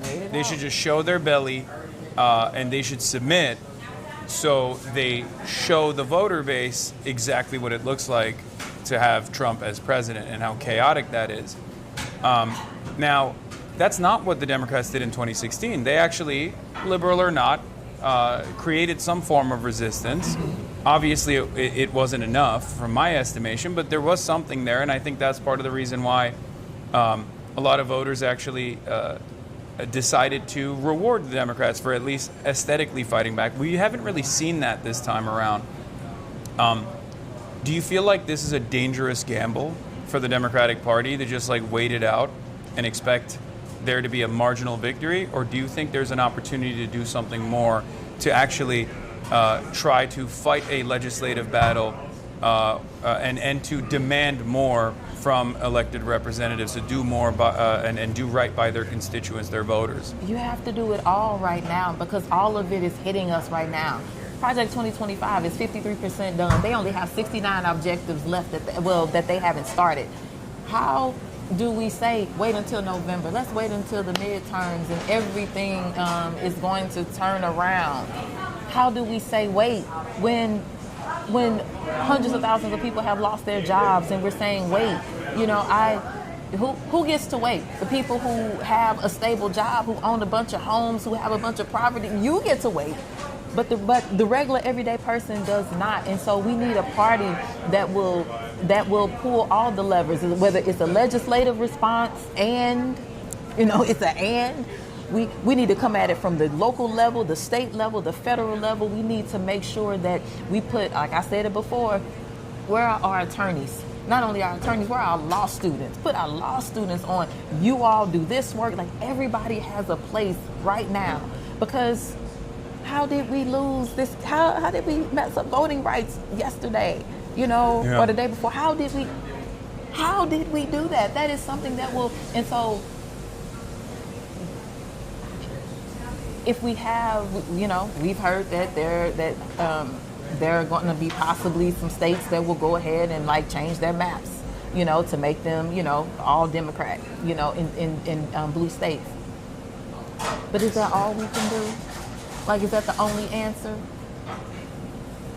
Put in the people who have been saying, look, this is what I do. Put Ayanna Pressley. Let's hear what Ayanna Pressley has to say. You know, a brilliant mind. Put her up. Let's hear what Pramila Jayapal has to say. Another brilliant mind. Put Ilhan in. Hey. You know, quit looking over these folks because they're brilliant. They just keep getting sidelined. And look at the difference.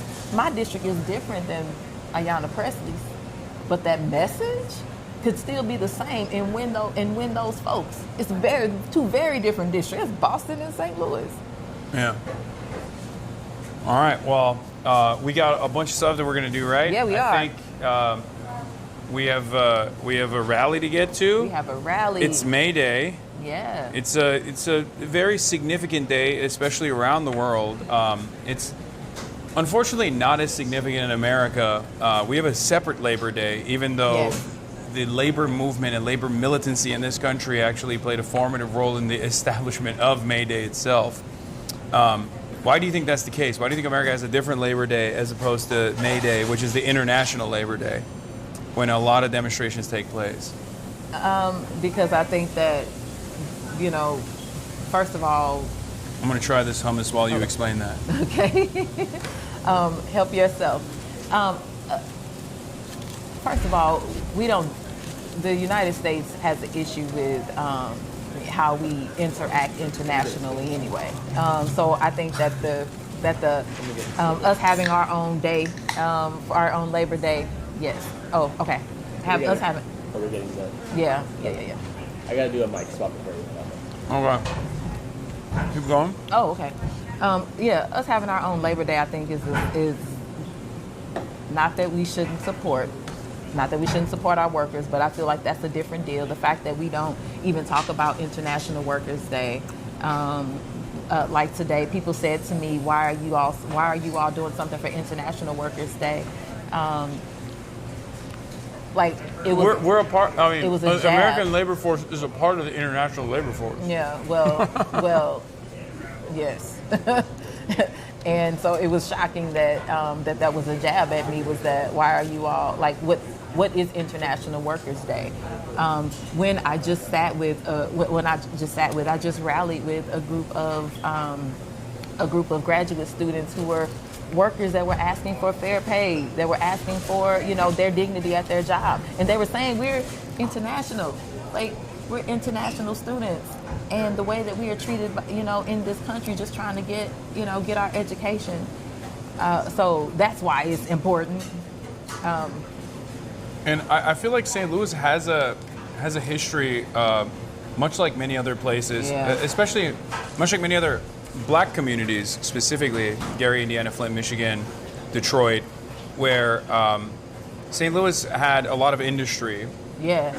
That has, of course, pulled away. It is gone. And now is a part of a string of other towns and cities that have been left behind, and is a downward trajectory. And I think part of that is also the labor militancy that existed here that no longer exists to the same degree. True. Because we had a lot of we had our uprisings in the labor movement here in St. Louis, and whether it was the labor movement, that even filtered into tenants' rights movements, and I mean, many decades ago. So St. Louis, even 100 years ago, St. Louis was definitely a place where there was organizing for workers. They would shut down St. Louis in order to be able to keep to get fair wages and fair treatment with the different types of industry we had here, especially along this river, and so much of that is gone. But why is it gone? Chicago. Chicago. That's what I've heard. Yeah, well, I won't go into the Chicago piece. We won't talk about the Chicago piece. Oh, damn. Just got a lot of St. Louis and Chicago. St. Louis and Chicago. No, I love my Chicago people. How are the Cardinals doing? The regular season just started, yeah. It's Mike, right?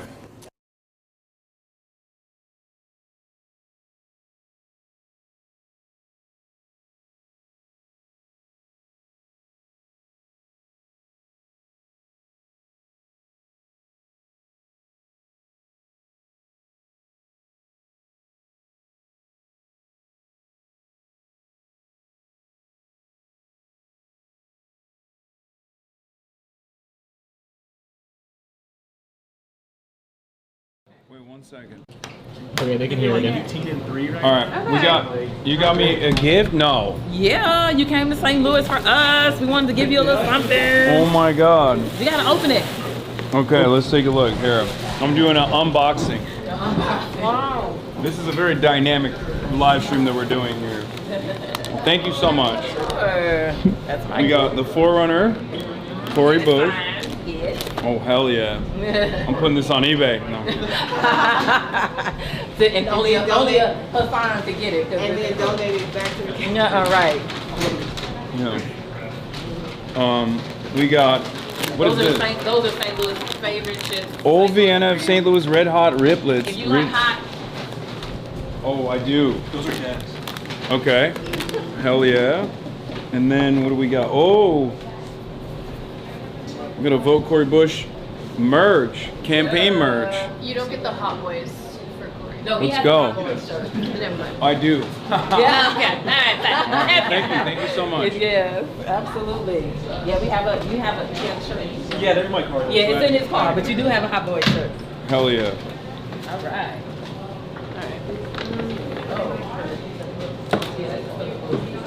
I'll do it. You can throw it all in here. Oh yeah, that's true. You just use it. Let's put it in the bag so you can eat it later. Yay! I do like spicy things. Chad Doney's here as well. How are we doing? Hey, March. It's good to see you. Good to see you. It's so good to see you. How are you doing? Been far too long. You're looking smart in And the his suit. most abused producer is here as well. What's good, man? What's the plan? Good to see you again. What's the plan? You guys are. What's next? Marching? I don't know. We don't really know. We're kind of just following. Yeah, we're just following. Heading to the May Day rally now, right? Got us. Cool. Yeah, I believe that there's a rally, and we're going to be speaking at the rally as well. Corey's going to be giving a speech at the rally. They wanted me to talk as well. I said, yeah, I'll do it. As you know, I love yapping. So You've been on a tour, right? You were in Pennsylvania yesterday? Yesterday. I've been going around. Yeah, we're doing the world tour right now. And what's with the suit? I haven't seen you in a suit before. He's a suit guy now. Suit guy now. It's partially because of Zoran. Okay. Yeah. But I felt like he put on the suit, and I was like, you know what? We should be a little bit more proper. Now I feel bad. Now I'm gonna have to. Yeah, look at you, like a schlub. No, it's good. Now they'll be able to distinguish between you and I, because that was a problem. Whenever we go to the protest. Mistaking us. They can figure out who's who. Donnie from CNN. So tall, dark, and handsome, you know. Yeah. So that's right. Yeah, whenever we walk side by side, people come up to Donnie and be like, Hassan, can I get a picture? Yeah, I can see that. I can see that. You're a good politician, good liar. Yeah. Oh, no. I know how to turn on the acting when I need to. No, I'm just playing. I know how to let you have what you need. Exactly. You can't forget I'm a nurse too by trade, so I know how to. Yeah. Yes. Sure. Yeah. You're used to dealing with people like me. Yeah. Okay, which way we going? This way?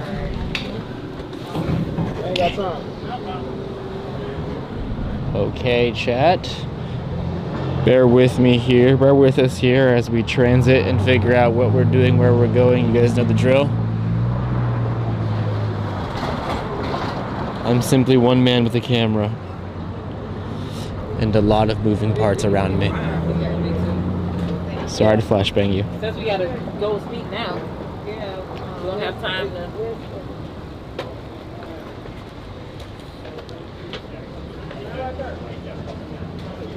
Oh, is he still in here?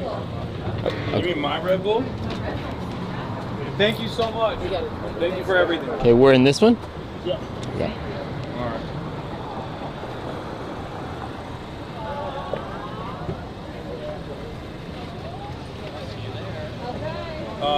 I'll bring the backpack in the car.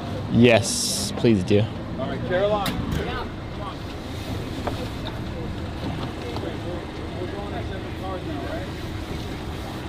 Let's get down there pretty quick. Oh, it's like 4 minutes away. Yeah, we're literally like just a couple turns away from the next All right, location. perfect. Yeah, here, take the donut. The donut. Okay, Oh, they give a shirt too. we're heading over. Yeah, they did. Shouts out Medina. It's their resistance shirt, he said. Love What it. size is it? It's definitely gonna fit you, so I'm gonna take it. What size is it? It's my size. What size? God damn it. It's medium. This is not God gonna damn fit it. you. You're right. It's yours. That's how I get most of my merch too. Yeah. I love when they give me Very much. medium. They're basically just giving me a medium. She's the best. Yeah, she's awesome. Also, y'all, if you don't have the means to donate, remember phone banking. Yeah, if you're not in the Banking is state, huge. you can just call. If you can't make it to St. Louis. Yes, Caroline's greed is the type of greed they write about in the Bible, okay? Oh, really? My She- greed, I was just about to offer you. No, I already have one. Also, what's crazy is she literally pulled up the can of Red Bull that I brought, that I was going to finish, that I did finish, and she shakes and she goes, "A little rat finished my Red Bull." I was like, "Your Red Bull? Yeah. Your Red Bull?" I opened it up. That's crazy. Is that how that works? Little rat finished off my Red Bull. It's wild. Mm-hmm. You better not go anywhere near my barbecue chips that I got from Corey. You actually better watch out for those because those are fire. Is it spicy? Is it real They're spicy? really good. They're not too bad. What kind of food is St. Louis known for? Barbecue. I like that. Good ass barbecue. I worked at a pizza restaurant here that was No, I said what they're known for. good. I'm just saying, the pizza restaurant was good, but they are known for barbecue. They have this iconic ice Italian. cream place They're saying Italian. called Ted Drew's. I mean, I think like initially there's a lot of Italian and what, German people that lived here. St. Louis was like, Saint Louis, well, French. yeah, Saint- but that's not. C'est français. You're right. Oh my God, here's Union Station. Oh wow, it was a And there it massive is. rally. There she is.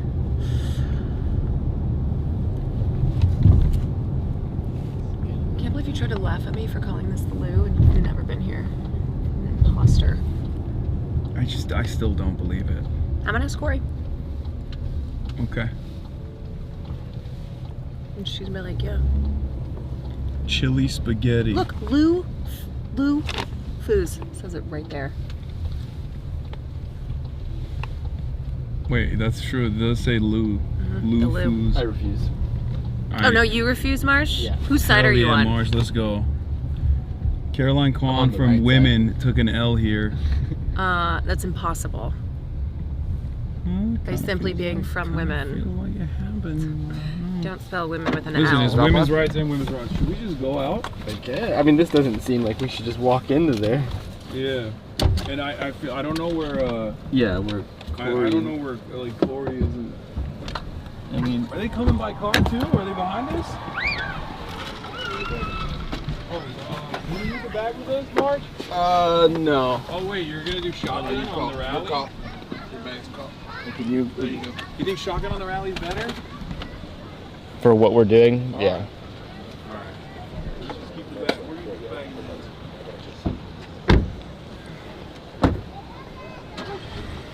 Mark, you got it. But Donnie and them are walking. I don't know if Corey's walking too.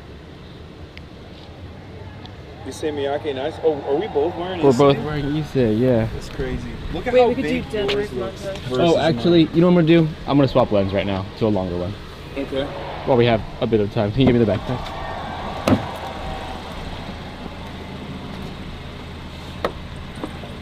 Sorry, chat. I know it's blown out as fuck.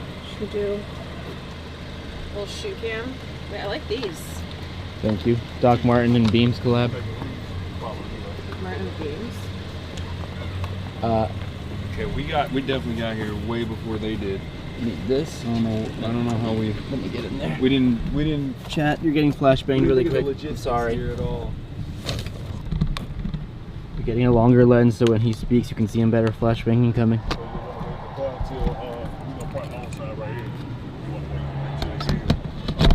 Yeah, let's just swap the lens real quick and then Sorry. walking the road.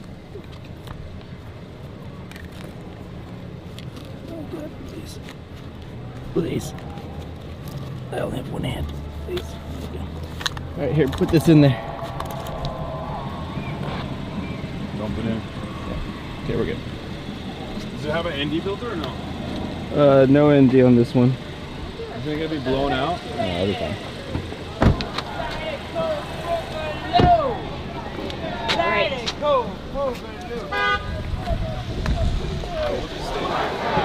Okay. Yeah, we should not go that way. Look at that. Steve Butts and Wesley Bell back in the day. Genocide of Palestinians, murder, rape, starvation. Where are you seeing that? What's up, you guys? You guys are speaking last, or what's up? I think so. We're waiting for Corey. Okay, I wasn't sure Yeah. with you guys or not already. No, I don't know if they're here yet. I don't think they are. All right, cool. I know I'm pointing at the floor, chat. I'm intentionally not revealing my location. Yeah. I mean, let me text their group real quick to see what they're where they're at. Ooh, it's getting a little chilly. What? It can get so humid in the summer, so this is like prime time weather.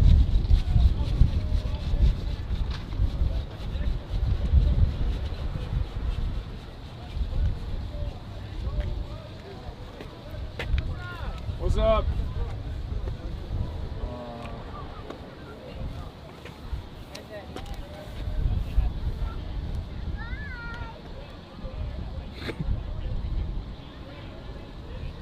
Should we just go into the rally?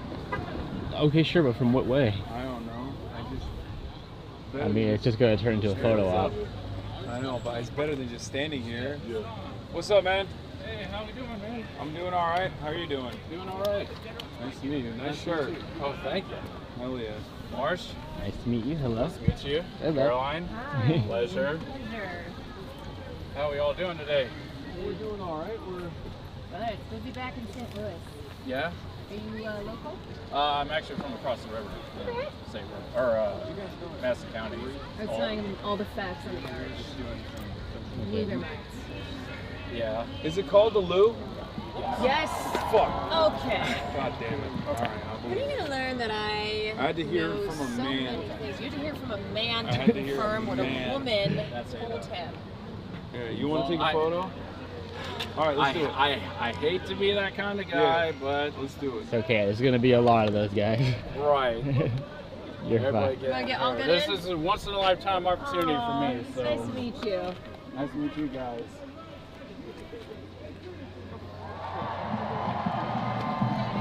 Nice to meet you all. Marsh. See you later. Backbone. Thank you. Finally, someone says Son, it. Okay. Gotta say, we're gonna get swarmed at this point. We might as well just fucking have the camera on. It's fine. Okay. It's all good. Strong for me because I used to be very low coded. Hassan, Hassan is literally the reason that you opened up my world for life.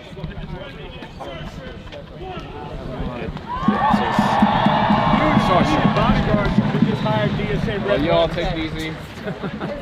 Nice to meet you.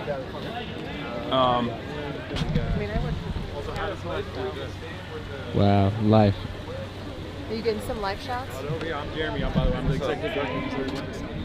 Nice to meet you, man. Hi, My Hassan. name's Kylie. I'm a labor organizer, and you are one of the people who run it. Oh, hell yeah. Well, thank you. Thank you for doing Yeah, you do look Do I look security. like security? Yeah. Yeah, you do. Why am I standing like this? Because you're securing the premises. Yep. I'm your private security, Yeah. actually. Well, thank you, because I need it. You're welcome. Not enough of that, honestly. I'm standing because I feel like you guys said I'm a security as well. This is the security. I like those glasses. Those are stunning. Hassan, what do they say about...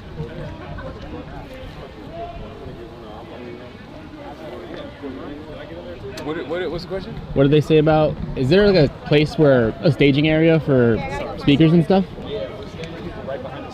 Just got a Okay, mess. can we go there? Yeah, we should go there. Okay, wait, they Yeah, just let's do that. arrived. Okay, probably over there. I don't think she's getting dropped off over here, is she? Let's go to the staging area. All right, quick. All right, last one though. We gotta go. It's not hard to figure out. Where are the staging people? Take us there. Hi. Big fan, man. Thank you, man. Guys, Oh yeah, appreciate you too. I'm taking you. We gotta run right now, but we'll be back. We'll be around. What's up, man? Hey, sir. Nice shirt. Sure. Definitely. That's good. Okay.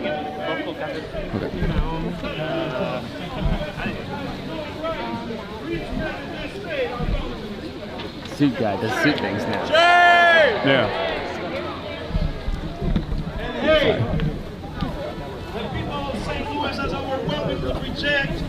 No, if I need to be with him. Especially while North City continues Make a space. Companions, what has the mayor of this city, Kara Spencer, told us? You know exactly where I'm going with this. So you see, your country is not just what happens inside the borders, it's also what it does outside of them. Whatever you allow your government to do internationally, the government will do to you here, right in St. Louis. Corey.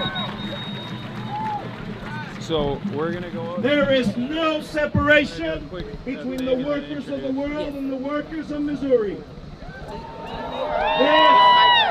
This is why ICE We're not doing lapels now. We're doing the shotguns. same tactics and equipment Israel uses against Palestinians.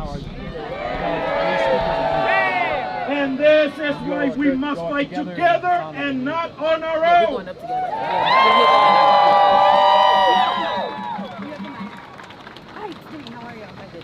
To conclude, companions, workers, life begins at the end of our comfort zone.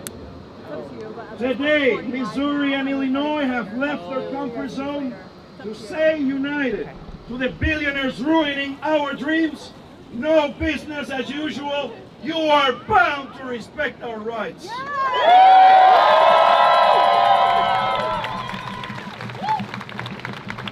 Look around you. Last year we were 100 people gathered for May Day. Today we are thousands. Our movement is growing. And we are stronger.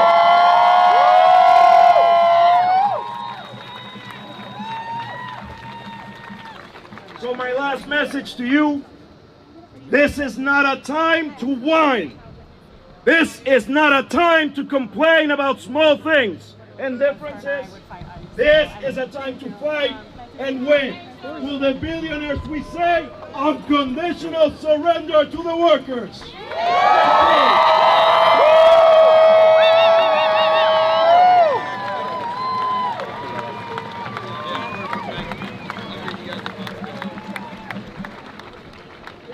Unconditional surrender! I met you in D.C. at Perfect Time, but we wanted to make sure we were. Our next speaker is Nikita Gupta. Let's go! For what? Organizing. For Corey? Yeah, no.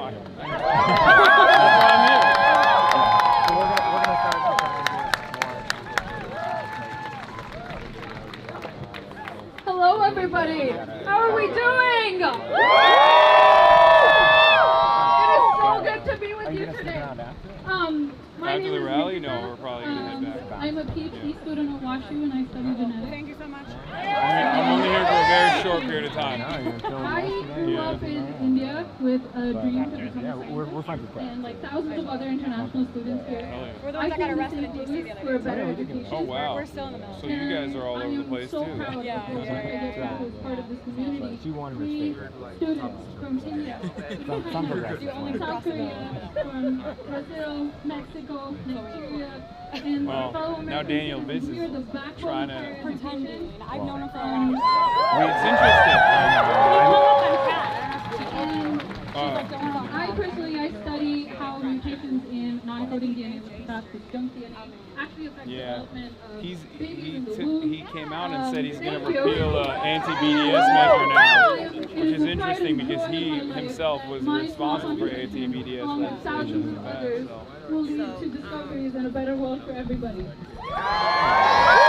Grad students are the workforce behind life-changing research in medicine and STEM. We do foundational work in art, in social sciences, in humanities, and law, and social work. And the most important, the most favorite part of my work is mentoring. We're all getting time. Can I take a picture of you guys? I really appreciate it. I'll take it. Yeah, thank you so much. What's up, Hassan?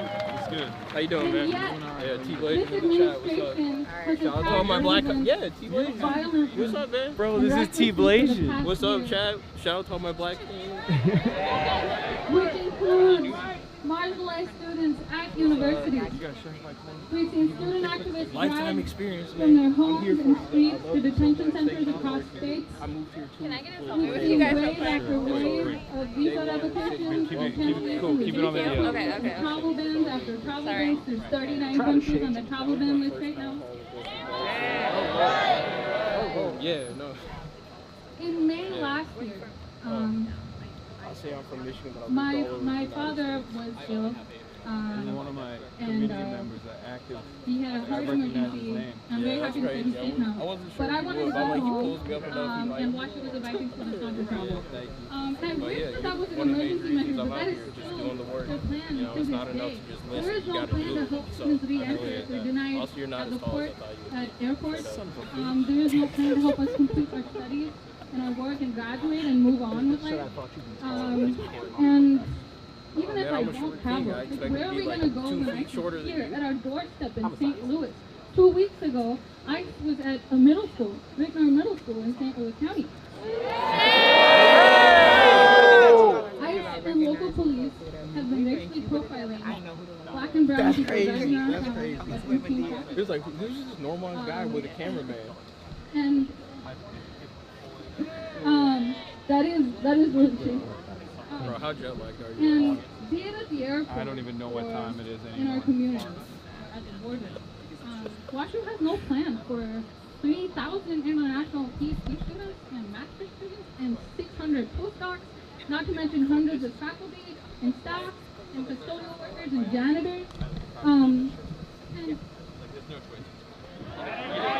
that ain't right!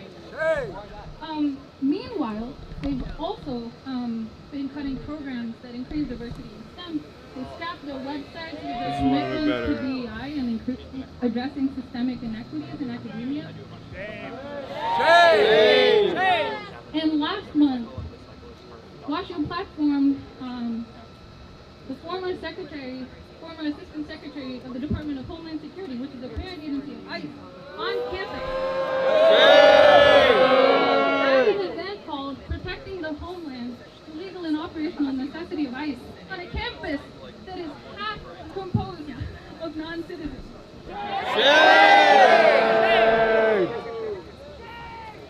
Meanwhile, they also crush student expressions and student groups for anything that they deem as political speech. I know I deserve better. I know that we all deserve better, and I also know that that is not going to be my ambition.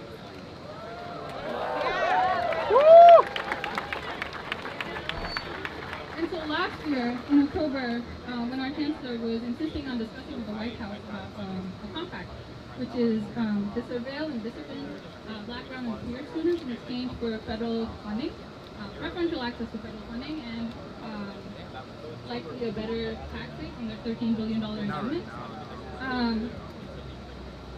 I organized with my fellow grad workers, with the Metro Grad Workers Union, to demonstrate that we will not be used as bargaining chips in some negotiations.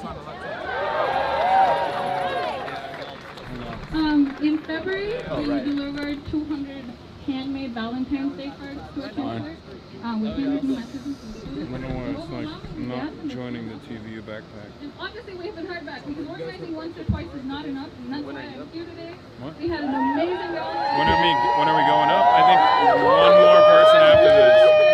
We're here to demand that WashU protect international workers and scholars by creating an emergency fund, a legal defense fund for students with status issues, for anyone with status issues, and for guarantees to academic status and degree conferral independent of visa issues. We want all members of the community to be trained to use their Fourth Amendment rights under the Constitution to reject unlawful search and seizure. And we've also had, in response to unrelated expenses of the university, we've had sweeping cuts across departments in arts and sciences, and we also have a separate petition and an open letter going, an ongoing struggle for the reinstating of 6-year funding for our PhD students in those departments. And so today, I'm standing here with you on International Workers' Day with students, native-born and foreign-born. We're standing with workers and immigrant communities across the country to demand ICE out of our universities, ICE out of our lives. Did the backpack password change? Standing together to demand that WashU put students in our communities before the billionaire trustees. We want a multiracial democracy that values all of us, no matter who we are, where we're from, what we love, or the color of our skin. We all deserve respect, dignity, and freedom.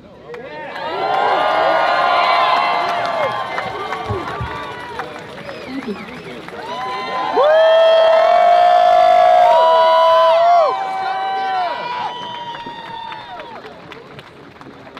When we fight, we win! Our next speaker Great job, is Nikita. Demetrius Davis, Action St. Louis League. Let's go!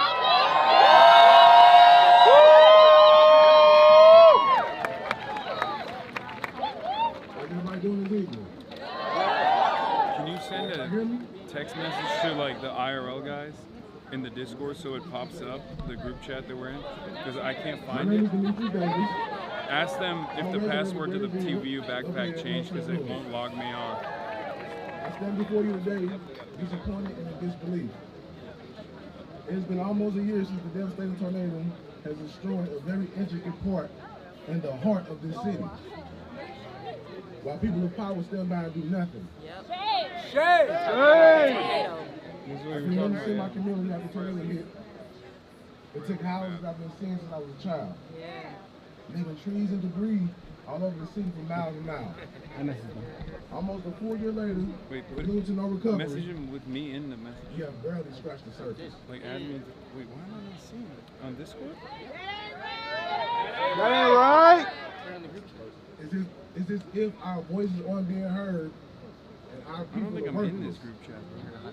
The North Side has never had the proper resources, so it's time to make things right.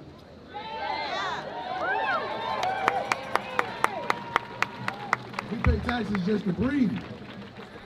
So it's not just our fight. Yeah, I just got back It's at time for politicians and the policies to work for the people. Speak on it. Let's balance the city and make every inch of it equal. Paying taxes in a broken community is like paying for services not rendered. And the people who profit the most are afraid to enter. The ones who say the North Side is a terrible place and full of crime,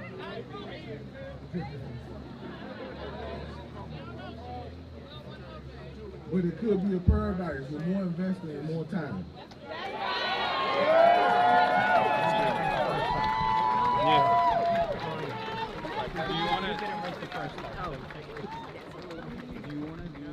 When I think about the people, I think there's a cookout or something after, right? Yeah, so I think that's... Okay, we'll go to the cookout then, yeah. Does that work? Okay, yeah. So I urge these politicians and officials marching from here is this the end of to give us the resources to exist. Okay. We don't have to march, but there is a march. Okay. So we'll It depends on how long, like, whatever. Don't look like march ready. Oh, no, I can march with you. I don't care. Yeah, but I think if we could talk Open about it you up. guys It's a symbolization you know what I mean? of us working apart and how the elements will resist. When we pull ourselves together and hold each other tight, We're after the speaker. like this, life will be as smooth as the air that will flow around your fist.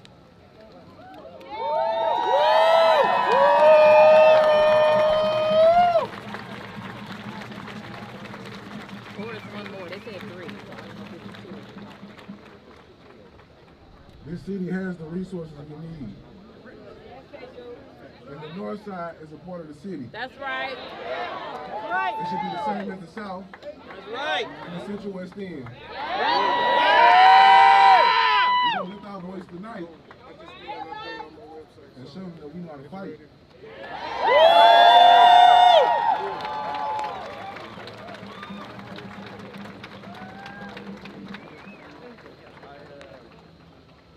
I just want to end this and say, most, if not all, people are created equal.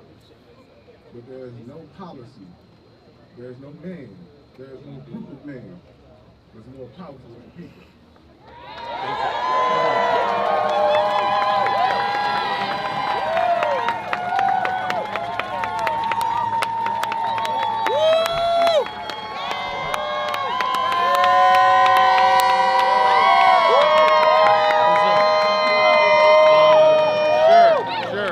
I'm about to go up right now, I think. Yeah, do it quick. Appreciate you. All right, nice to meet you. North Side!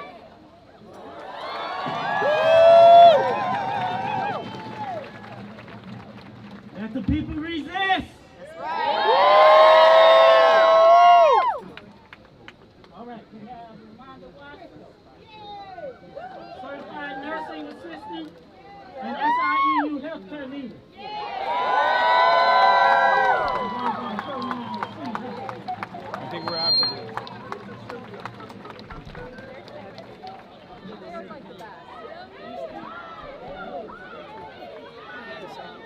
What's up? Sure. Thanks, man.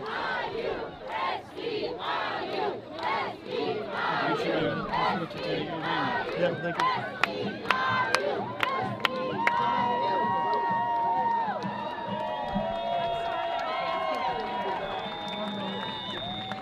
My name is Rolanda Watkins, and I have been a healthcare worker in St. Louis for over 25 years.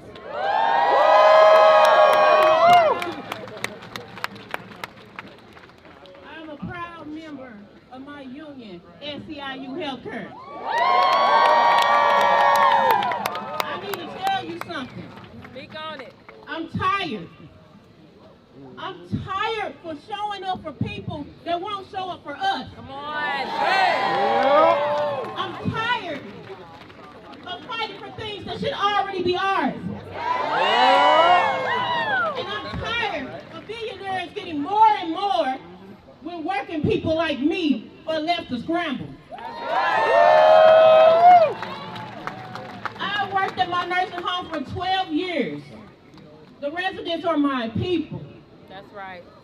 A lot of them don't get visits, so we are their family.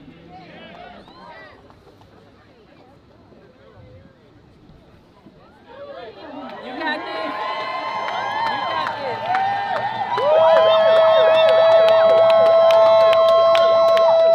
It's my job and my honor to make sure that their days are better. That's right. And we have over 100 residents, and we might have one private pay. One. So when you talk about Medicaid cuts, come on. This is what I heard. My residents are getting pushed out. Ain't right. Your facility is being closed. I'm losing my job. So, where do they go when the residents shut down, when the nursing home shuts down? They're seniors. They have nowhere to go. I have watched nursing homes shut down. And I know what happens to the residents. They don't make it.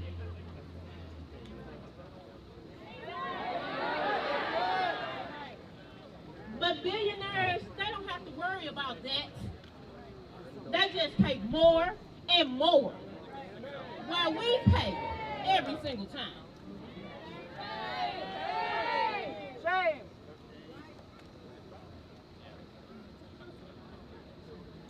But that is why we are here today, May Day, International Workers' Day.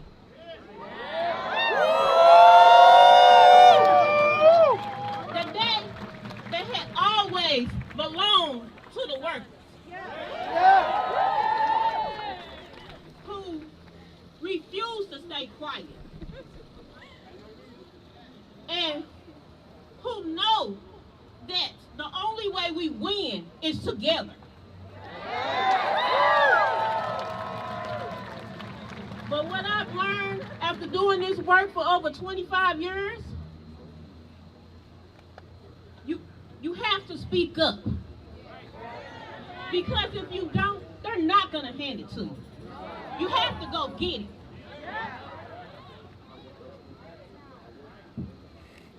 Trump and our governor and their billionaire friends, they're counting on us to stay tired and stay home and give up. We are here to say we are not done. We are not quiet. And we're not going anywhere.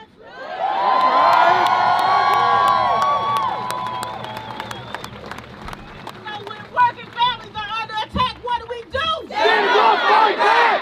What do we do? Stand up, fight back! What do we do? Stand up, fight back!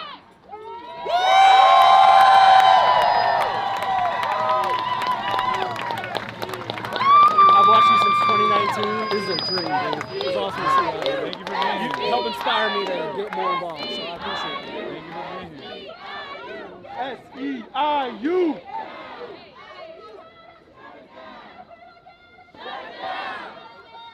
Shut it down! Shut it down! Shut it down! Shut it down! We shut it down! We shut it down! We shut it down!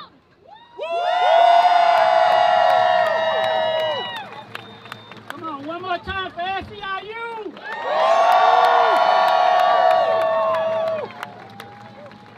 Are you tired of being sick and tired? Yeah. Are you tired of being sick and tired? Yeah.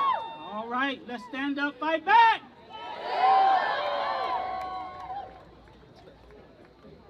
It is an honor to bring to the stage the Honorable Cori Bush.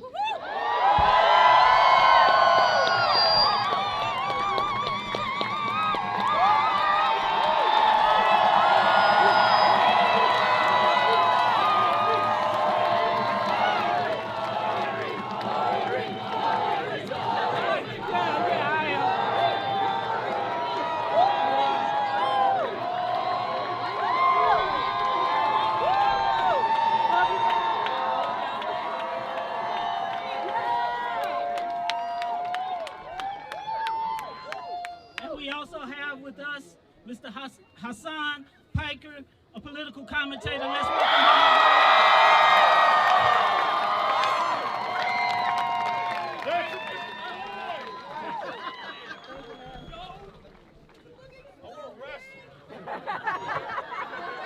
I hear you.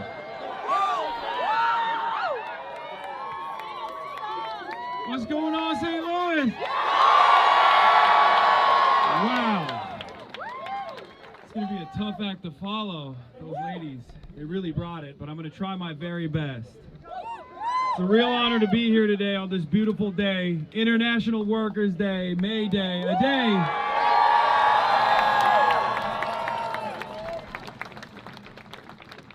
day that we're here to celebrate, a day that, weirdly enough, doesn't get a lot of notice in the United States of America. Yeah, I wonder why. It's interesting.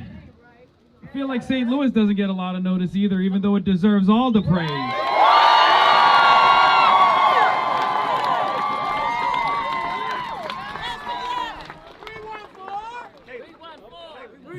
314? I just traveled from Philadelphia, where I was, okay, you don't have to praise them that much. We're here for St. Louis. Yeah, I traveled from Philadelphia to get here this morning, and someone stopped me at the airport. They were like, "Are you that guy? Are you that political commentary guy?" And I was like, "Yeah." And she said to me, "What are you doing in St. Louis?" And from what I understand, at least what many of you here in my community have communicated to me, a lot of people don't come to St. Louis, apparently. And I don't know why. Because it's a beautiful city, and there's a lot of beautiful people here.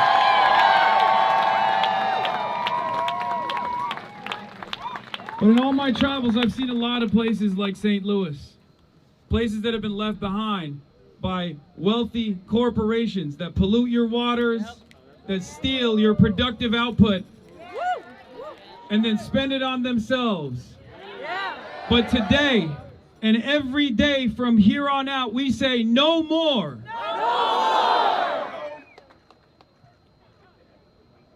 For the longest time, I felt disillusioned, like many of you probably did as well. 2016, Bernie Sanders, we went out, we door knocked. 2020, the same thing.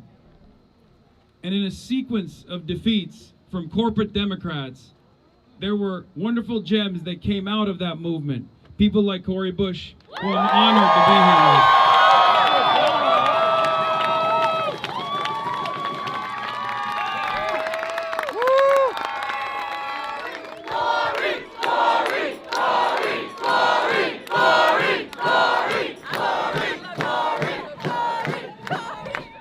People like Cori, who put ordinary folks like yourselves first in her campaign and in her legislative battles. People who put their bodies on the line to make sure that the eviction moratorium was halted, that the eviction moratorium continued, to make sure that those who are unhoused got the housing necessary. But there's a price. There's a price that people pay sometimes.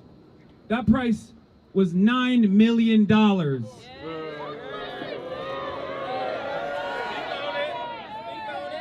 million, the second most expensive congressional primary.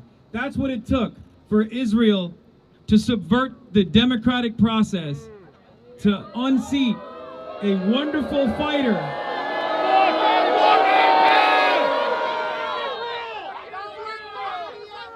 and put a AIPAC stooge like Wesley Bell in charge.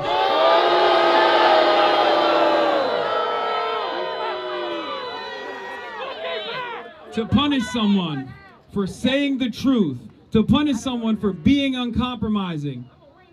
But what are we gonna do? I didn't say that. I'm already in enough trouble, and I don't want Corey to get into any more trouble. But while we were disillusioned for far too long, just as the speakers that came before me addressed, last year they said there was 100 people here. This year there's thousands. Because this movement is growing. There are ordinary folk just like yourselves who recognize right from wrong and who will fight back and who will have their voices be heard. St. Louis, are you with us?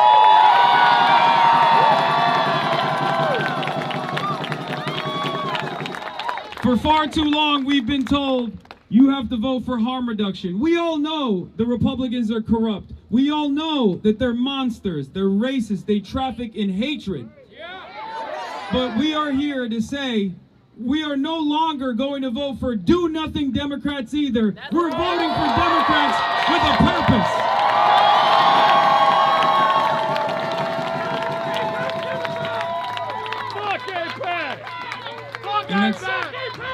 And that's precisely why it is a great honor for me to be here alongside Cori Bush today and introduce to you, hopefully once again, the rightful candidate for Congress, Cori Bush, everybody.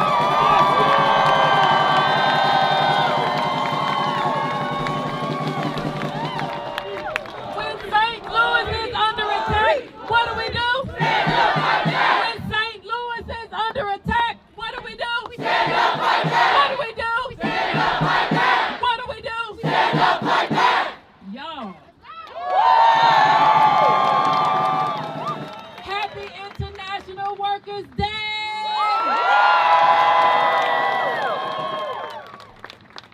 I'm so glad to be here with all of you. Y'all, we keep doing this, don't we? We keep coming back and coming back and coming back, but I love seeing y'all, just don't love why I keep seeing y'all. We should be past this.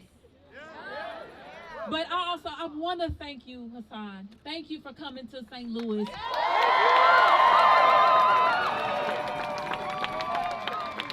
Thank you for prioritizing our community, because like you said, others won't and others don't. We have people who are our elected representatives who don't prioritize us. So thank you so much, and thank you for your voice and for being uncompromising in your positions and for highlighting us.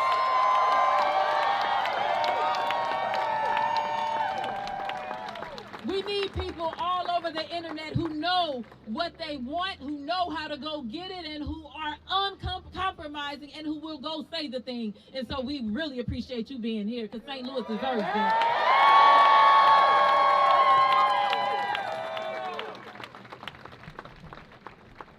When we're talking about workers who have need of a home, workers have need of clean air, workers have need of clean water, workers have need of sanitation, electricity, gas, transportation. And so when we're in healthcare, but when we talk about workers, and we talk about the rights of workers, we're not just talking about making sure you get paid the wage that you deserve, making sure that that's livable. We're not just talking about making sure you're at the table. We're talking about making sure we wrap around your whole life. 'Cause that's what workers mean. Because workers take care of the people. Workers are the people, and workers take care of the people. Because I can tell you, the last time I went to the store, I didn't check myself out and then go home with the item. Somebody checked me out, and I was happy that I didn't have to do it. Somebody checked me out, and then I went home. But what did I do? I drove the car. Somebody made the car I drove, and I was happy to have a car to drive. But for those of us who take public transportation, there is somebody behind that wheel. And that's somebody that we hope is doing right by it because they have precious cargo on that bus. Workers. Workers' rights are human rights. Workers' rights are civil rights. So as we're standing up here today in solidarity, we're standing in solidarity with our international workers as well as our workers from this country. We don't care where you come from. We don't care where you work. We don't care who you serve. I don't even care if you voted for me last time. I care that you have your rights and that those rights are protected.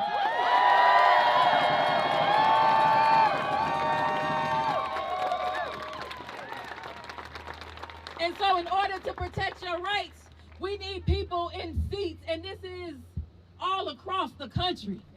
We need people in the seats that see you. People in the seats that think that is dignity to call out your name and do some work for you. People that don't believe that they deserve to be served by you. People that will go the extra mile. The North Side shouldn't look like what the North Side looks like.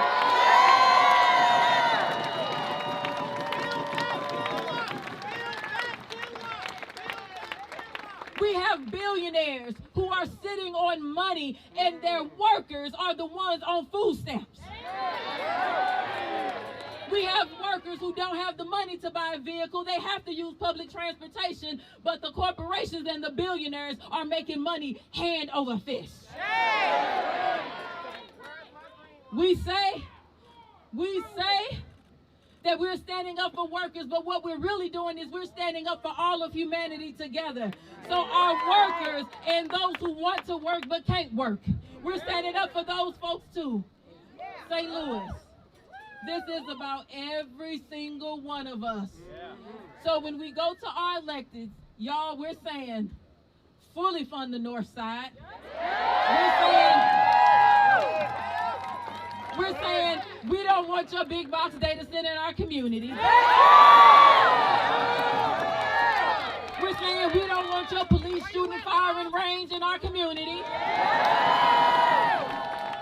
We're saying put money into our education, put money into our schools, put the money into health care. And lastly,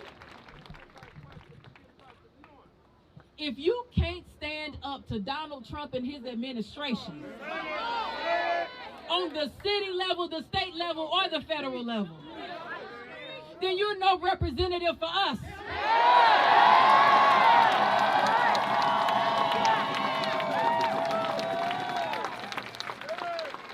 If you can't stand up to Donald Trump and his allies, then how are you supposed to stand up for us if you can't stand up to them?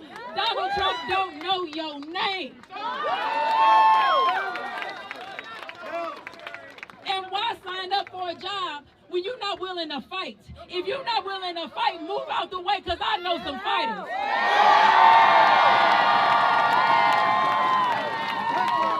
I know some union workers that are fighters that can replace you.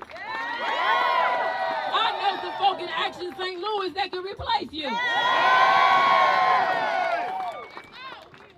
So as we get ready to march, who ready to march? Make these St. Louis streets hear you. Make these St. Louis streets recognize we're in the street. Because today is our day. And when they say, oh, a general strike just for one day, what does it do? Your response back should be, what did you do? You want to show up tomorrow, we can show up tomorrow. You want to show up for 400 days like we did in Ferguson, we can show up for 400 days.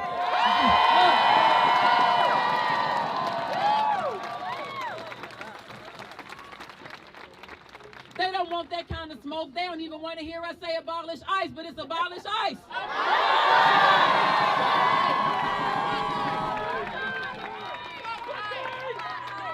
And any elected official that is standing saying that our police need to work with ICE, we coming to vote you out.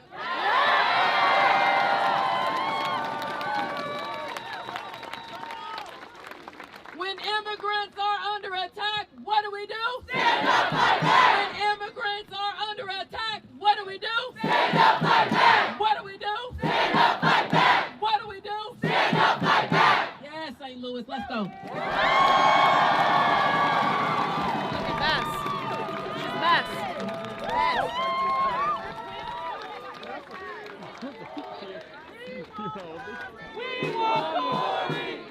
Let's go back. We want glory! We want glory!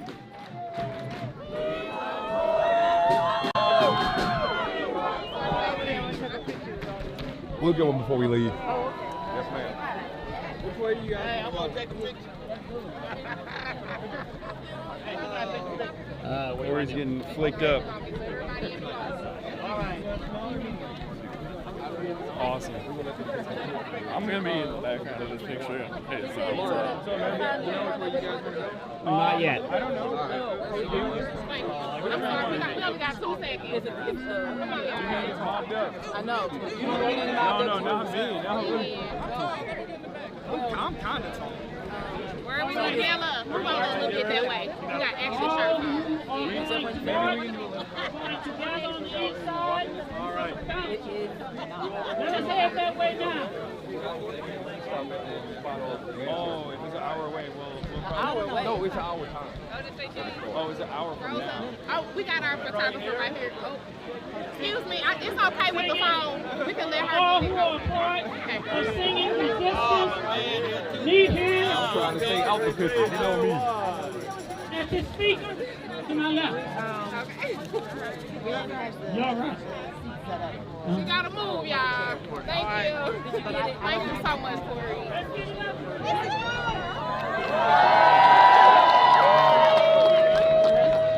When I say fierce fighter, when I say Hasan, Miss Bush. I don't have my phone. Miss Bush, please. Fierce. Miss Bush. Glory.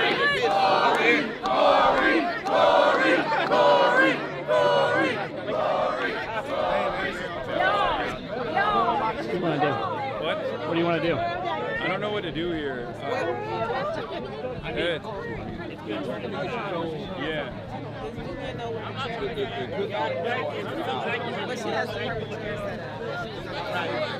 Sure. Thank you. Okay. Wait 1 second. Which way you want to go? Yeah, east side. We'll wait for the. Should we just wait for the crowd to start moving, and then maybe we can move them, but it's gonna be super packed no matter what we do.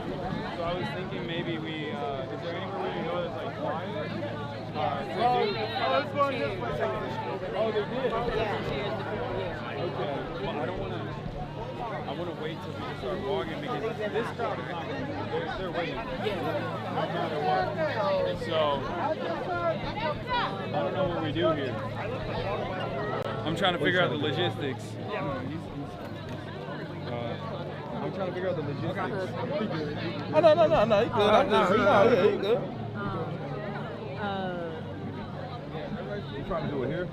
Unpack the sardines. They put the chairs out here for us to do it, and I don't have my phone. Why don't you, maybe y'all? I'm gonna take some photos because I think that's what people are waiting for. And maybe then y'all can move.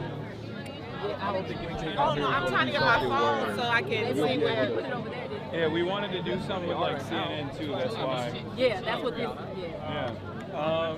So we could wait right here. You can take pictures right here. Everybody else that's marching, because these people standing right here are waiting to take pictures with you. Let's take photos. All right. So where'd you set up the chair? Future president of the United States right here. Or not. You want to... Yes, sir. Here you go. Thank you, man. I appreciate it. No problem. Nice to meet you. Okay. All right. They just going to stay right here. Everybody else is I'm his life. It was 2020. We're staying here. 2 years out of high school, we all the crowd thins out. what's going on. All right. Tuned in, party, you know, Edging towards Of course. Stay right here. You keep edging yourself over there. Right. Zippo. Communism Zippo. I got that in the most hick town I've ever seen. I don't know why they were selling it. They usually sell it next to the Nazi memorabilia. That's right. It's for plausible deniability, so they can be like, "Oh, I love history." Well, that was their last one, so they ran out. She was so nice. You're doing God work. God's Thank work. you. I appreciate it. Thank you. And the fact that the song's here too. Yes, the band is here. Yeah, let's do it. It's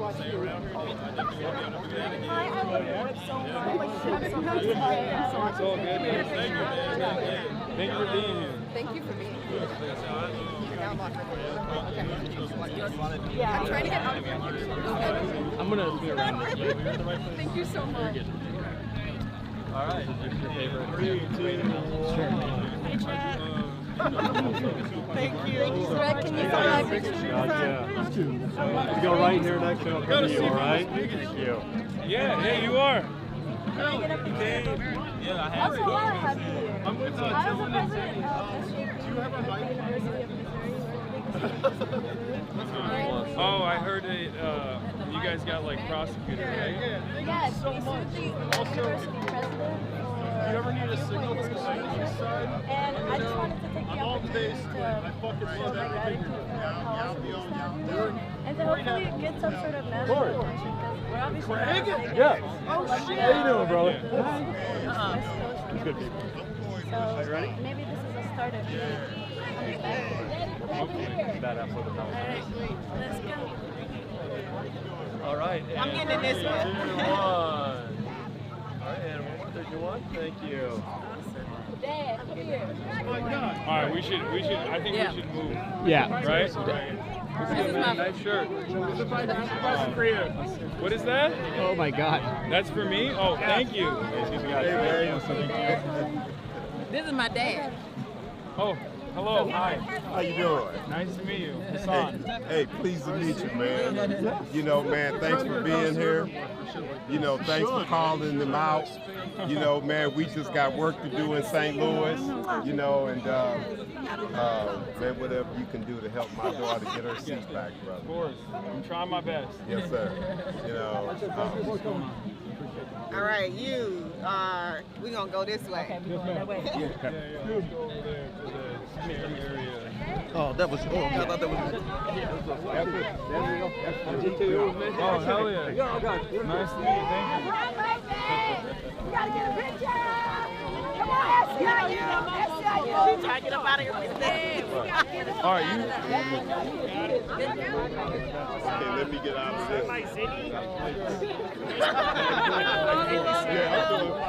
Son, I organized my workplace, the Teamsters 117, with Elysian Brewing Company. It's absolutely your influence. I did get fired for it, but this is the pen I used in all my contract negotiations. That's yours, brother. Wait, no, I that's appreciate crazy. you. Thank you so much. You were my literal inspiration. I was a fucking Rachel Maddow 24/7 MSNBC. That's right. You affected me, man. Thank you. Oh, we're glad he's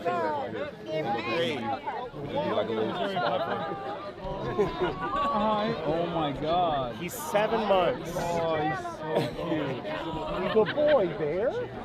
Yeah. He loves being You'll come out to meet Kaya someday, huh? Yeah, play date.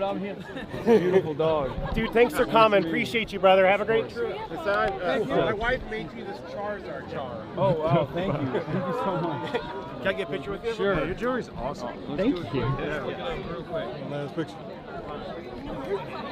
right. You want one? All right, last one. We gotta keep moving. Thanks, Hasan. We gotta keep going. Thank you.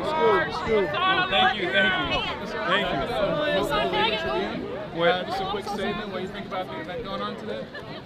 It's great. I'm glad that people are celebrating International Workers' Day. It's something that I grew up seeing in Turkey, and I was a little confused as to why they don't celebrate it in the United States of America. But I feel like it says something about this movement growing, that there are more and more people participating in this international day of celebration and protest. And what do you think people need to know about stuff like this? You have no value without labor, and I think that the more people recognize that, the more people recognize their class position, the better our politics will be, the more productive our politics will be. Thank you, son. No I'm a problem. huge fan. Nice to meet you. Battery check? Yeah.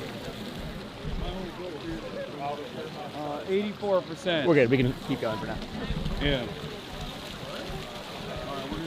Yeah. If you want to see that. Oh, this is you're doing an interview. So is this for? What the fuck? Corey's? This is for Corey. Yeah, but the Where plan, did the vision here is this that setup we came out of basically bring nowhere? people on stream and we talk to them, and it's going to be facilitated so it's local activists. Oh, okay. So I have somebody told you that. Yeah, no one told me that. You cool with it? Yeah, I'm fine with it. We were gonna do something with CNN too, so If you can do that, come back and we'll be here. Well, we can do it here. We can just. CNN wants to be here. Both here. Should we just do it here? We could do it here. Yeah, we kind of want to talk about separately. So I don't know if you guys want to do your campaign. Oh. No, why don't you guys do something and we'll do Tory Bush stuff and then we'll come back together. Okay. We'll just be here. We'll just be here. So when we you're talk done. to you. All right. Yeah. And then okay. I think Corey's gonna be doing like she's Yeah, gonna be, yeah. like, interviewing activists and stuff. Okay, so, Sean, we just interview him here? I mean, it's a good vibe, right? It's a good vibe. Yeah. But the other way around, probably, right? Right? I mean, it's we're in the scene. No, it's fine, but I mean, you want to go over. Yeah. I mean, I think we're gonna have the crowd around us. No, that's fine. Me? Oh yeah, of course.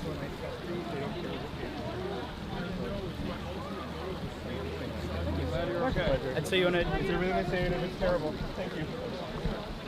Thank you so much. Same, real quick. One more. Thanks for coming to see I me. appreciate it. I'm gonna get Bear out of here. Thank you so much. Come on, baby, let's get out of the way. Can I get a little picture? Oh, sure. Yeah.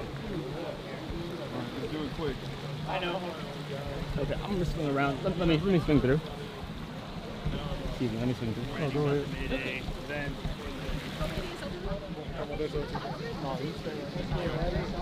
All right, is this good? He right here. 1 second. I have right to here. He right here. More shout outs to my girlfriend in Colombia. I wish to have her immigrate here. Hopefully. All right, where's Donnie? Right here. Over here. Oh, I'm sorry. With the Marsh facing us. Yeah. I'm the guy who, And then you did the ice over here. all the time, Mito, What? R.I.P. Mito, it's me. And chat, your oldest fan. Oh, nice. Okay, to meet can I you, get man. a photo? Yeah, sure. This side? That should be the side. Thanks. Nice to meet you. All right. Nice to meet you. Hey, how you doing? Feels like you're old. Let's do it. Coming at it. We got 3 copies. One went to my girlfriend and my parents, and you've got the 3rd. Oh, wow. Thank you so much. This is amazing. We're doing the QAnon event in New York. Hell yeah. Yeah. This is your life now, huh? Yeah. Sometimes. It feels like you're running.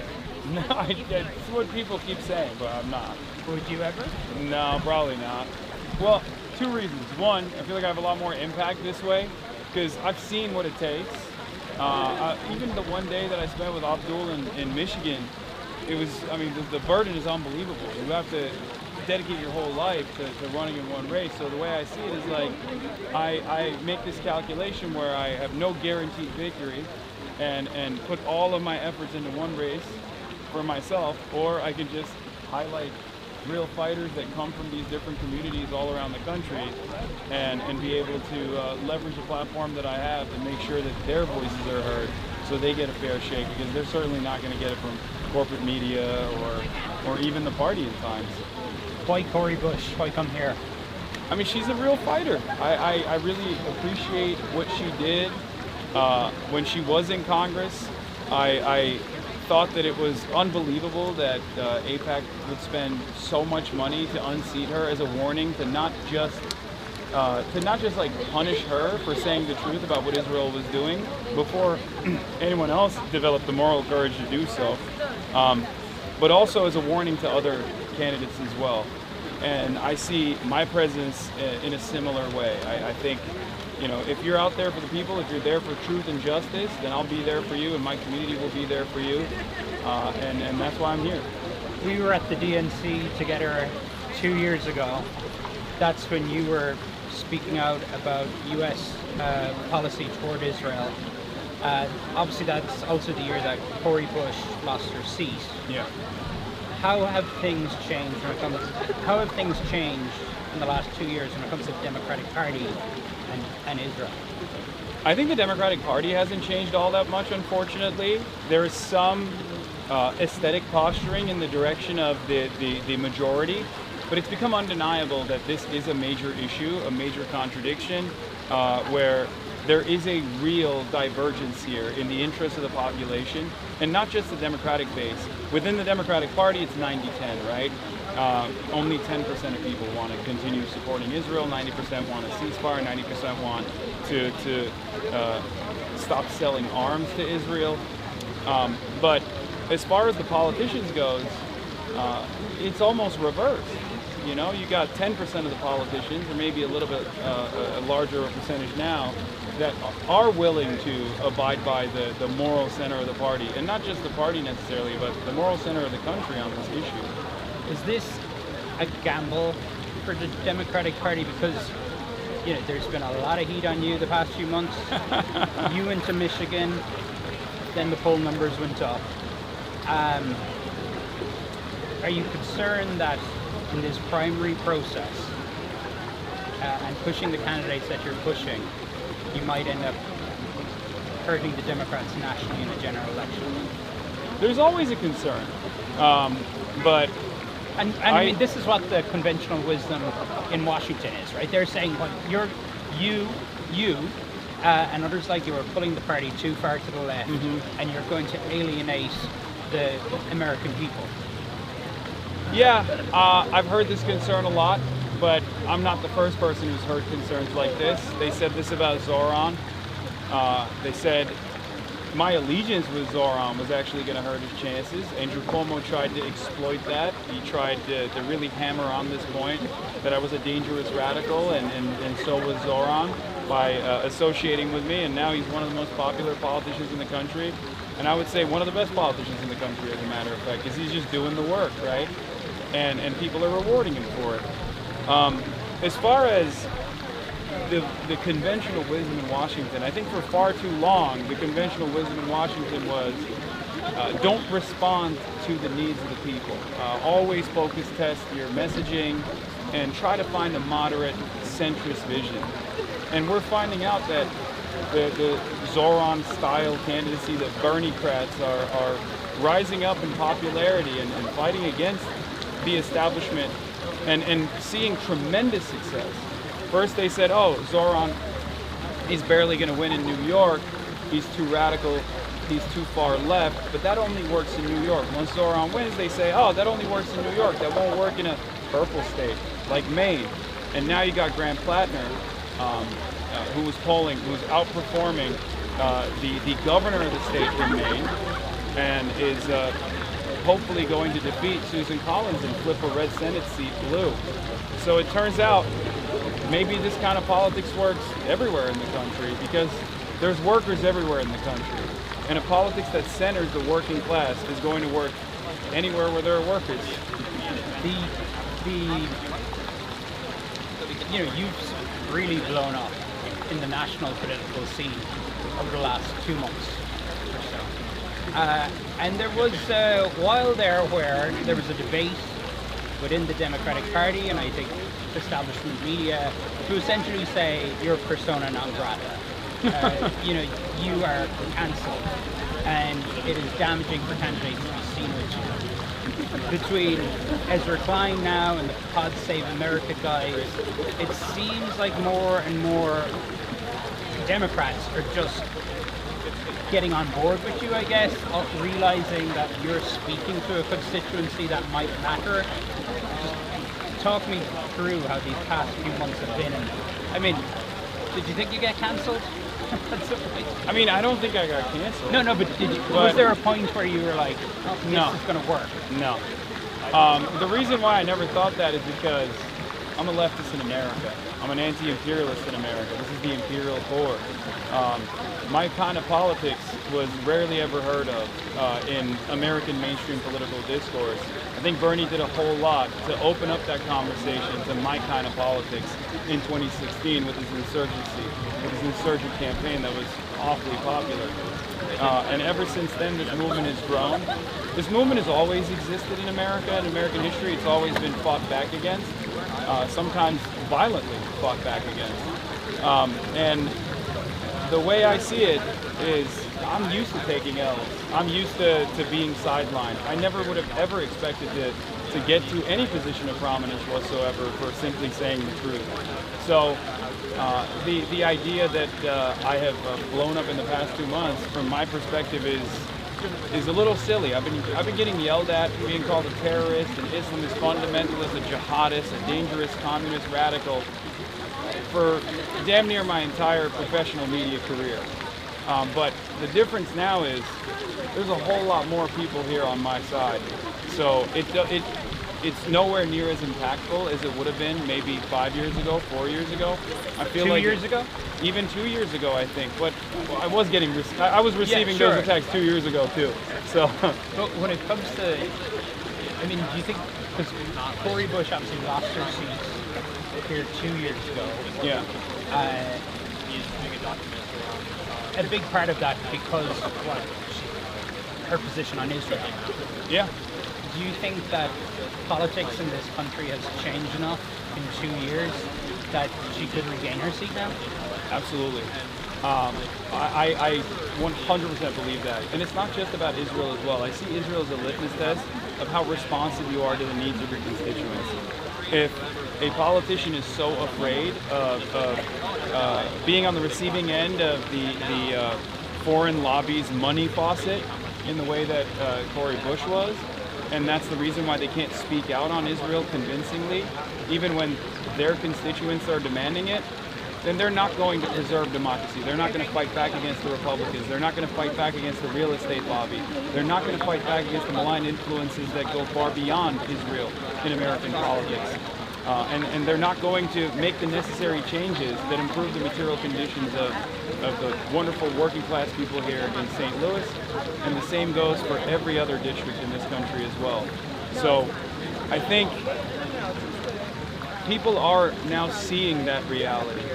And that's precisely the reason why the Democratic Party is trying to find a reasonable, moderate middle ground here, where they say, oh, we don't want AIPAC dollars, but J Street sponsorships are fine. Where they're trying to find a way to continue maintaining support for Israel, but not get punished by the voters for their support for Israel. So the struggle continues, of course, but I do believe that that voters will reward Cori for being a fighter and never yielding, because that's exactly what's necessary right now. And I do have a lot of hope that clearly people are demanding this kind of politics now, and we're seeing that happen all around. And we're also seeing it in some way, in some perverse way, with the way that people are attacking me. I think that's exactly the reason why people are attacking me, because I'm unbossed, I'm unbought, I'm only accountable to my audience, I'm only accountable to the people I care for. I have no corporate sponsors, and I think that drives a lot of people crazy, because I'm not bought in, right? Because I think a lot of people, in one way, shape, or form, are bought into the system. If they have a big corporate donor, if they're a politician, or even if they're an influencer, even if they're working for corporate media, for example, they have an obligation to their sponsors to a certain degree. And I don't have that. And that's why I say how I feel, and keep fighting for the things that I fight for. And that is a very dangerous predicament for those who control the levers of power and those who have benefited from a somewhat subservient media apparatus and certainly a servile political class. I feel like this is a media story, right? I mean, what you're doing, what this movement is, because I think to the point you made earlier, for so long, places like yours were not on CNN, were not on. They still aren't. You only hear about me on CNN when Jake Tapper or Dana Bash talks about me. They don't ask me to come on CNN. You've been on CNN plenty with me. Well, I've been on with Alex. you. But when it comes to the criticism of you on CNN or elsewhere, I mean, there is this an ongoing debate in this country about the difference, or if there can be a difference between being critical of the government of Israel, being, I think you call yourself anti-Zionist. Many people say you cannot be anti-Zionist without being anti-Semitic, that you cannot separate those two things. I know you've answered this question 100 times, but how do you get folks like that on your side? Slowly but surely. There's a very famous Holocaust scholar, Omar Bartov. I hope I'm saying his name right. He served in the IDF.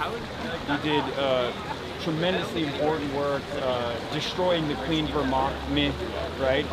And I think he wrote a book recently talking about the evolution of Zionism, from what Zionism used to be at its inception to what it's become in the aftermath of Israel's genocide of Palestinians. He was one of the first major Israeli Holocaust scholars that also wrote extensively about how what Israel was doing is a genocide. No, he's Israeli. And the way I see it is, if he, who has spent his entire life in Israel, can see that there has been an evolution with our understanding, with a modern interpretation of Zionism, I think many others can do so as well, especially ones that are not so connected to the state of Israel and the underpinning ideology of Zionism. Now, of course, I have a difference in opinion with even Bartov as far as my understanding of Zionism. Having said that, however, that evolution is a necessary one, and I think when people are honest with themselves, when people are honest with their assessment of what has taken place, when people see the warning signs, I think anti-Zionism is an inevitability. I'll let you go on. Just two more questions. Is this the Democrats' Tea Party moment?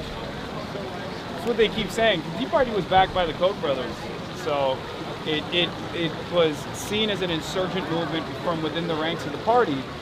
But as far as directionally speaking, the Tea Party was not at odds with the Republican Party's overall goals, and that's precisely the reason why the very same donors of the Republican Party, the billionaires, were capable of astroturfing this movement. So in some ways there is a difference between what we're doing here and what the Tea Party was able to do within the ranks of the Republican Party. I think we're not reinventing the wheel. This is just a demand to make the left-flank party in our current duopoly be more responsive to the needs of the working class. It exists all around the world. It exists in numerous different ways in social democracies all around the world. We just want health care. We want to stop these endless wars. We want to take our productive output and have more control over it, have more autonomy in the workplace. Yeah, it's not, he's right, it's not rocket science. It's a very easy to understand, it's a very easy to understand concept, unless you're getting paid a lot of money to not understand it. Unless you've never experienced it in any meaningful form, and you've grown accustomed to a lifestyle or a lifetime of privilege, and therefore the only time you ever talk to an ordinary citizen, a working class individual, is when they're delivering your Uber Eats delivery. Anything else you want to add? No? You got any more questions? I'm willing to answer. What's the name of the candidate in the candidate in Michigan. You were called the Nick Fuentes of the left. Mallory McMorrow is the one that said that. Mallory McMorrow called you the Nick Fuentes of the left. Yeah. And then she backed away from it, ironically She did. enough. She recently said, you know, he's not anti-Semitic, but he's dangerously close, and it's still hurtful to me and my family, which I don't even know what that means. How do you go from calling me in a Jewish Insider exclusive sit-down interview, calling me the Nick Fuentes of the left, and then say, okay, maybe he's not anti-Semitic a couple of weeks later? I mean, this is exactly what's wrong with politics, not only in this country, but in every other country as well. It's always insincere. Say what you mean. Say it with your chest. There's no issue there. If you think I'm actually Nick Fuentes, then explain to people exactly why you think that. Talk to me about it. I am a lifelong Democratic Party voter. You know, I went to the DNC. We can have a conversation about this, but we have to have it on reasonable terms. I think I heard you last night speaking in Pennsylvania, talking about how essentially what you're doing here is what should happen in primaries, right? That you are having a fight within the party. You're pushing for the objectives of your side, but then what normally happens is people come together for the general. Political parties do. Yeah. We didn't see you do that in 2024 with Harris.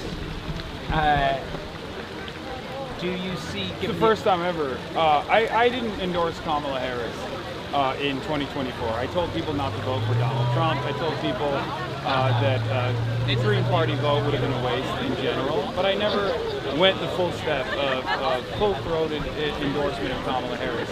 And there was a good reason for that. I think genocide is a fairly understandable red line. I knew full well that Donald Trump was going to be worse than Kamala Harris, and I, of course, always communicated that to my audience and to anyone who would listen.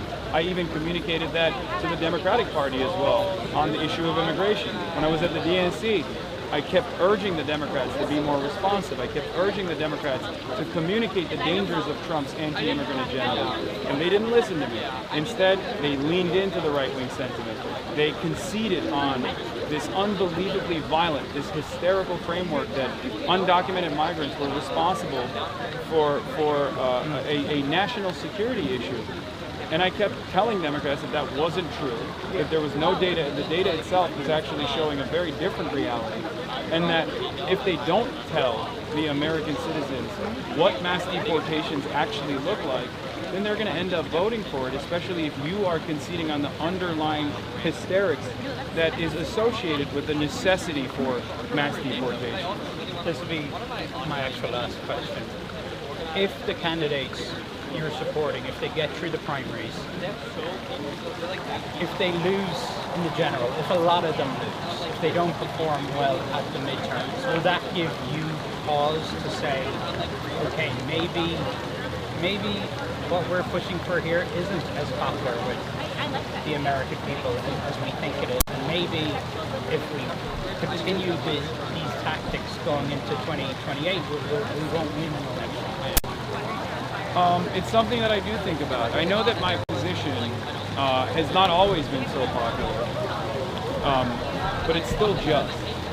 And I'm not in the business of simply winning elections to win elections. I want to win elections so we can do right by the wonderful folks that are here. That's what I want. So even if it comes across as unpopular, and by the way, we can have a debate on the actual popularity of these issues, or how certain things are presented as unpopular in mainstream media through millions of dollars of lobbying funds expended in these election cycles to attack candidates that take certain positions, like what Cori Bush did on the issue of Israel and Palestine. But at the end of the day, I don't want the Democratic Party to just win marginal victories by becoming a more moderate version of the Republican Party.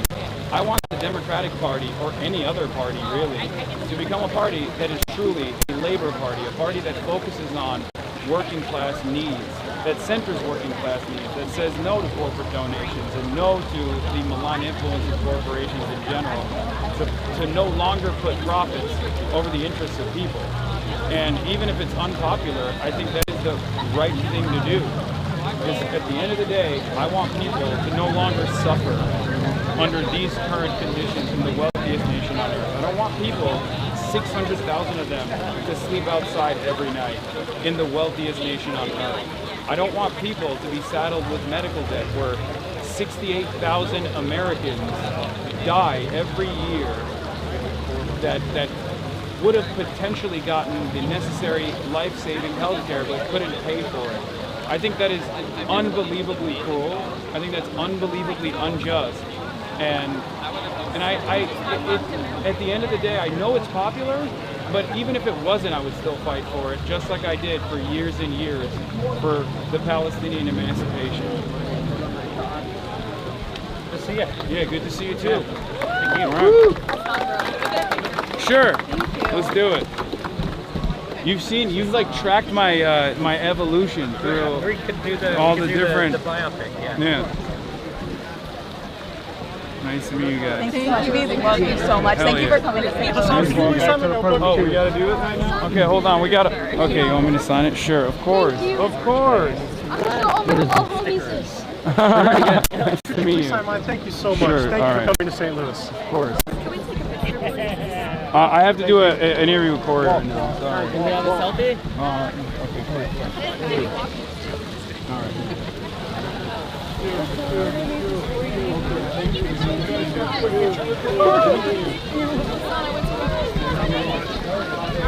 Oh my God, I think I'm total.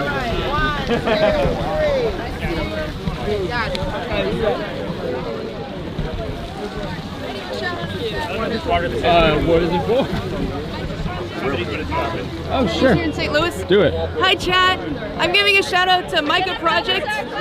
They're immigration lawyers helping clients for minimal price here in St. Louis. Please look up micah-project.org. Donate whatever you can. Thank you.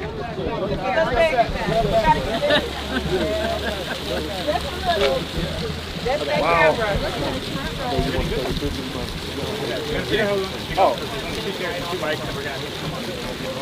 Okay. Do you want them to like stand behind us, or do you want them to stand? Or I can give them. Hassan. Wait, what? I Do can a back just say, check. what? Do a back check. It's like 65. We're good. I love you, Corey. I love you back. I love you more. Yeah, I can just like do. How about Hold on a second. No, I'm good. Go. My forearms are strong. How are you doing? Oh my God. Have all these new friends we were talking about.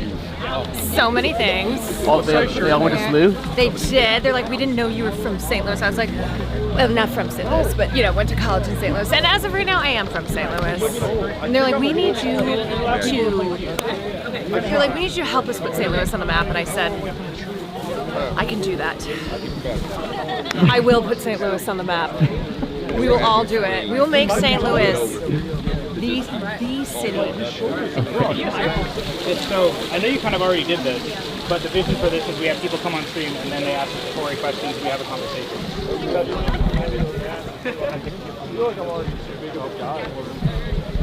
And we're helping facilitate getting the right people, you know. So you want me to ask Corey questions? Yeah, either way, just have a conversation for 5 minutes and then we pass the mic to the next person. Sorry. Okay. Does that work? Oh, thank you so much.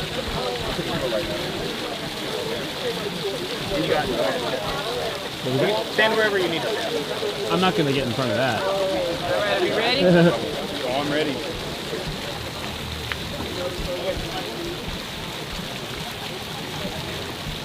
All right. So, Hasan, first of all, let me just say welcome to St. Louis. Thank you. This is incredible. Yes, yes. All the love. You got so much love here already.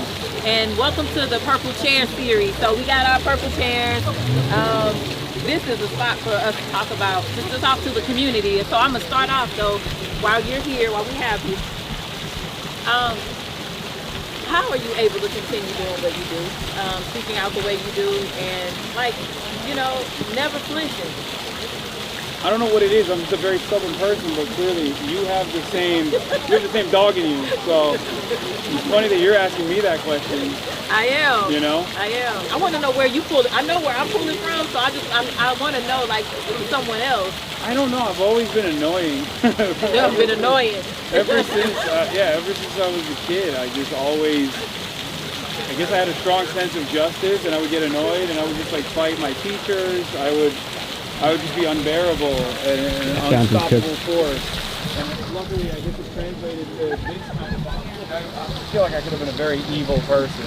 Wow. well, I'm so thankful that you went this route, fighting the evil. Yeah.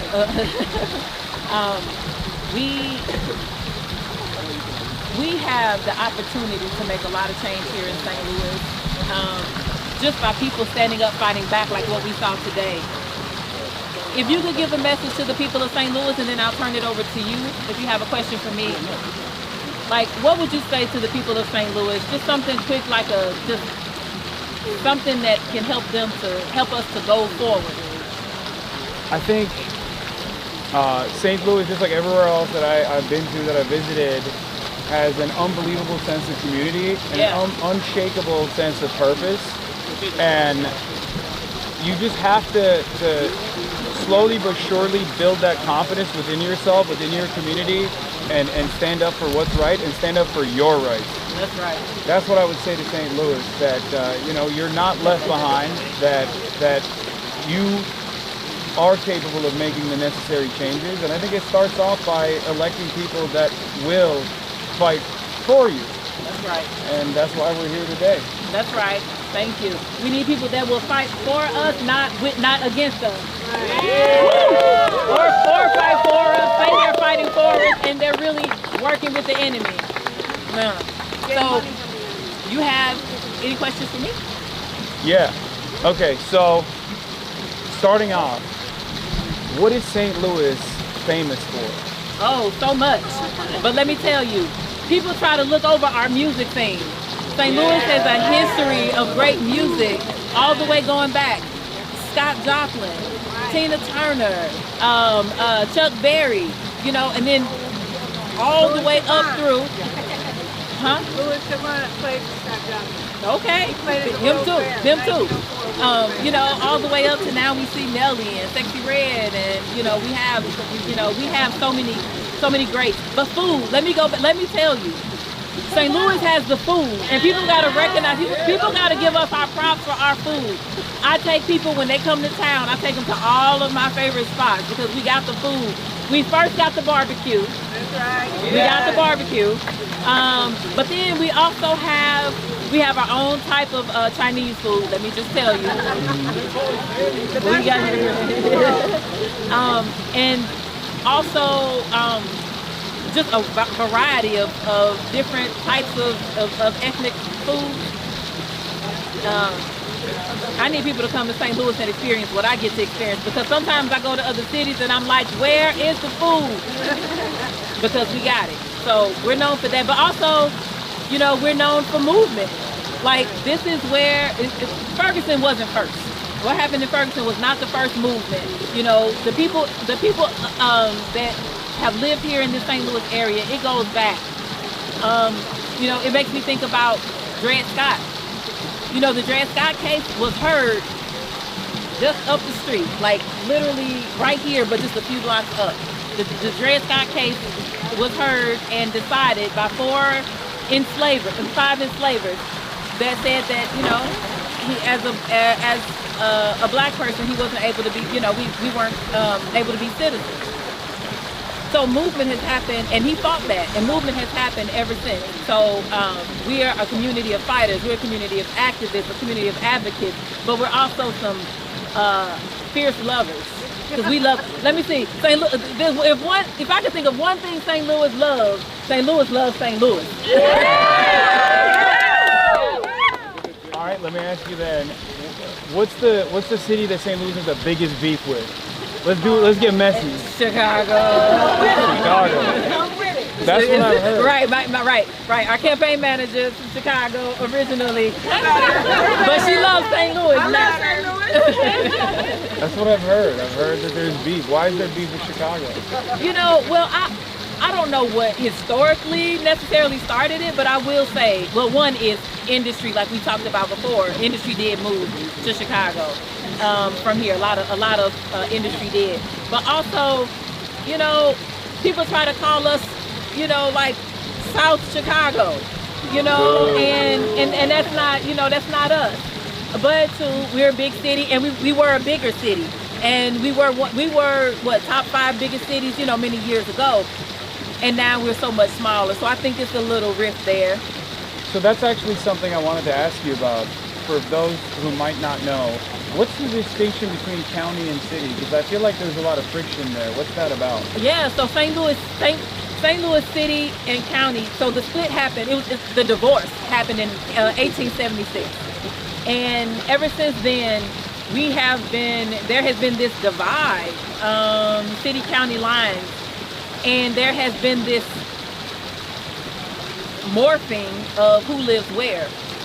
Part of the issue is we know that like heavily black populated communities were pushed out that live out here were pushed out into the county. Divestment happened, you know, in St. Louis City. And then so people, because it was, you know, it was new, it was fresh, you know, people felt like, oh, I'm better than you because I live in this part of town. It's not so much anymore, but I think that's where a lot of that came from. Now people have moved back and forth so much now that I think that we are doing better.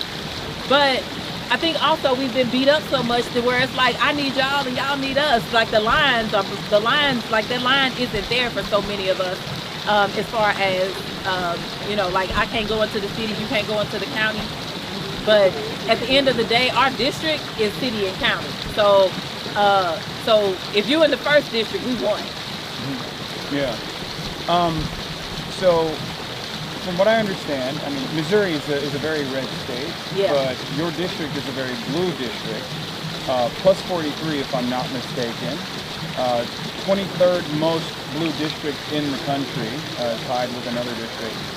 What are some of the challenges that you face being a Democrat, a Democratic congressional representative in a state that's dominated by Republican politics?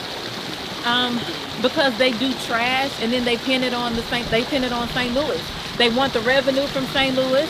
They want St. Louis and Kansas City to carry the state, but then they dog us out. They want to run St. Louis from the state, you know, and so that's a big issue. They, I'll say, one of the issues though that was a problem for me in Congress was because we are such a deep blue district. It's like, oh, we don't have to prioritize your community. We don't have to do this or that because we don't need it to look like you're winning so that you can win your race and keep your seat against the Republicans. We need to save all of that energy, bills being passed, money being delivered to the community. We need to try to save that for people in these purple districts, in these swing districts, so that they can look good, so that they can get reelected. But that doesn't mean that you take away from communities like mine. And so, you know, calling it flyover country, it's not flyover country, boo. You know, and so it's not flyover country. That's why I made sure every time I got up on that microphone, I would start off with St. Louis and I. Because St. Louis and I brought St. Louis with me. And I needed every single person in Congress to know what I represent. Who do I represent, St. Louis? I made sure. And I can tell you, I don't know who most people in Congress represent. I don't know their district. But ask people, where do Corey represent? St. Louis. St. Louis. Okay. What else? What else can I ask? Y'all get y'all questions ready because we're going to have a couple people come up and talk. What are some of the biggest hurdles that you have to climb in this election cycle? Like, be as tough and as honest as possible. Yeah. So one of the biggest hurdles that I have to climb in this election cycle is people feeling like it costs so much against you, like that $15 million that was spent against me last time, what if they spend that against you this time? If we fundraise, if we give, will you still lose because it wasn't enough? So should I donate because it won't touch the $15 million? We don't need to raise $15 million. Organized people will beat the organized money. We just have to have enough to be on the map. We have to have enough to be able to get on the doors, and we pay people to go on the doors. We have to have enough to show up at every single meeting we can show up at. We need to be on television, internet. We need to be on the radio. We need to do that. So that's the biggest hurdle, alongside the fact that Black women receive the least amount of contributions. Research shows that we do. And so people will say, oh, I love you, Corey. They'll get up and they will ask me for a photo. They will have me sign a piece of paper. And then they will give the person that they didn't say they love, the person that didn't excite them with a speech, somebody they didn't care to take a picture with, they'll give that person $500 and they'll give me $3.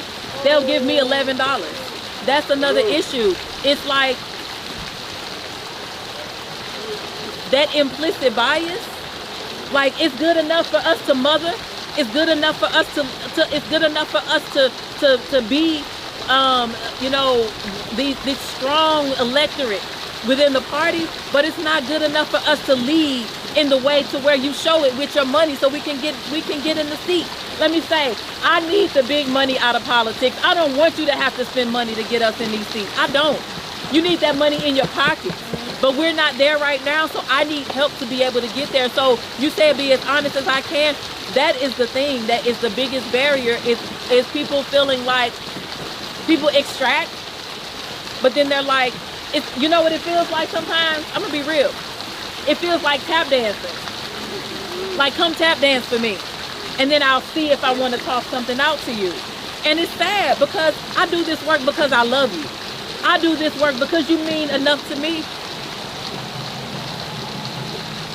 So we didn't volunteer because we love you.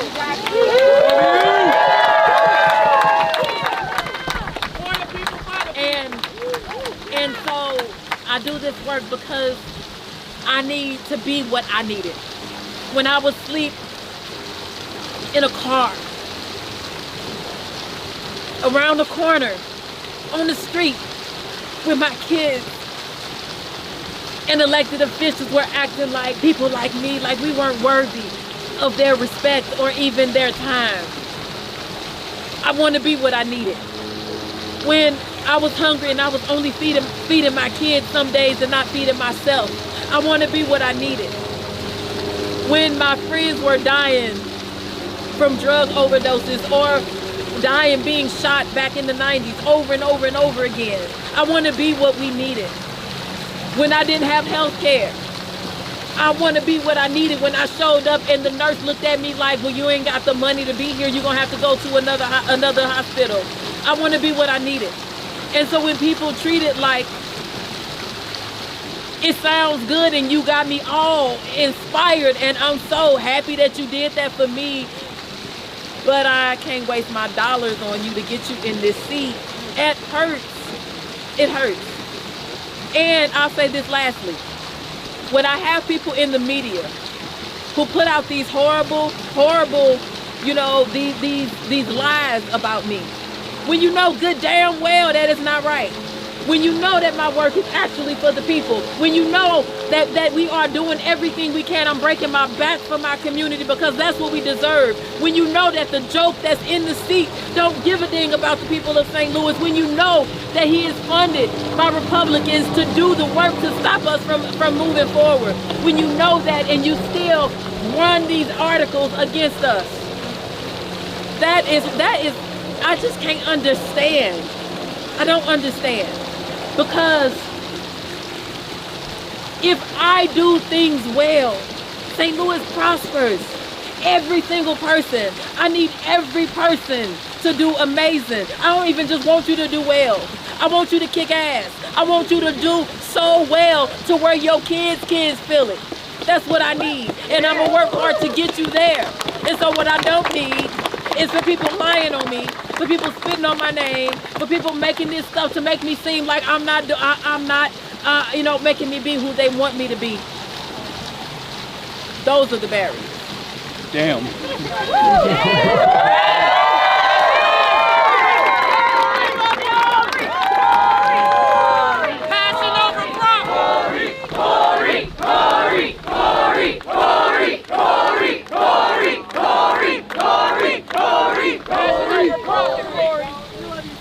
I love y'all back. All right, I got one last question. Okay. And, don't make me cry this time. I'm sorry. See, they're gonna hit me with that attack ad now. They're gonna be like, he made Cori Bush Make Cori cry. Yeah. How dare you? CNN story tomorrow. So we talked about the hurdles, but it's not a secret that you were made out to be an example for doing something that is expected of politicians to do in theory, which is to say the truth and to fight for justice. Yes.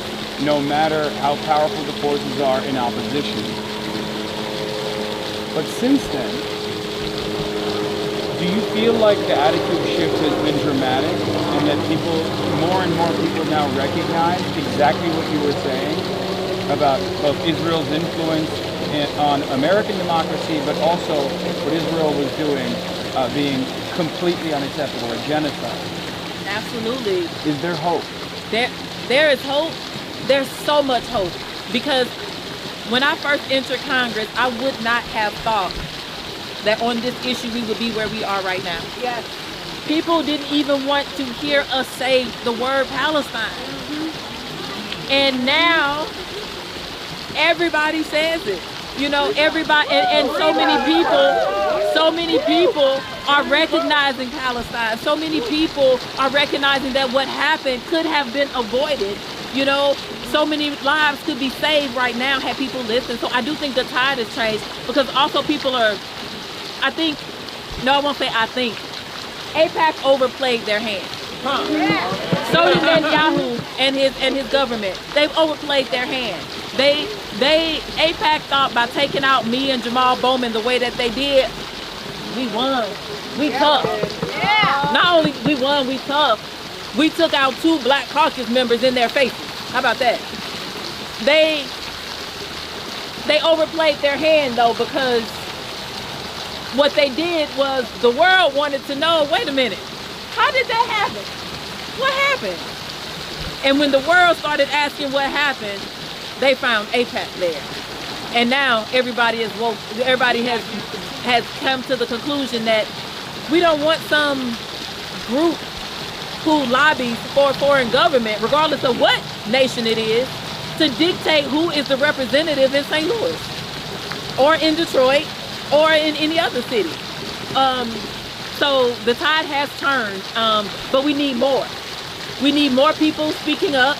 We need more people to hop on these podcasts like that you're doing. We need more people that will use their platform. Y'all, it's basic humanity. It's basic humanity. We care the same way for Palestinians that we care for Cubans, for Somalis, for the Uyghur community. We care for each and every person. And the thing is, we don't put anyone supreme over another. Because baby, your blood like mine. We bleed the same way, you know? And as an elected official, it's the same thing.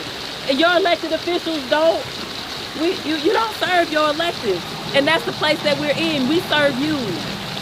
So, but the tide has turned because people are saying we don't want AIPAC or big crypto, big real estate, big pharma, big oil, war, whoever. We don't want any of them dictating our elections. And we don't want our elected officials being lobbied by them the way they are. So the tide has turned tremendously. And look at all the candidates running. Yeah. It's candidates all across the country, you all saying they're not taking AIPAC money. Yeah. And not only that, but there's also, it's not even just about refusing to take AIPAC money. because we all know that some people just say that, They say it, but and there are different groups like DMFI and other subsidiaries that Yep. will still funnel resources into candidates that they know will end up working not at the behest of their citizens, not at the behest of their constituents, but you know, serve the purpose of these big corporations or even sometimes foreign countries. Right. What I always try to communicate to politicians I talk to, the candidates I talk to, is you have to be saying things that make it impossible for AIPAC to give you money. And not just AIPAC, but DMFI and United Democracy Project and all these other companies, all these other lobbying organizations. They have to know where you stand on this issue. That they couldn't even fathom giving you the money.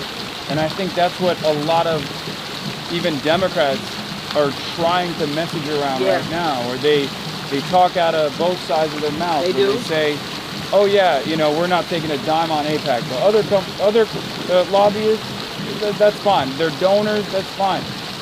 And they try to find this reasonable middle ground where genocide is black or white. Yeah. You know, Right. ICE, It is it's the what same, it is. and Right. even on the domestic level, it's the same with ICE, right? Yeah. This is a black and white issue.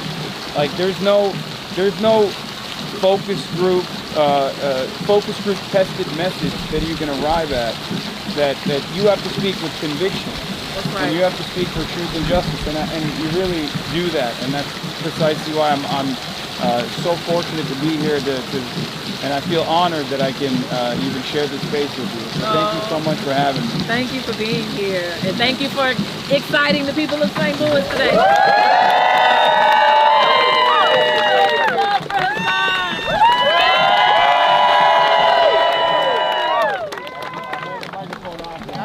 Whoever is going to ask questions. Is there a worker center? Missouri Worker Center. Here you go.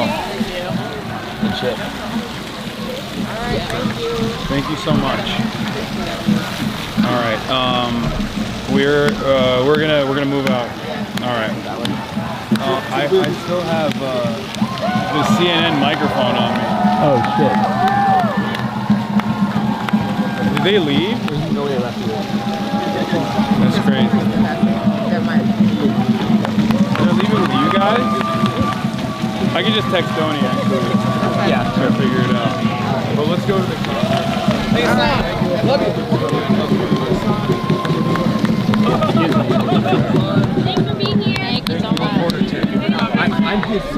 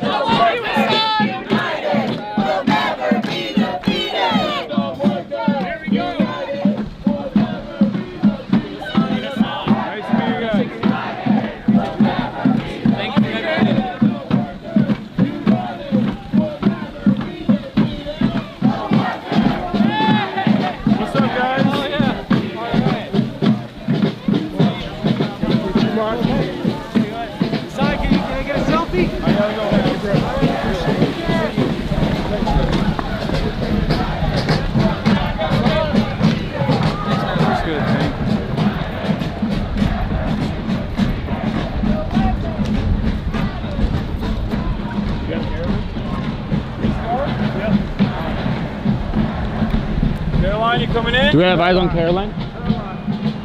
Oh wait, is Caroline not here? Oh, there you are.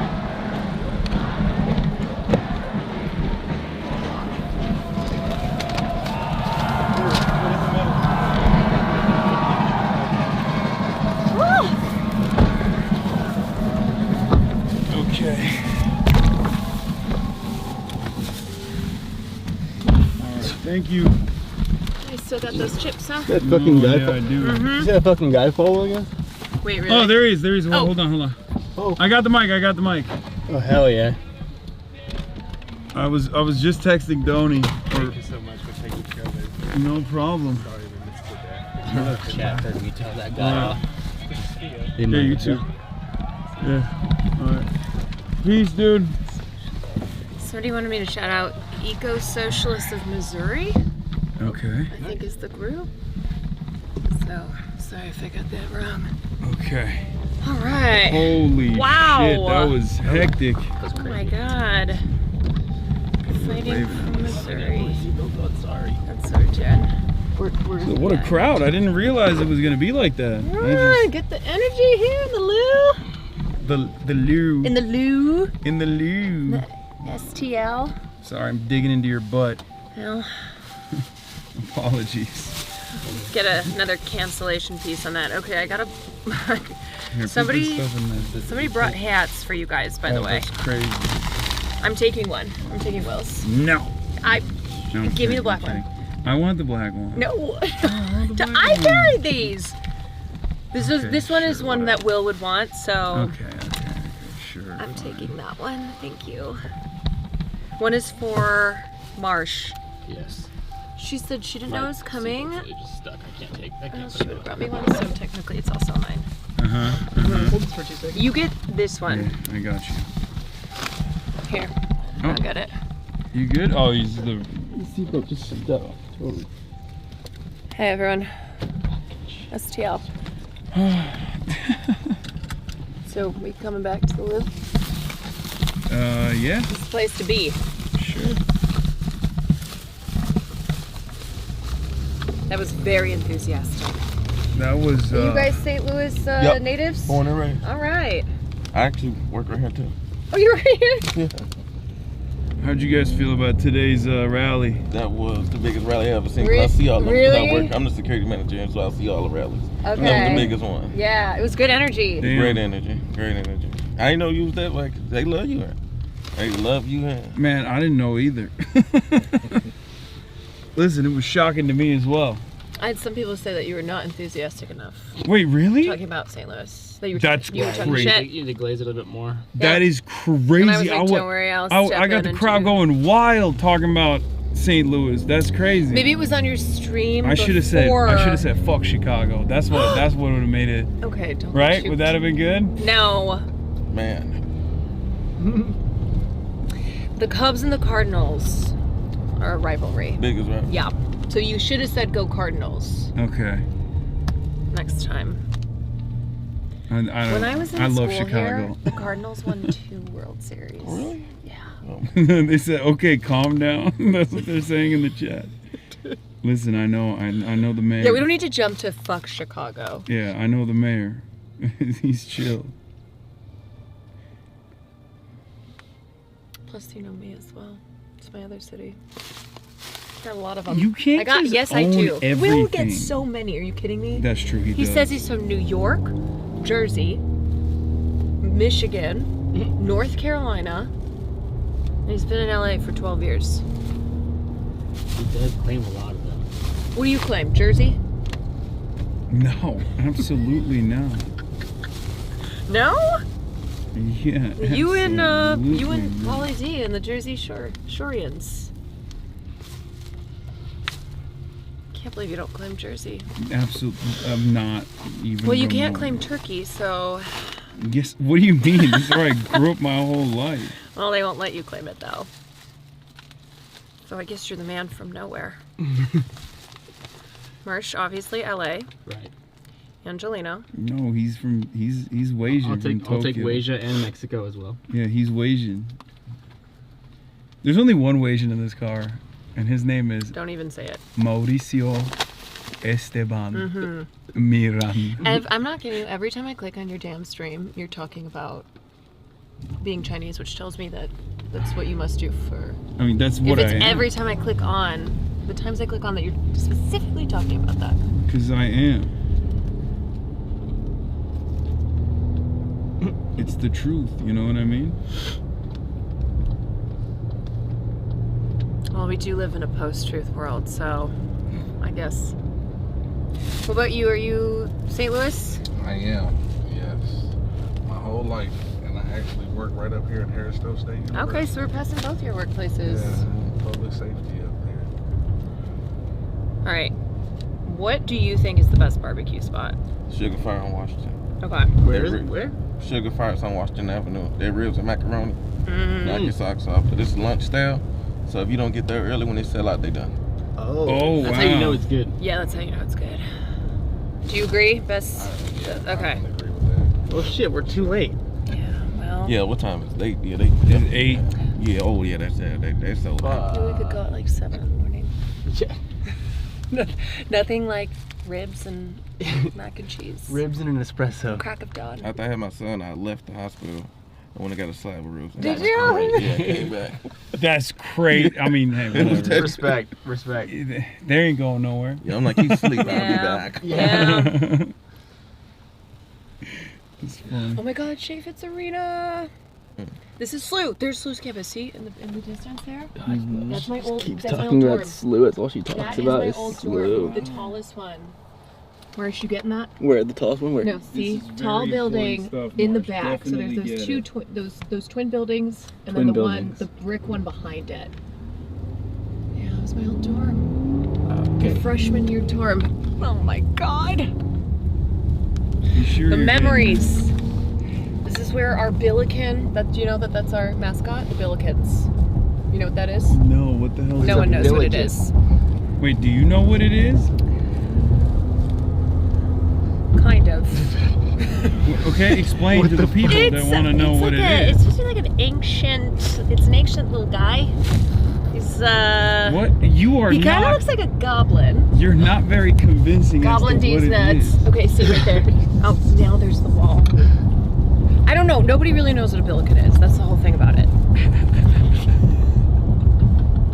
I've known you. Okay, see? I've Right known there. you for a decade. That is where I threatened to throw a guy out my window one time. I've known you for a decade. I did not Yep. know this side of you at all. This is so funny. I'm activating. This is like. Does Will know? I didn't either. I didn't No. either. Does Will No. know you went here? When I I don't told her like know. a week ago we were hanging out, I was like, I'm going to St. Louis. She's like, oh, I'm from St. Louis. I was like, what? Okay, so I Since went to when? school in St. Louis. Wow, the Fresh Time Market was not there before. Let's see if the old bar. Do they still have? This whole thing called the Foundry, this brand new. This is all. Yeah, I don't remember this at all. Let me see. Like any of this area. The Oh my God, Billiken it's is a been it's 1908 been good luck fancified. figure created by Missouri art teacher Florence Pretz, designed as a smiling, chubby, pointy-headed imp. See, I told you, he's a little Representing guy. things as they ought to be. It was a massive early 1900s pop culture sensation, serving as a lucky charm mascot for St. Louis University, SLU, and popular deity in Japan. Oh my God. Oh, that of course that's what got you excited. That doesn't make any sense. What the hell I is told you, nobody a really- it Japanese doesn't make deity any- doing doesn't in make any St. sense. Louis? You know what I mean by that? Where What the nobody hell's really a knows what polar bear Billiken doing in is. Arlington, Texas? We never knew what that was. Yeah, exactly. See, but we were the Billikens. I don't know if there's any other. So I've never. That's such a wild thing to just be like, we are gonna choose a Japanese deity as our mascot, and no one's gonna know what it is. Yeah. Oh my God, should we drive past the theater? No. Should we see where my real old stomping grounds were? No. Let's do it. We should not do that. Reroute. No, we're I not doing. think we should go. This is a Monka Japanese labubu. I mean, it is a Friday night in SLU. It's Friday night. Rutgers So is the Scarlet theater? Knight. Yeah, the Let me pop Scarlet in. Knight is not like an indecipherable figure. It's a knight in shining armor Oh, I wonder that if is there's a show. scarlet colored. Yeah, let's go watch a fucking theater play. Okay, they used to have a taco place right here. The Starbucks? Now there's a Starbucks. Damn, I know. Del I know. Taco. Yeah. You're right. It was a Del Taco. That's just a. That's just Okay, a I know Del I said It's a taco cha- place. You made it seem like Mexican hands touched it at some point. That's not. That's insane. Yeah. This March, you It might was not. You might our have. Del March, your people Taco. might have heard of this. It's a Del Taco. Okay, is Del Taco not a taco place? No, it's you're saying Taco Bell is the taco place. It's Taco Bell. All right, well, it was the Del Taco. It's just a Del Taco. Many of them exist all Well, around not- the country, Not around here. and they're terrible. What's up with the armory? I don't know. It shut down. They're gonna make the data center. The data center. No, is somewhere that's in literally what the right there. No. What the fuck? Oh my God. So Bro, what is basically, you'll happening look in this out- fucking country, Freshmen man? in my old dorm will look out and see a At least fuck we ass got a data Target center. in the city now. Oh wow. Target. Wait, what is that? What is that, like a Target hotel? No, a Target apartments. Them apartments on like $2,300 a month. No, I lied. Or $27 for one bedroom. Wait, so there's a Target underneath the apartments? Yep. Yeah. That makes sense. That's normal. Yeah, they have those in LA. Yeah. That's where all my nursing friends work. SLU Medical Center. SLU Med. Did you ever go to my the? God, Do you what's ever up go with to the Shakespeare roads, man? in the Do they park? not? No, yeah, I go to the Muni. I used to. Oh, you go to the Muni? So I used to work for Shakespeare Festival. You should go sometime. They do it. They do summer shows. It's awesome. Yeah. Shakespeare in the Park.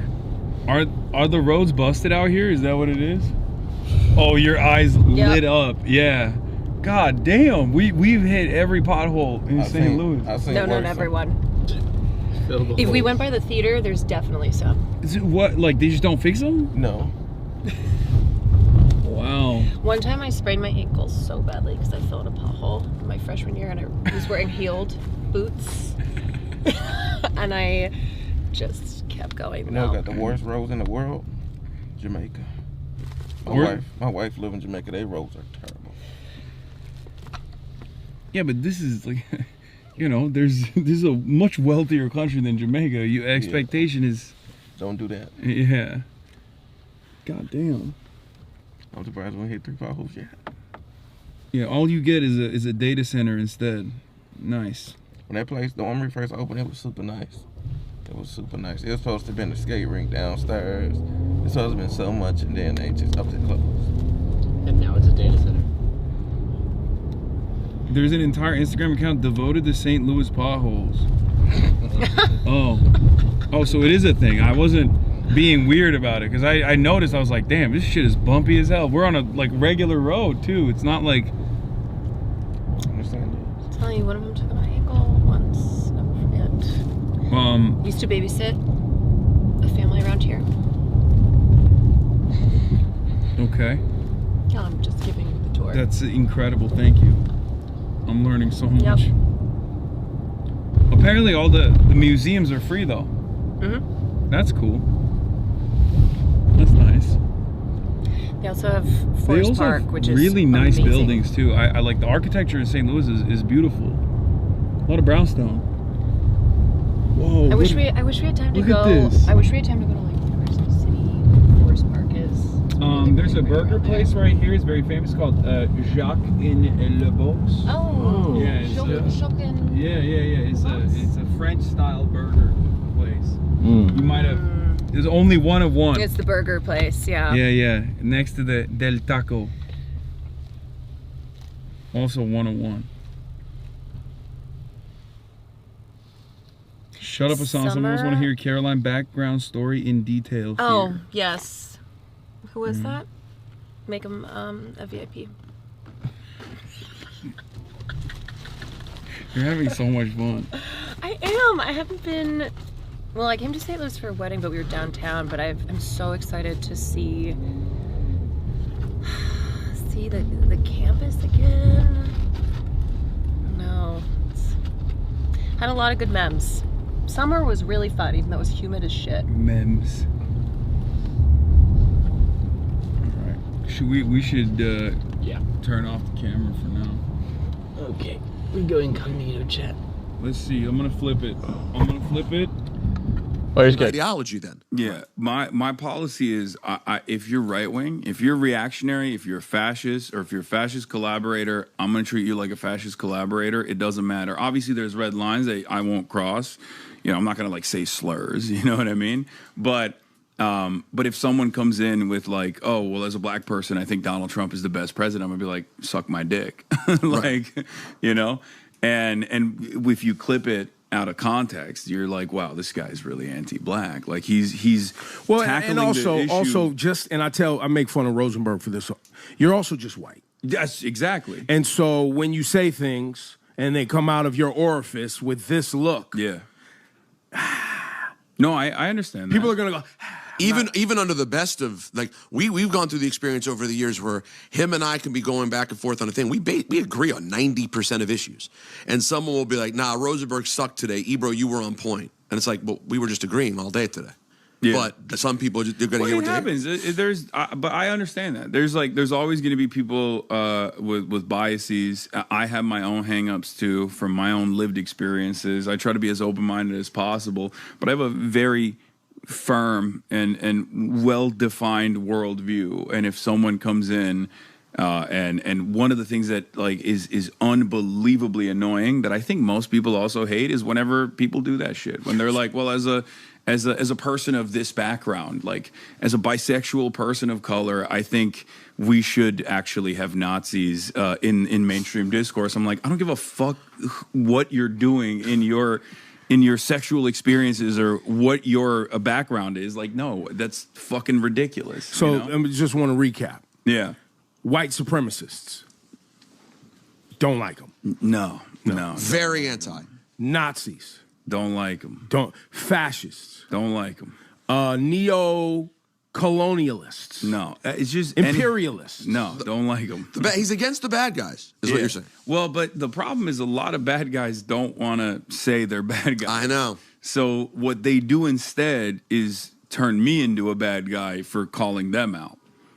Now, that's generally been the tactic throughout. But I would say this. I was listening to some of the press run you've been on over the last couple of weeks, and what I'm struck by is that a lot of things. You're very impressive. You're really good speaking about a lot of different things. You also are an algorithm hustler. Like you do know what gets the people going. You know what I mean? Meaning, hear me out. Your belief system is your belief system.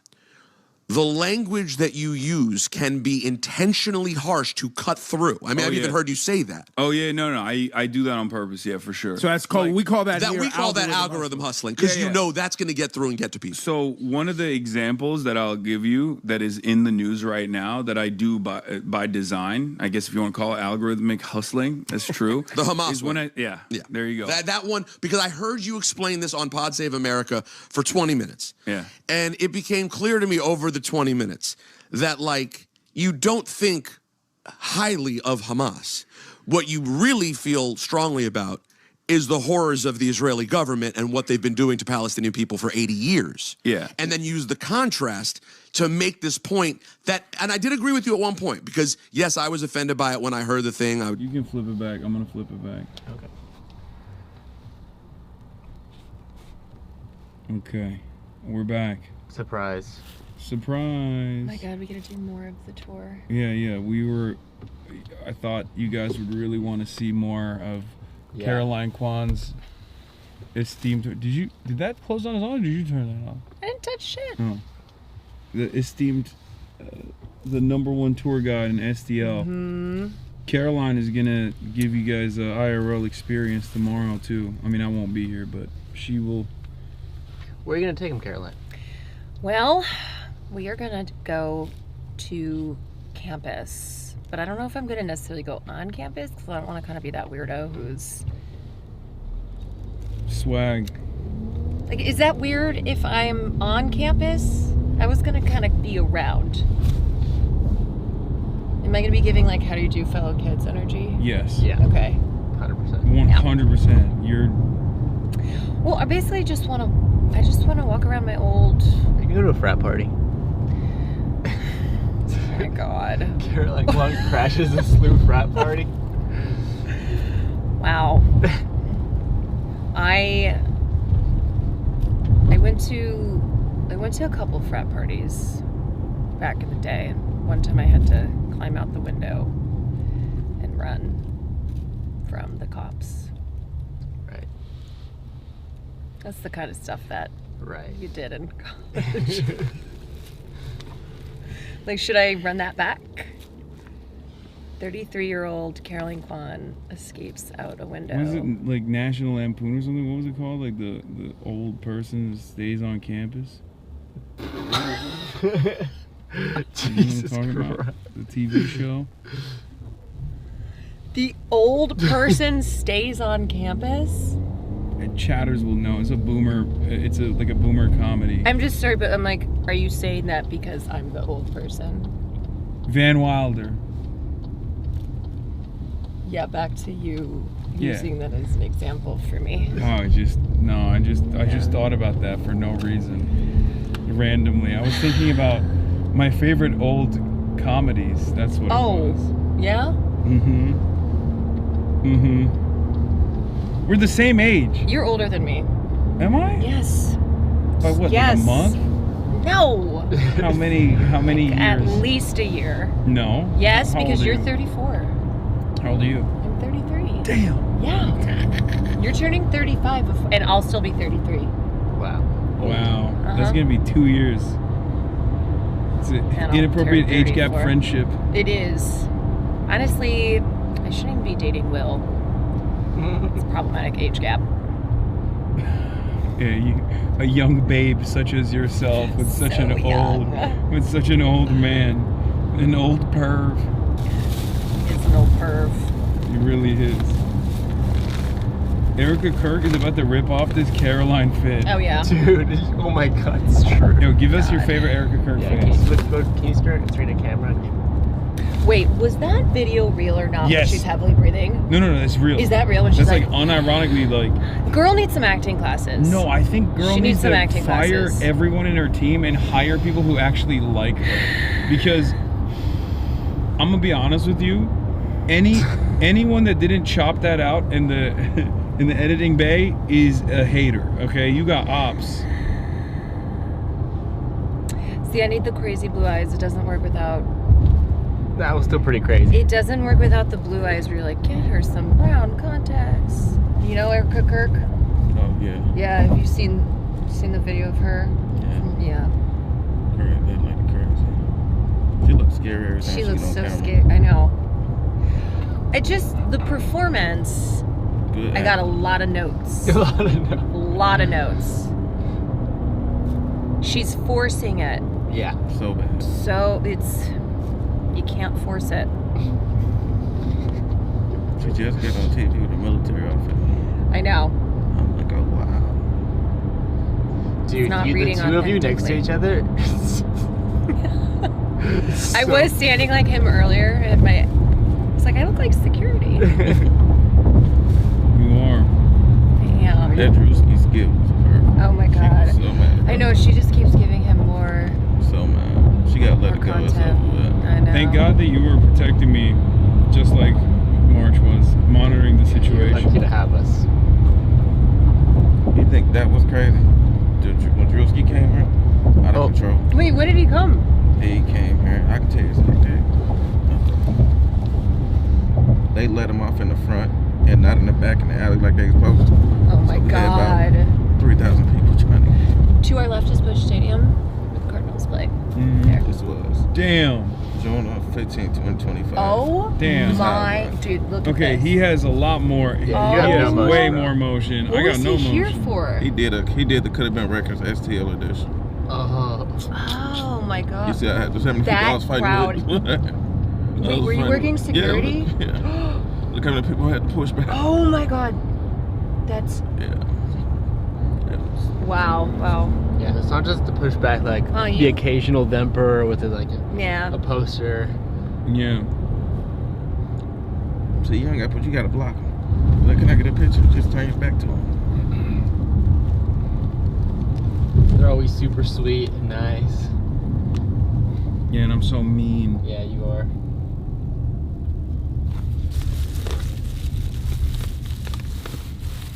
Oh, Marsh. Yes. Somebody gave this to me to give to you. What? Why did I was somebody? like, oh. What does that mean? It kind of does remind me I of said, you a oh, little it bit. kind of does remind me. Wait, what? What is it? I mean, it's adorable, but It's a rat. It's a possum. No, it's a bro. possum. It's not a rat. Isn't it cute? That's very cute. I'll And keep it also, forever. it does remind me of you a little bit. So It's funny because people gave me stuff for You're the the bad whole girl. group. I told you. You're the bad Right, girl. but that's the only thing I was given by one person. There was no like, hey, this is for Fearand or this is for Hasan. This person would just like give this They- possum to March. I also That's got. fucking awesome. I also got. I have the best fans. Somebody wrote a book about some of the young man in Gaza, I think. Yeah, Meadow. He was Oh my He was gosh. a member of our community. Meadow and the guard in Gaza. Israel And, assassinated him. well, March, there's a signed copy one for you. I would love one. By the author, Okay, Steve. I'm sorry. I keep seeing signs like this. Is gambling legal? Yeah. Yeah. The casino right next to the hotel. I mean, you want to go? There's the horseshoe. We should It's called the Mark, we horseshoe. should hide the camera. Okay. All right, Who recognized that this was going to be deadly. It was already beginning to be deadly. I think a week after October 7, Israel had already killed more people, more civilians than Hamas had killed, right? And everybody knew exactly what was happening and what was going to happen. Everyone that knew anything about like the mowing of the lawn operations that Israel had engaged in, like Cast Lead and numerous others, year after year, where they killed, thousands of Palestinians and exploded buildings, including the Associated Press building, as famously in 2021. So people knew what was up already, and they wanted to stop it, but Joe Biden was unbelievably pro-Israel, like ideologically committed to Israel his whole life, despite his Catholic background. In the way many centrist Democrats always have been, like, yeah, oh, but this this is just was what we even do. beyond that. No, he was the real deal. He was he was even more aggro on Israel than even like a regular Zionist Democrat is.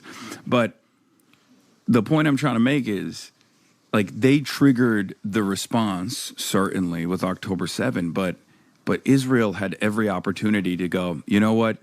We're not taking the bait here. We're not going to do this. Like, we need to chart a different path forward. Of course, it wasn't going to happen because the primary directive on the Israeli side is guided by unbelievable amounts of racism. Like, that's why I always say, like, Zionism is a Nazi ideology. It's a fascist. And that's something you have to understand how triggering that is. Oh, for no, Jewish I know. people, That's too. another one. Again, that's an intentional. That's another one. Like, it's a fascist ideology that is unbelievably racist. Like, that it's a supremacist ideology that dictates that the outgroup, specifically Palestinians, Arabs, Christian, Muslim alike, are lesser, and they need to be dealt with violently and militarily, which is part of the reason why people who do end up visiting even the West Bank and see the occupation, people like Ta-Nehisi Coates, who have written extensively on defending Israel. Ironically enough, at the Atlantic, the editor-in-chief of the Atlantic is a former Israeli concentration camp guard.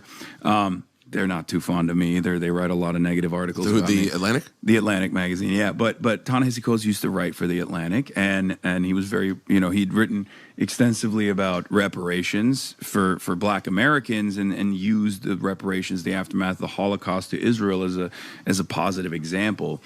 And he has had a major attitude change after he saw this. And now he's become one of the best voices on. Yeah, he became a strong advocate for the pro-Palestinian movement after he saw it, because it's virtually impossible. Once you see it, it's impossible to unsee it. Have you gotten to have conversations with Jewish, non-Zionist, anti-Zionist, Reform Zionists who are able to articulate for you, though, why the atrocities that Israel has committed recently and previously, why it's very hard for people to square based on maybe their experience with family members who have died in the Holocaust, what we've been taught our entire lives about what Israel was supposed to be.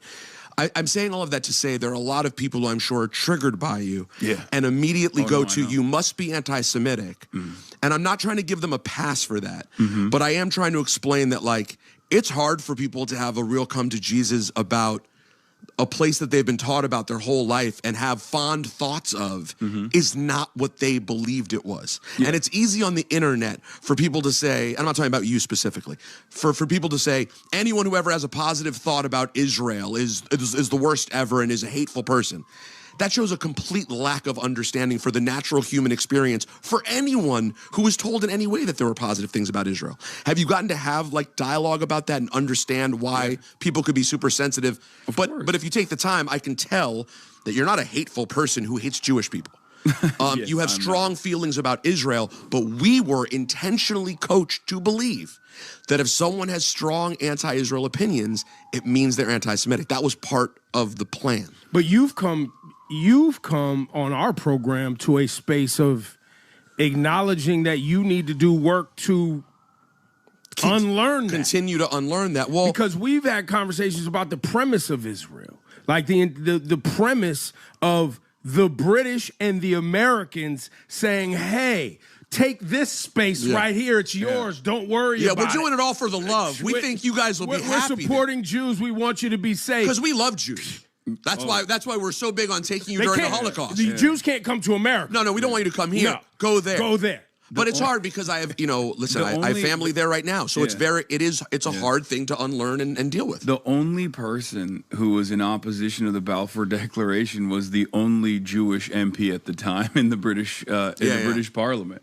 And he was like, this is a bad idea. I don't think we all need to be right there. Yeah, no, they were like, I mean, it was always like Christian Zionism in some respects was always like the backbone of the Zionist movement. Financially speaking, or even the ideology? Both financially and ideologically as well. It wasn't even like the dispensationalist or like the Christian evangelical theological justifications necessarily, but they always were like, yeah, let's get these Jews out of here and send them. So it was a double whammy. It was, hey, let's get the Jews out of here. Yeah. And also we put them front facing. Yeah. But we know that then when Christ comes back, we'll have Israel also. Is that the logic? I mean, for the overwhelming majority of evangelical Protestants in the country that are, evangelical Zionists now, that is the mentality. The idea is Jews are, chosen, and the chosen sons and daughters of God got to go there so that we can trigger the rapture. We go to Megiddo. Jesus Christ comes back on earth and fights the forces of the devil in Megiddo, which triggers the rapture. They all become clothes, right? They get harponzoed into the space. This is a legitimate thing that it's a real thing. It's a real thing. People in office believe this stuff. Well, and for the audience that's watching this, and I'm sure people are in their emotions about whatever they're in their emotions about, because there's a lot to unpack. There are billions of dollars sent to Israel by Kufi. Christians United for Israel is like I was just going to say Christian nationalists who also are the same people who separated the black church and the white church, because the most segregated day in America is Sunday, where black people are at one church and white people are at another church, which that goes back hundreds of years.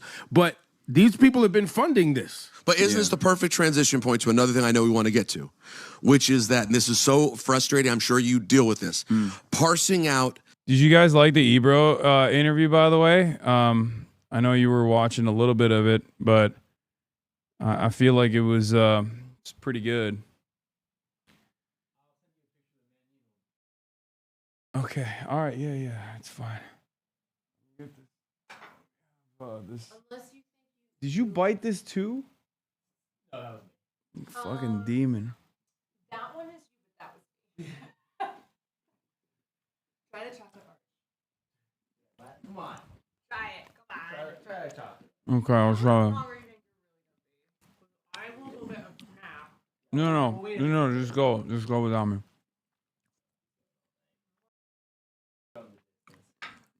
All right, I'll try the chocolate. Fuck it. Wait, try these too. Oh, delicious. Try the chips. Oh, you just want to have some. All right. STL delicacy. Red hot riplets.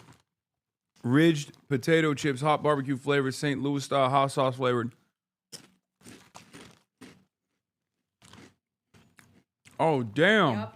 Right?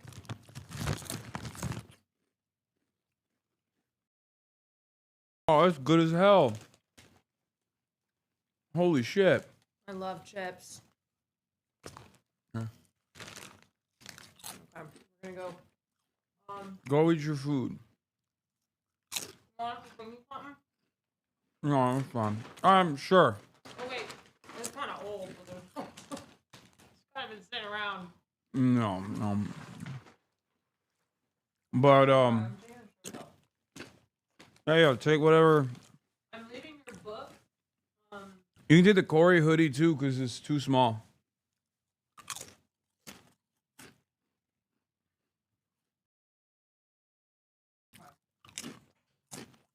Apparently, while we were out, Donald Trump fucking said he's gonna invade Cuba immediately.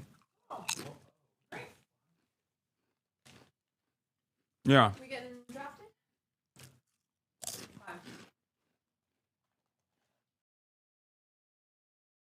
So that's what we're gonna be looking at. Bye. Why are you guys so confused? Bye. Yeah, I got the notification. He said almost immediately. So there's that. Pro peace ticket. My ass. Did you guys enjoy that?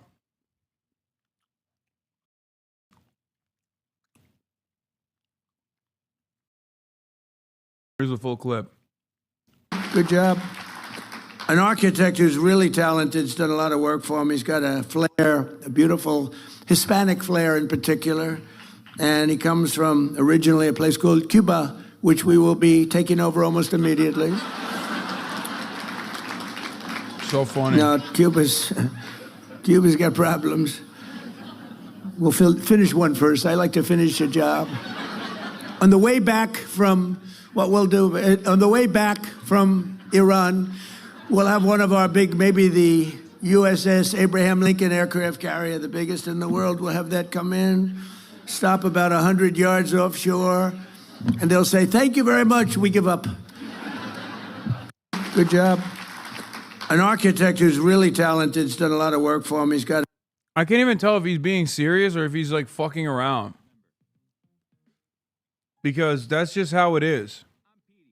Anyway, here's CNN talking about Trump on Iran right now. In terms of a deal, is there anything, if Iran does not agree to not enrich uranium, do you think that the president would ever agree to that? Is there a deal where that's not part of it that he would agree to in your view? So I don't think they're going to permanently give up the enrichment of uranium. The question is, how long will they agree to suspend it? I think that's what these negotiations are going to be about. And just for historic context, when Ayatollah Khamenei, the previous supreme leader, signed the nuclear deal with President Obama, I was reading his speeches very carefully. For week after week, for about 2 years, it was defiance, defiance, defiance, bluster. And then suddenly he gave this speech calling for heroic flexibility as a prelude to compromise. So Iran only compromises once it's exhausted all other possibilities. And again, this blockade, I think, is proving more effective than people know. How much longer do you think they could last? They could probably still last weeks, maybe even months longer than that. But there are signs that they want to talk. Kareem Sajapur, maybe let's hope for the Dolphins' sake that happens. Great to have you here tonight.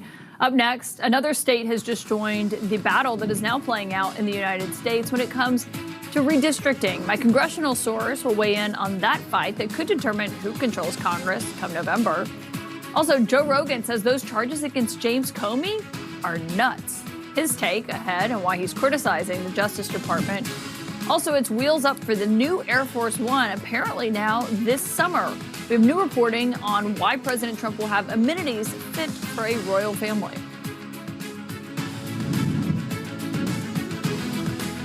The Source with Caitlin Collins is brought to you by Vidgard Hytrulo. What the fuck is that?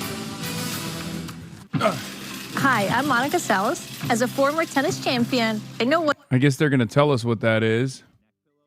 Vidgard Hytrulo. First local news piece is out too, by the way. May Day brought thousands into the Cori Bush invites controversial streamer Hasan to speak at St. Louis May Day streets protest. across America today, a tradition rooted in the labor struggles that built this country. In St. Louis, the march came to Alo Plaza, but the story that followed it there was not just about wages. Thanks so much for joining us. I'm Kelly Jackson. Cori Bush is running to reclaim Missouri's 1st congressional district from Wesley Bell in the August Democratic primary. Today's demonstration was her most visible public step toward that race. Our political editor, Mark Maxwell, is live down. Bro, controversial streamer Hasan?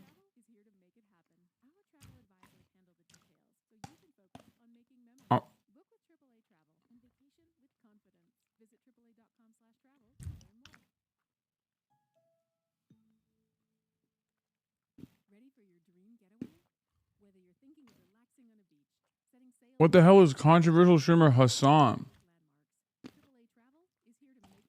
We're on a first name basis now? Town. Kelly, here at Aloe Plaza, a crowd of a few hundred turned out for May Day. Cori Bush is turning out for something else. The beginning of what she hopes is a march back in the road to Congress. I saw this guy in the crowd. He was looking at me funny. Now I know why. But the most important moment of her day didn't occur here. She hasn't taken the stage just yet.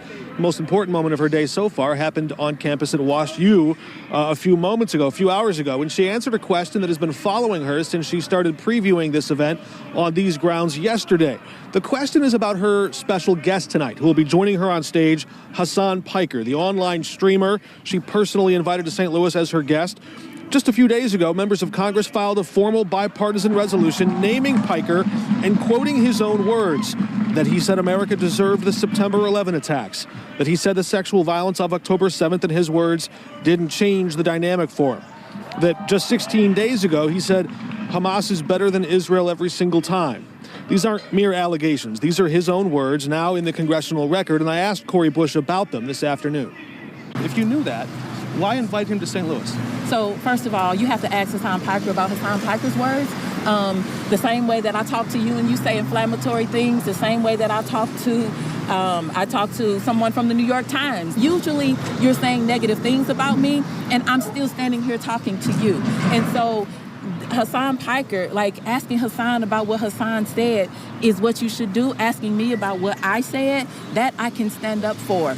The same way I don't know about what other people who are podcasters or what, I am getting a message out to the people that listen to them. That's what I'm doing. I'm getting a message out to the people who listen to you. I want to let it be known on the record, I denounce Hasan Piker. Okay?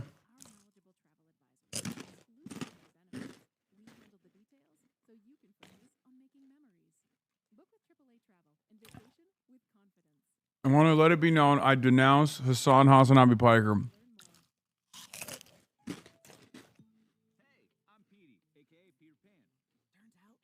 Now that we got that out of the way, let's continue.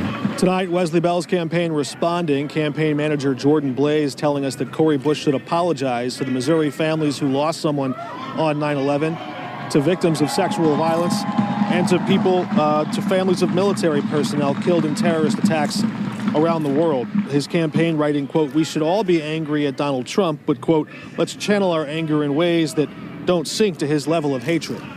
Again, Cori Bush and Hasan Piker set to take the stage here in just a few moments. Live downtown, Mark Maxwell, 5 on your side. God, local news is so ass, dude.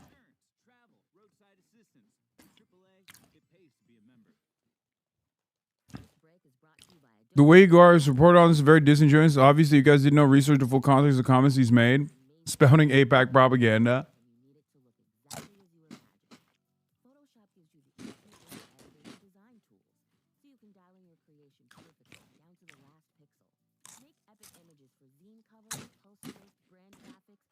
Bro, did the entire world get a memo? Dog. This is the reason.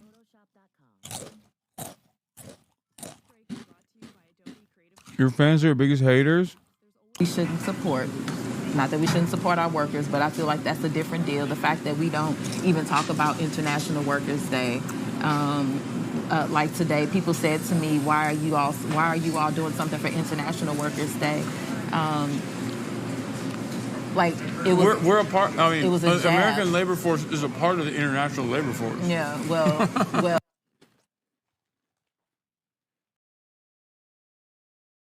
Bro, I ain't had shit to eat today, man. Fuck.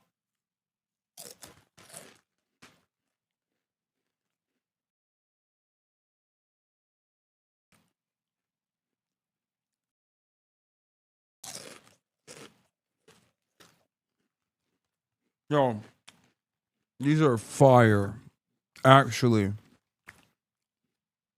And it's got more kick than you would expect. Oh, yes. And so it was shocking that that was a jab at me. Was that why are you all like what is International Workers Day? When I just sat with I just rallied. You know what it feels like? This stuff, like, oh, do you condemn Hasan? That shit.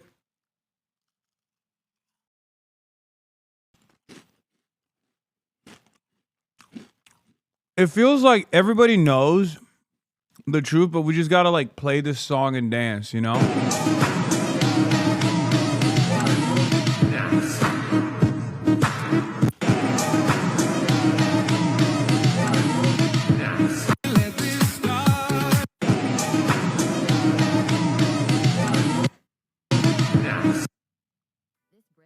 Thanks, Chatter. Thanks, Oliver.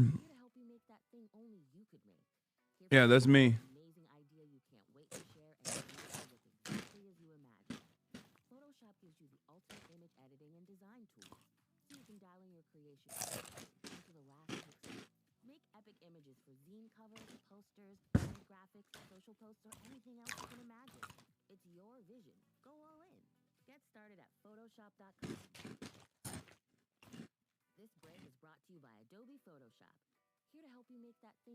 Can you put the noise gate back on, please?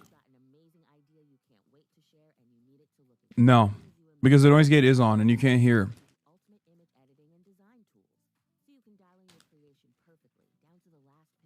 Maybe you can hear like a little bit.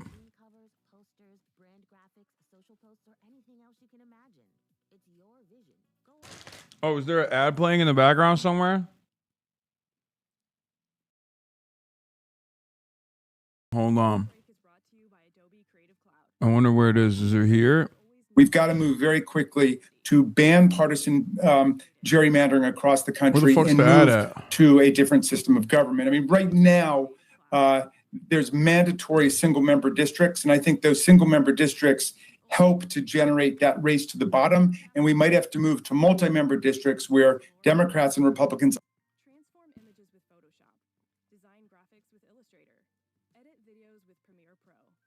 There's some noise coming from I don't know where.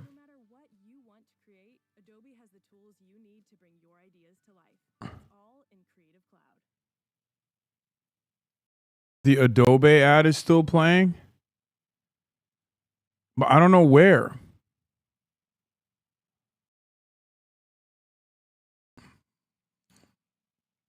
All right, it's gone now.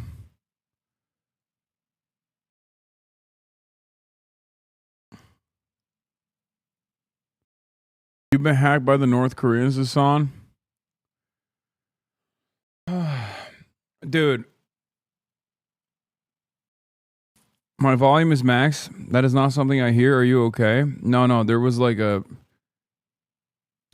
definitely an ad that was playing earlier.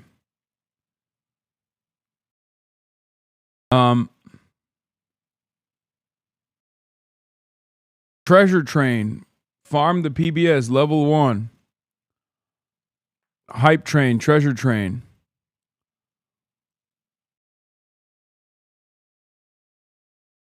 Trump only at 64% with the Republicans is over. Yeah, the dam has broken. Okay, Republicans are at 68% approve, 34% disapprove on Trump. The MAGA swamp fever has broken. For 9 of the last 10 years, it was rare to see Trump drop below 88% approval. He was 20 points below that. The cult is collapsing.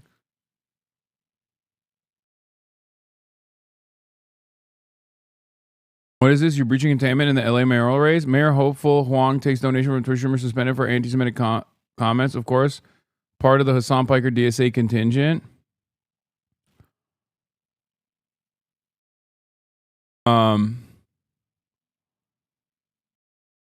What the fuck? Wait, who? From Michael? Oh, it's not even me, bro. They're talking about fucking Michael from Pennsylvania. Bro, y'all are so dumb. Dude, I was like, I didn't get fucking suspended for anti-Semitic comments. What the hell? Bro, that's so funny. Y'all are so fucking funny. That is hilarious, dude. That's Michael from Pennsylvania, bro. That's not me. I disavow him, of course. Par for the course, as expected. I disavow every day of the week. I disavow Michael from Pennsylvania. One, because he's not from Pennsylvania. He's from Taiwan. I just want to let the record be known. That's so funny that you guys saw the headline. You guys saw the headline. Mayoral hopeful Huang takes donation for Tushimer suspended for anti-Semitic comments. And you literally thought, oh, here we go again. Another.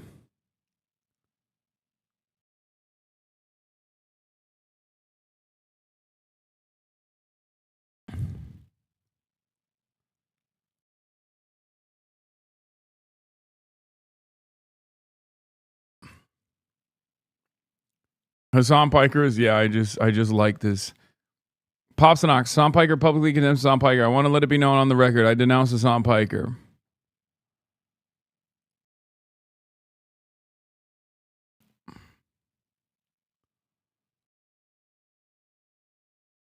I didn't know Mike went that hard.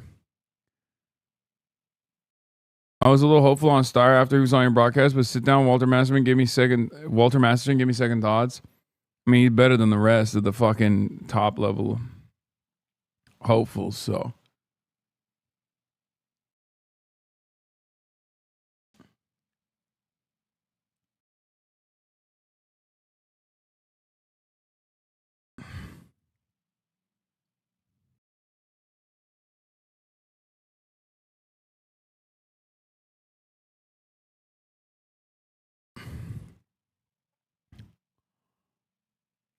Finally, you denounced the anti-Semite Hasan Piker. I did.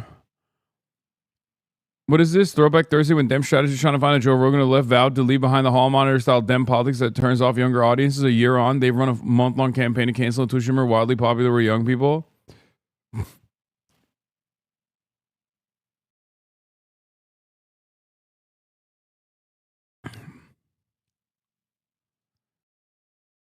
Just ignore meme. Thank you for the 20 tier 1 gifted subs during the fucking treasure train. Are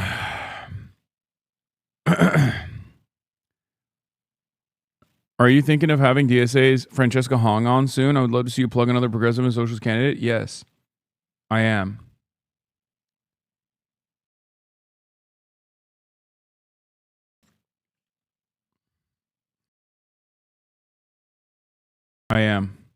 I'm planning on it. Okay?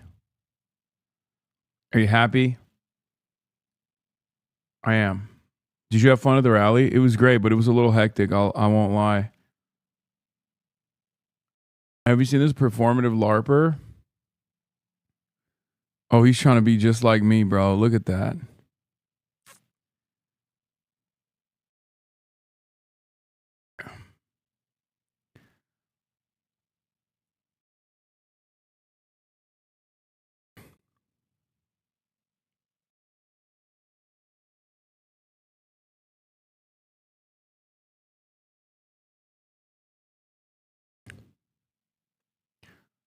Donald Trump trying to flirt with Claudia Scheinbaum. Dude, what the fuck happened at this foreign club, dude?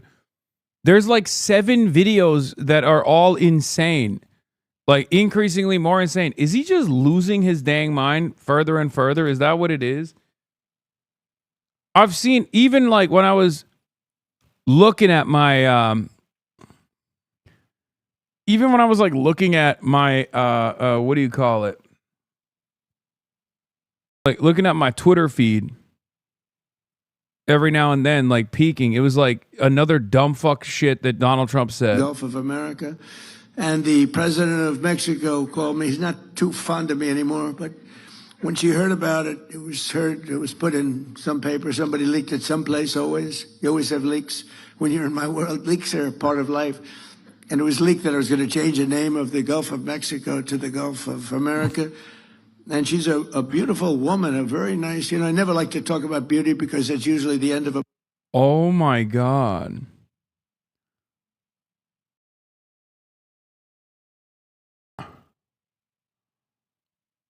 Oh my God. Political career. If you say somebody's a beautiful woman, stay away from her. Stay away from her. You disgust me. Stay away from her. Stay away from my queen. How fucking dare you? How dare you? they say, what a terrible, terrible thing. Everybody hates it except the woman that you're talking about. They love it. So I won't say she's a beautiful woman, but she's a fine woman. And she is. And she's got this incredible, beautiful voice, elegant voice. She was a ballet dancer. She's got this beautiful voice, and she goes, President, no, President, tell me, you're only kidding. You're not going to change the name of the Gulf of Mexico. Yes, I am. I'm sorry. No, please. Anyway, so they don't love me too much in Mexico right now, you know. Wait, he's running the classics? That's why guys like me are in a lot of danger. You know, consequential people get in a lot of danger. You know what I'm talking about? Yeah, that's his new rotation. He does this whole, I'm consequential, I'm that bitch. That's why they trying to kill me. Going up a hill, Harvey, just going up a hill. Robert E. Lee heard that. Stonewall Jackson was killed as great general, and so he didn't have him. He had another general, and they were going up, and he sent 5 messengers on 5 horses, hoping that one would get through because they were all being shot. It was a bloodbath, and it was never fight uphill, me boys, never. He's so fucking stupid. Fight uphill. He was fought uphill, and they just got wiped out. But that whole, to me, the Robert E. Lee era with Ulysses S. Grant, Abraham Lincoln. I mean, to me, that is such an amazing. You can learn so much from it. But it was such an amazing time, such a horrible time, beautiful in certain ways, but such a horrible, horrible time. They heard they were going up a hill.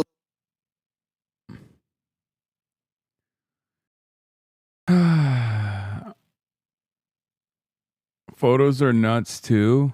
U.S. President Donald Trump gestures during an event at the Villages Charter School at the Villages, Florida. This sort of activity is actually quite common in the Villages. He did the double dick suck again, And huh? she hates when I dance too at the end too.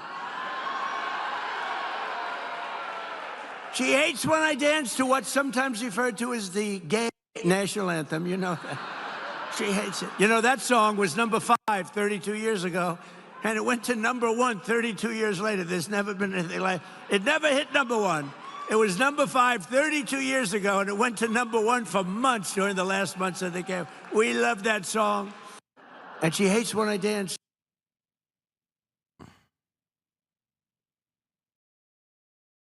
Bro, he is...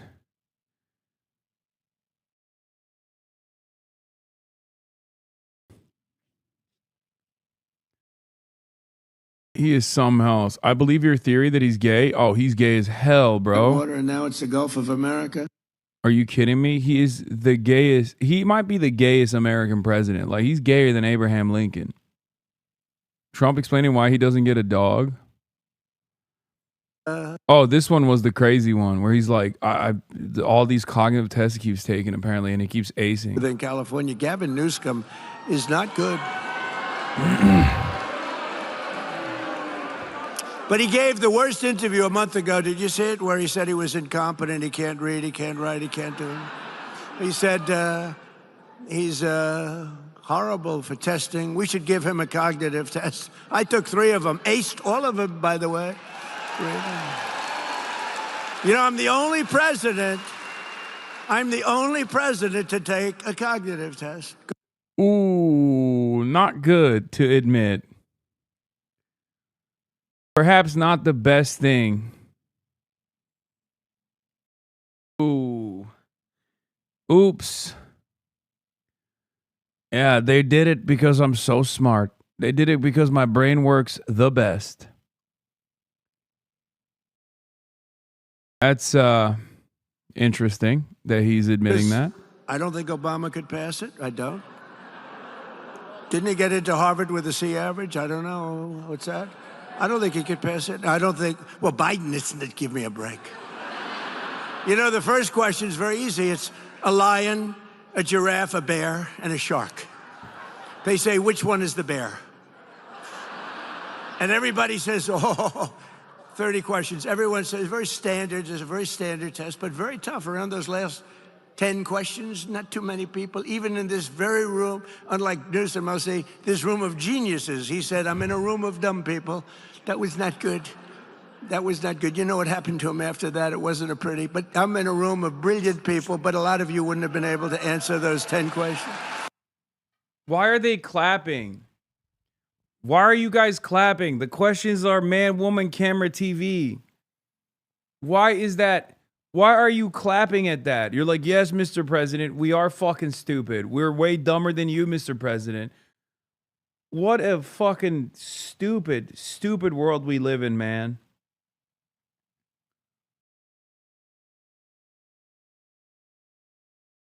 What a dumbass world we live in.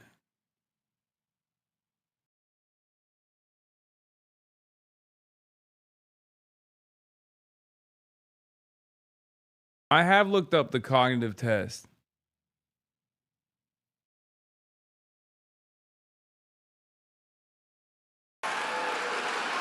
And when I got the score in the test, the doctor said, wow, I've never seen, you know, you have 5 doctors lined up. They're all over the place. I said, should I take it? You know, I've had different phases. They've said, he's a mad genius. I didn't mind that too much. Then they said, he's a horrible human being. I don't like that much. Then they said, he's really not a smart person at all. I really hated that. So I took a cognitive test, and I said to the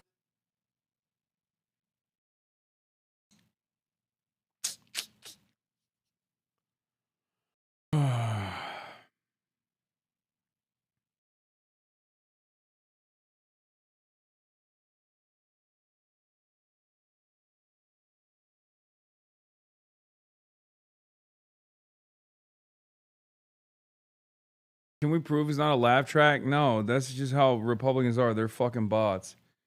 Anyway, you might have noticed that I'm sinking into my chair because I'm unbelievably fucking tired. Oh my God, what is this photo?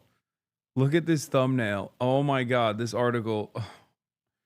All right, I've done 8 hours today, half day Hossie shit. You already know.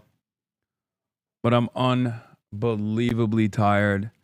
No gaming, sorry. Love you guys. I'll be back in Los Angeles tomorrow. Okay? This pick goes hard. Hell yeah, it does.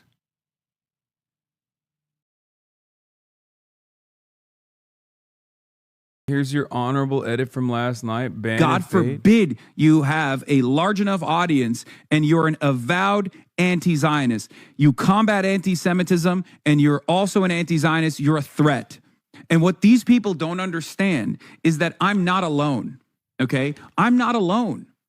So you might deplatform me. You might fucking get me killed. But at the end of the day, this problem is not going to go away for you. Okay?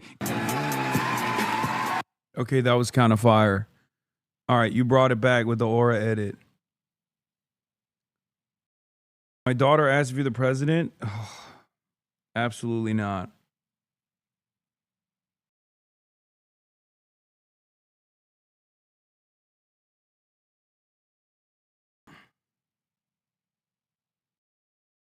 Anyway, as I was saying, love you guys. I'm done for the night. I will be back tomorrow from Los Angeles, California. Bro said, check this out. And it's a 35-minute video from Unheard about Giannis Varoufakis giving a talk about American imperialism is on its way out. Brother, I don't have time for that. I'm going to bed. Okay? It's not even that late here, and I'm still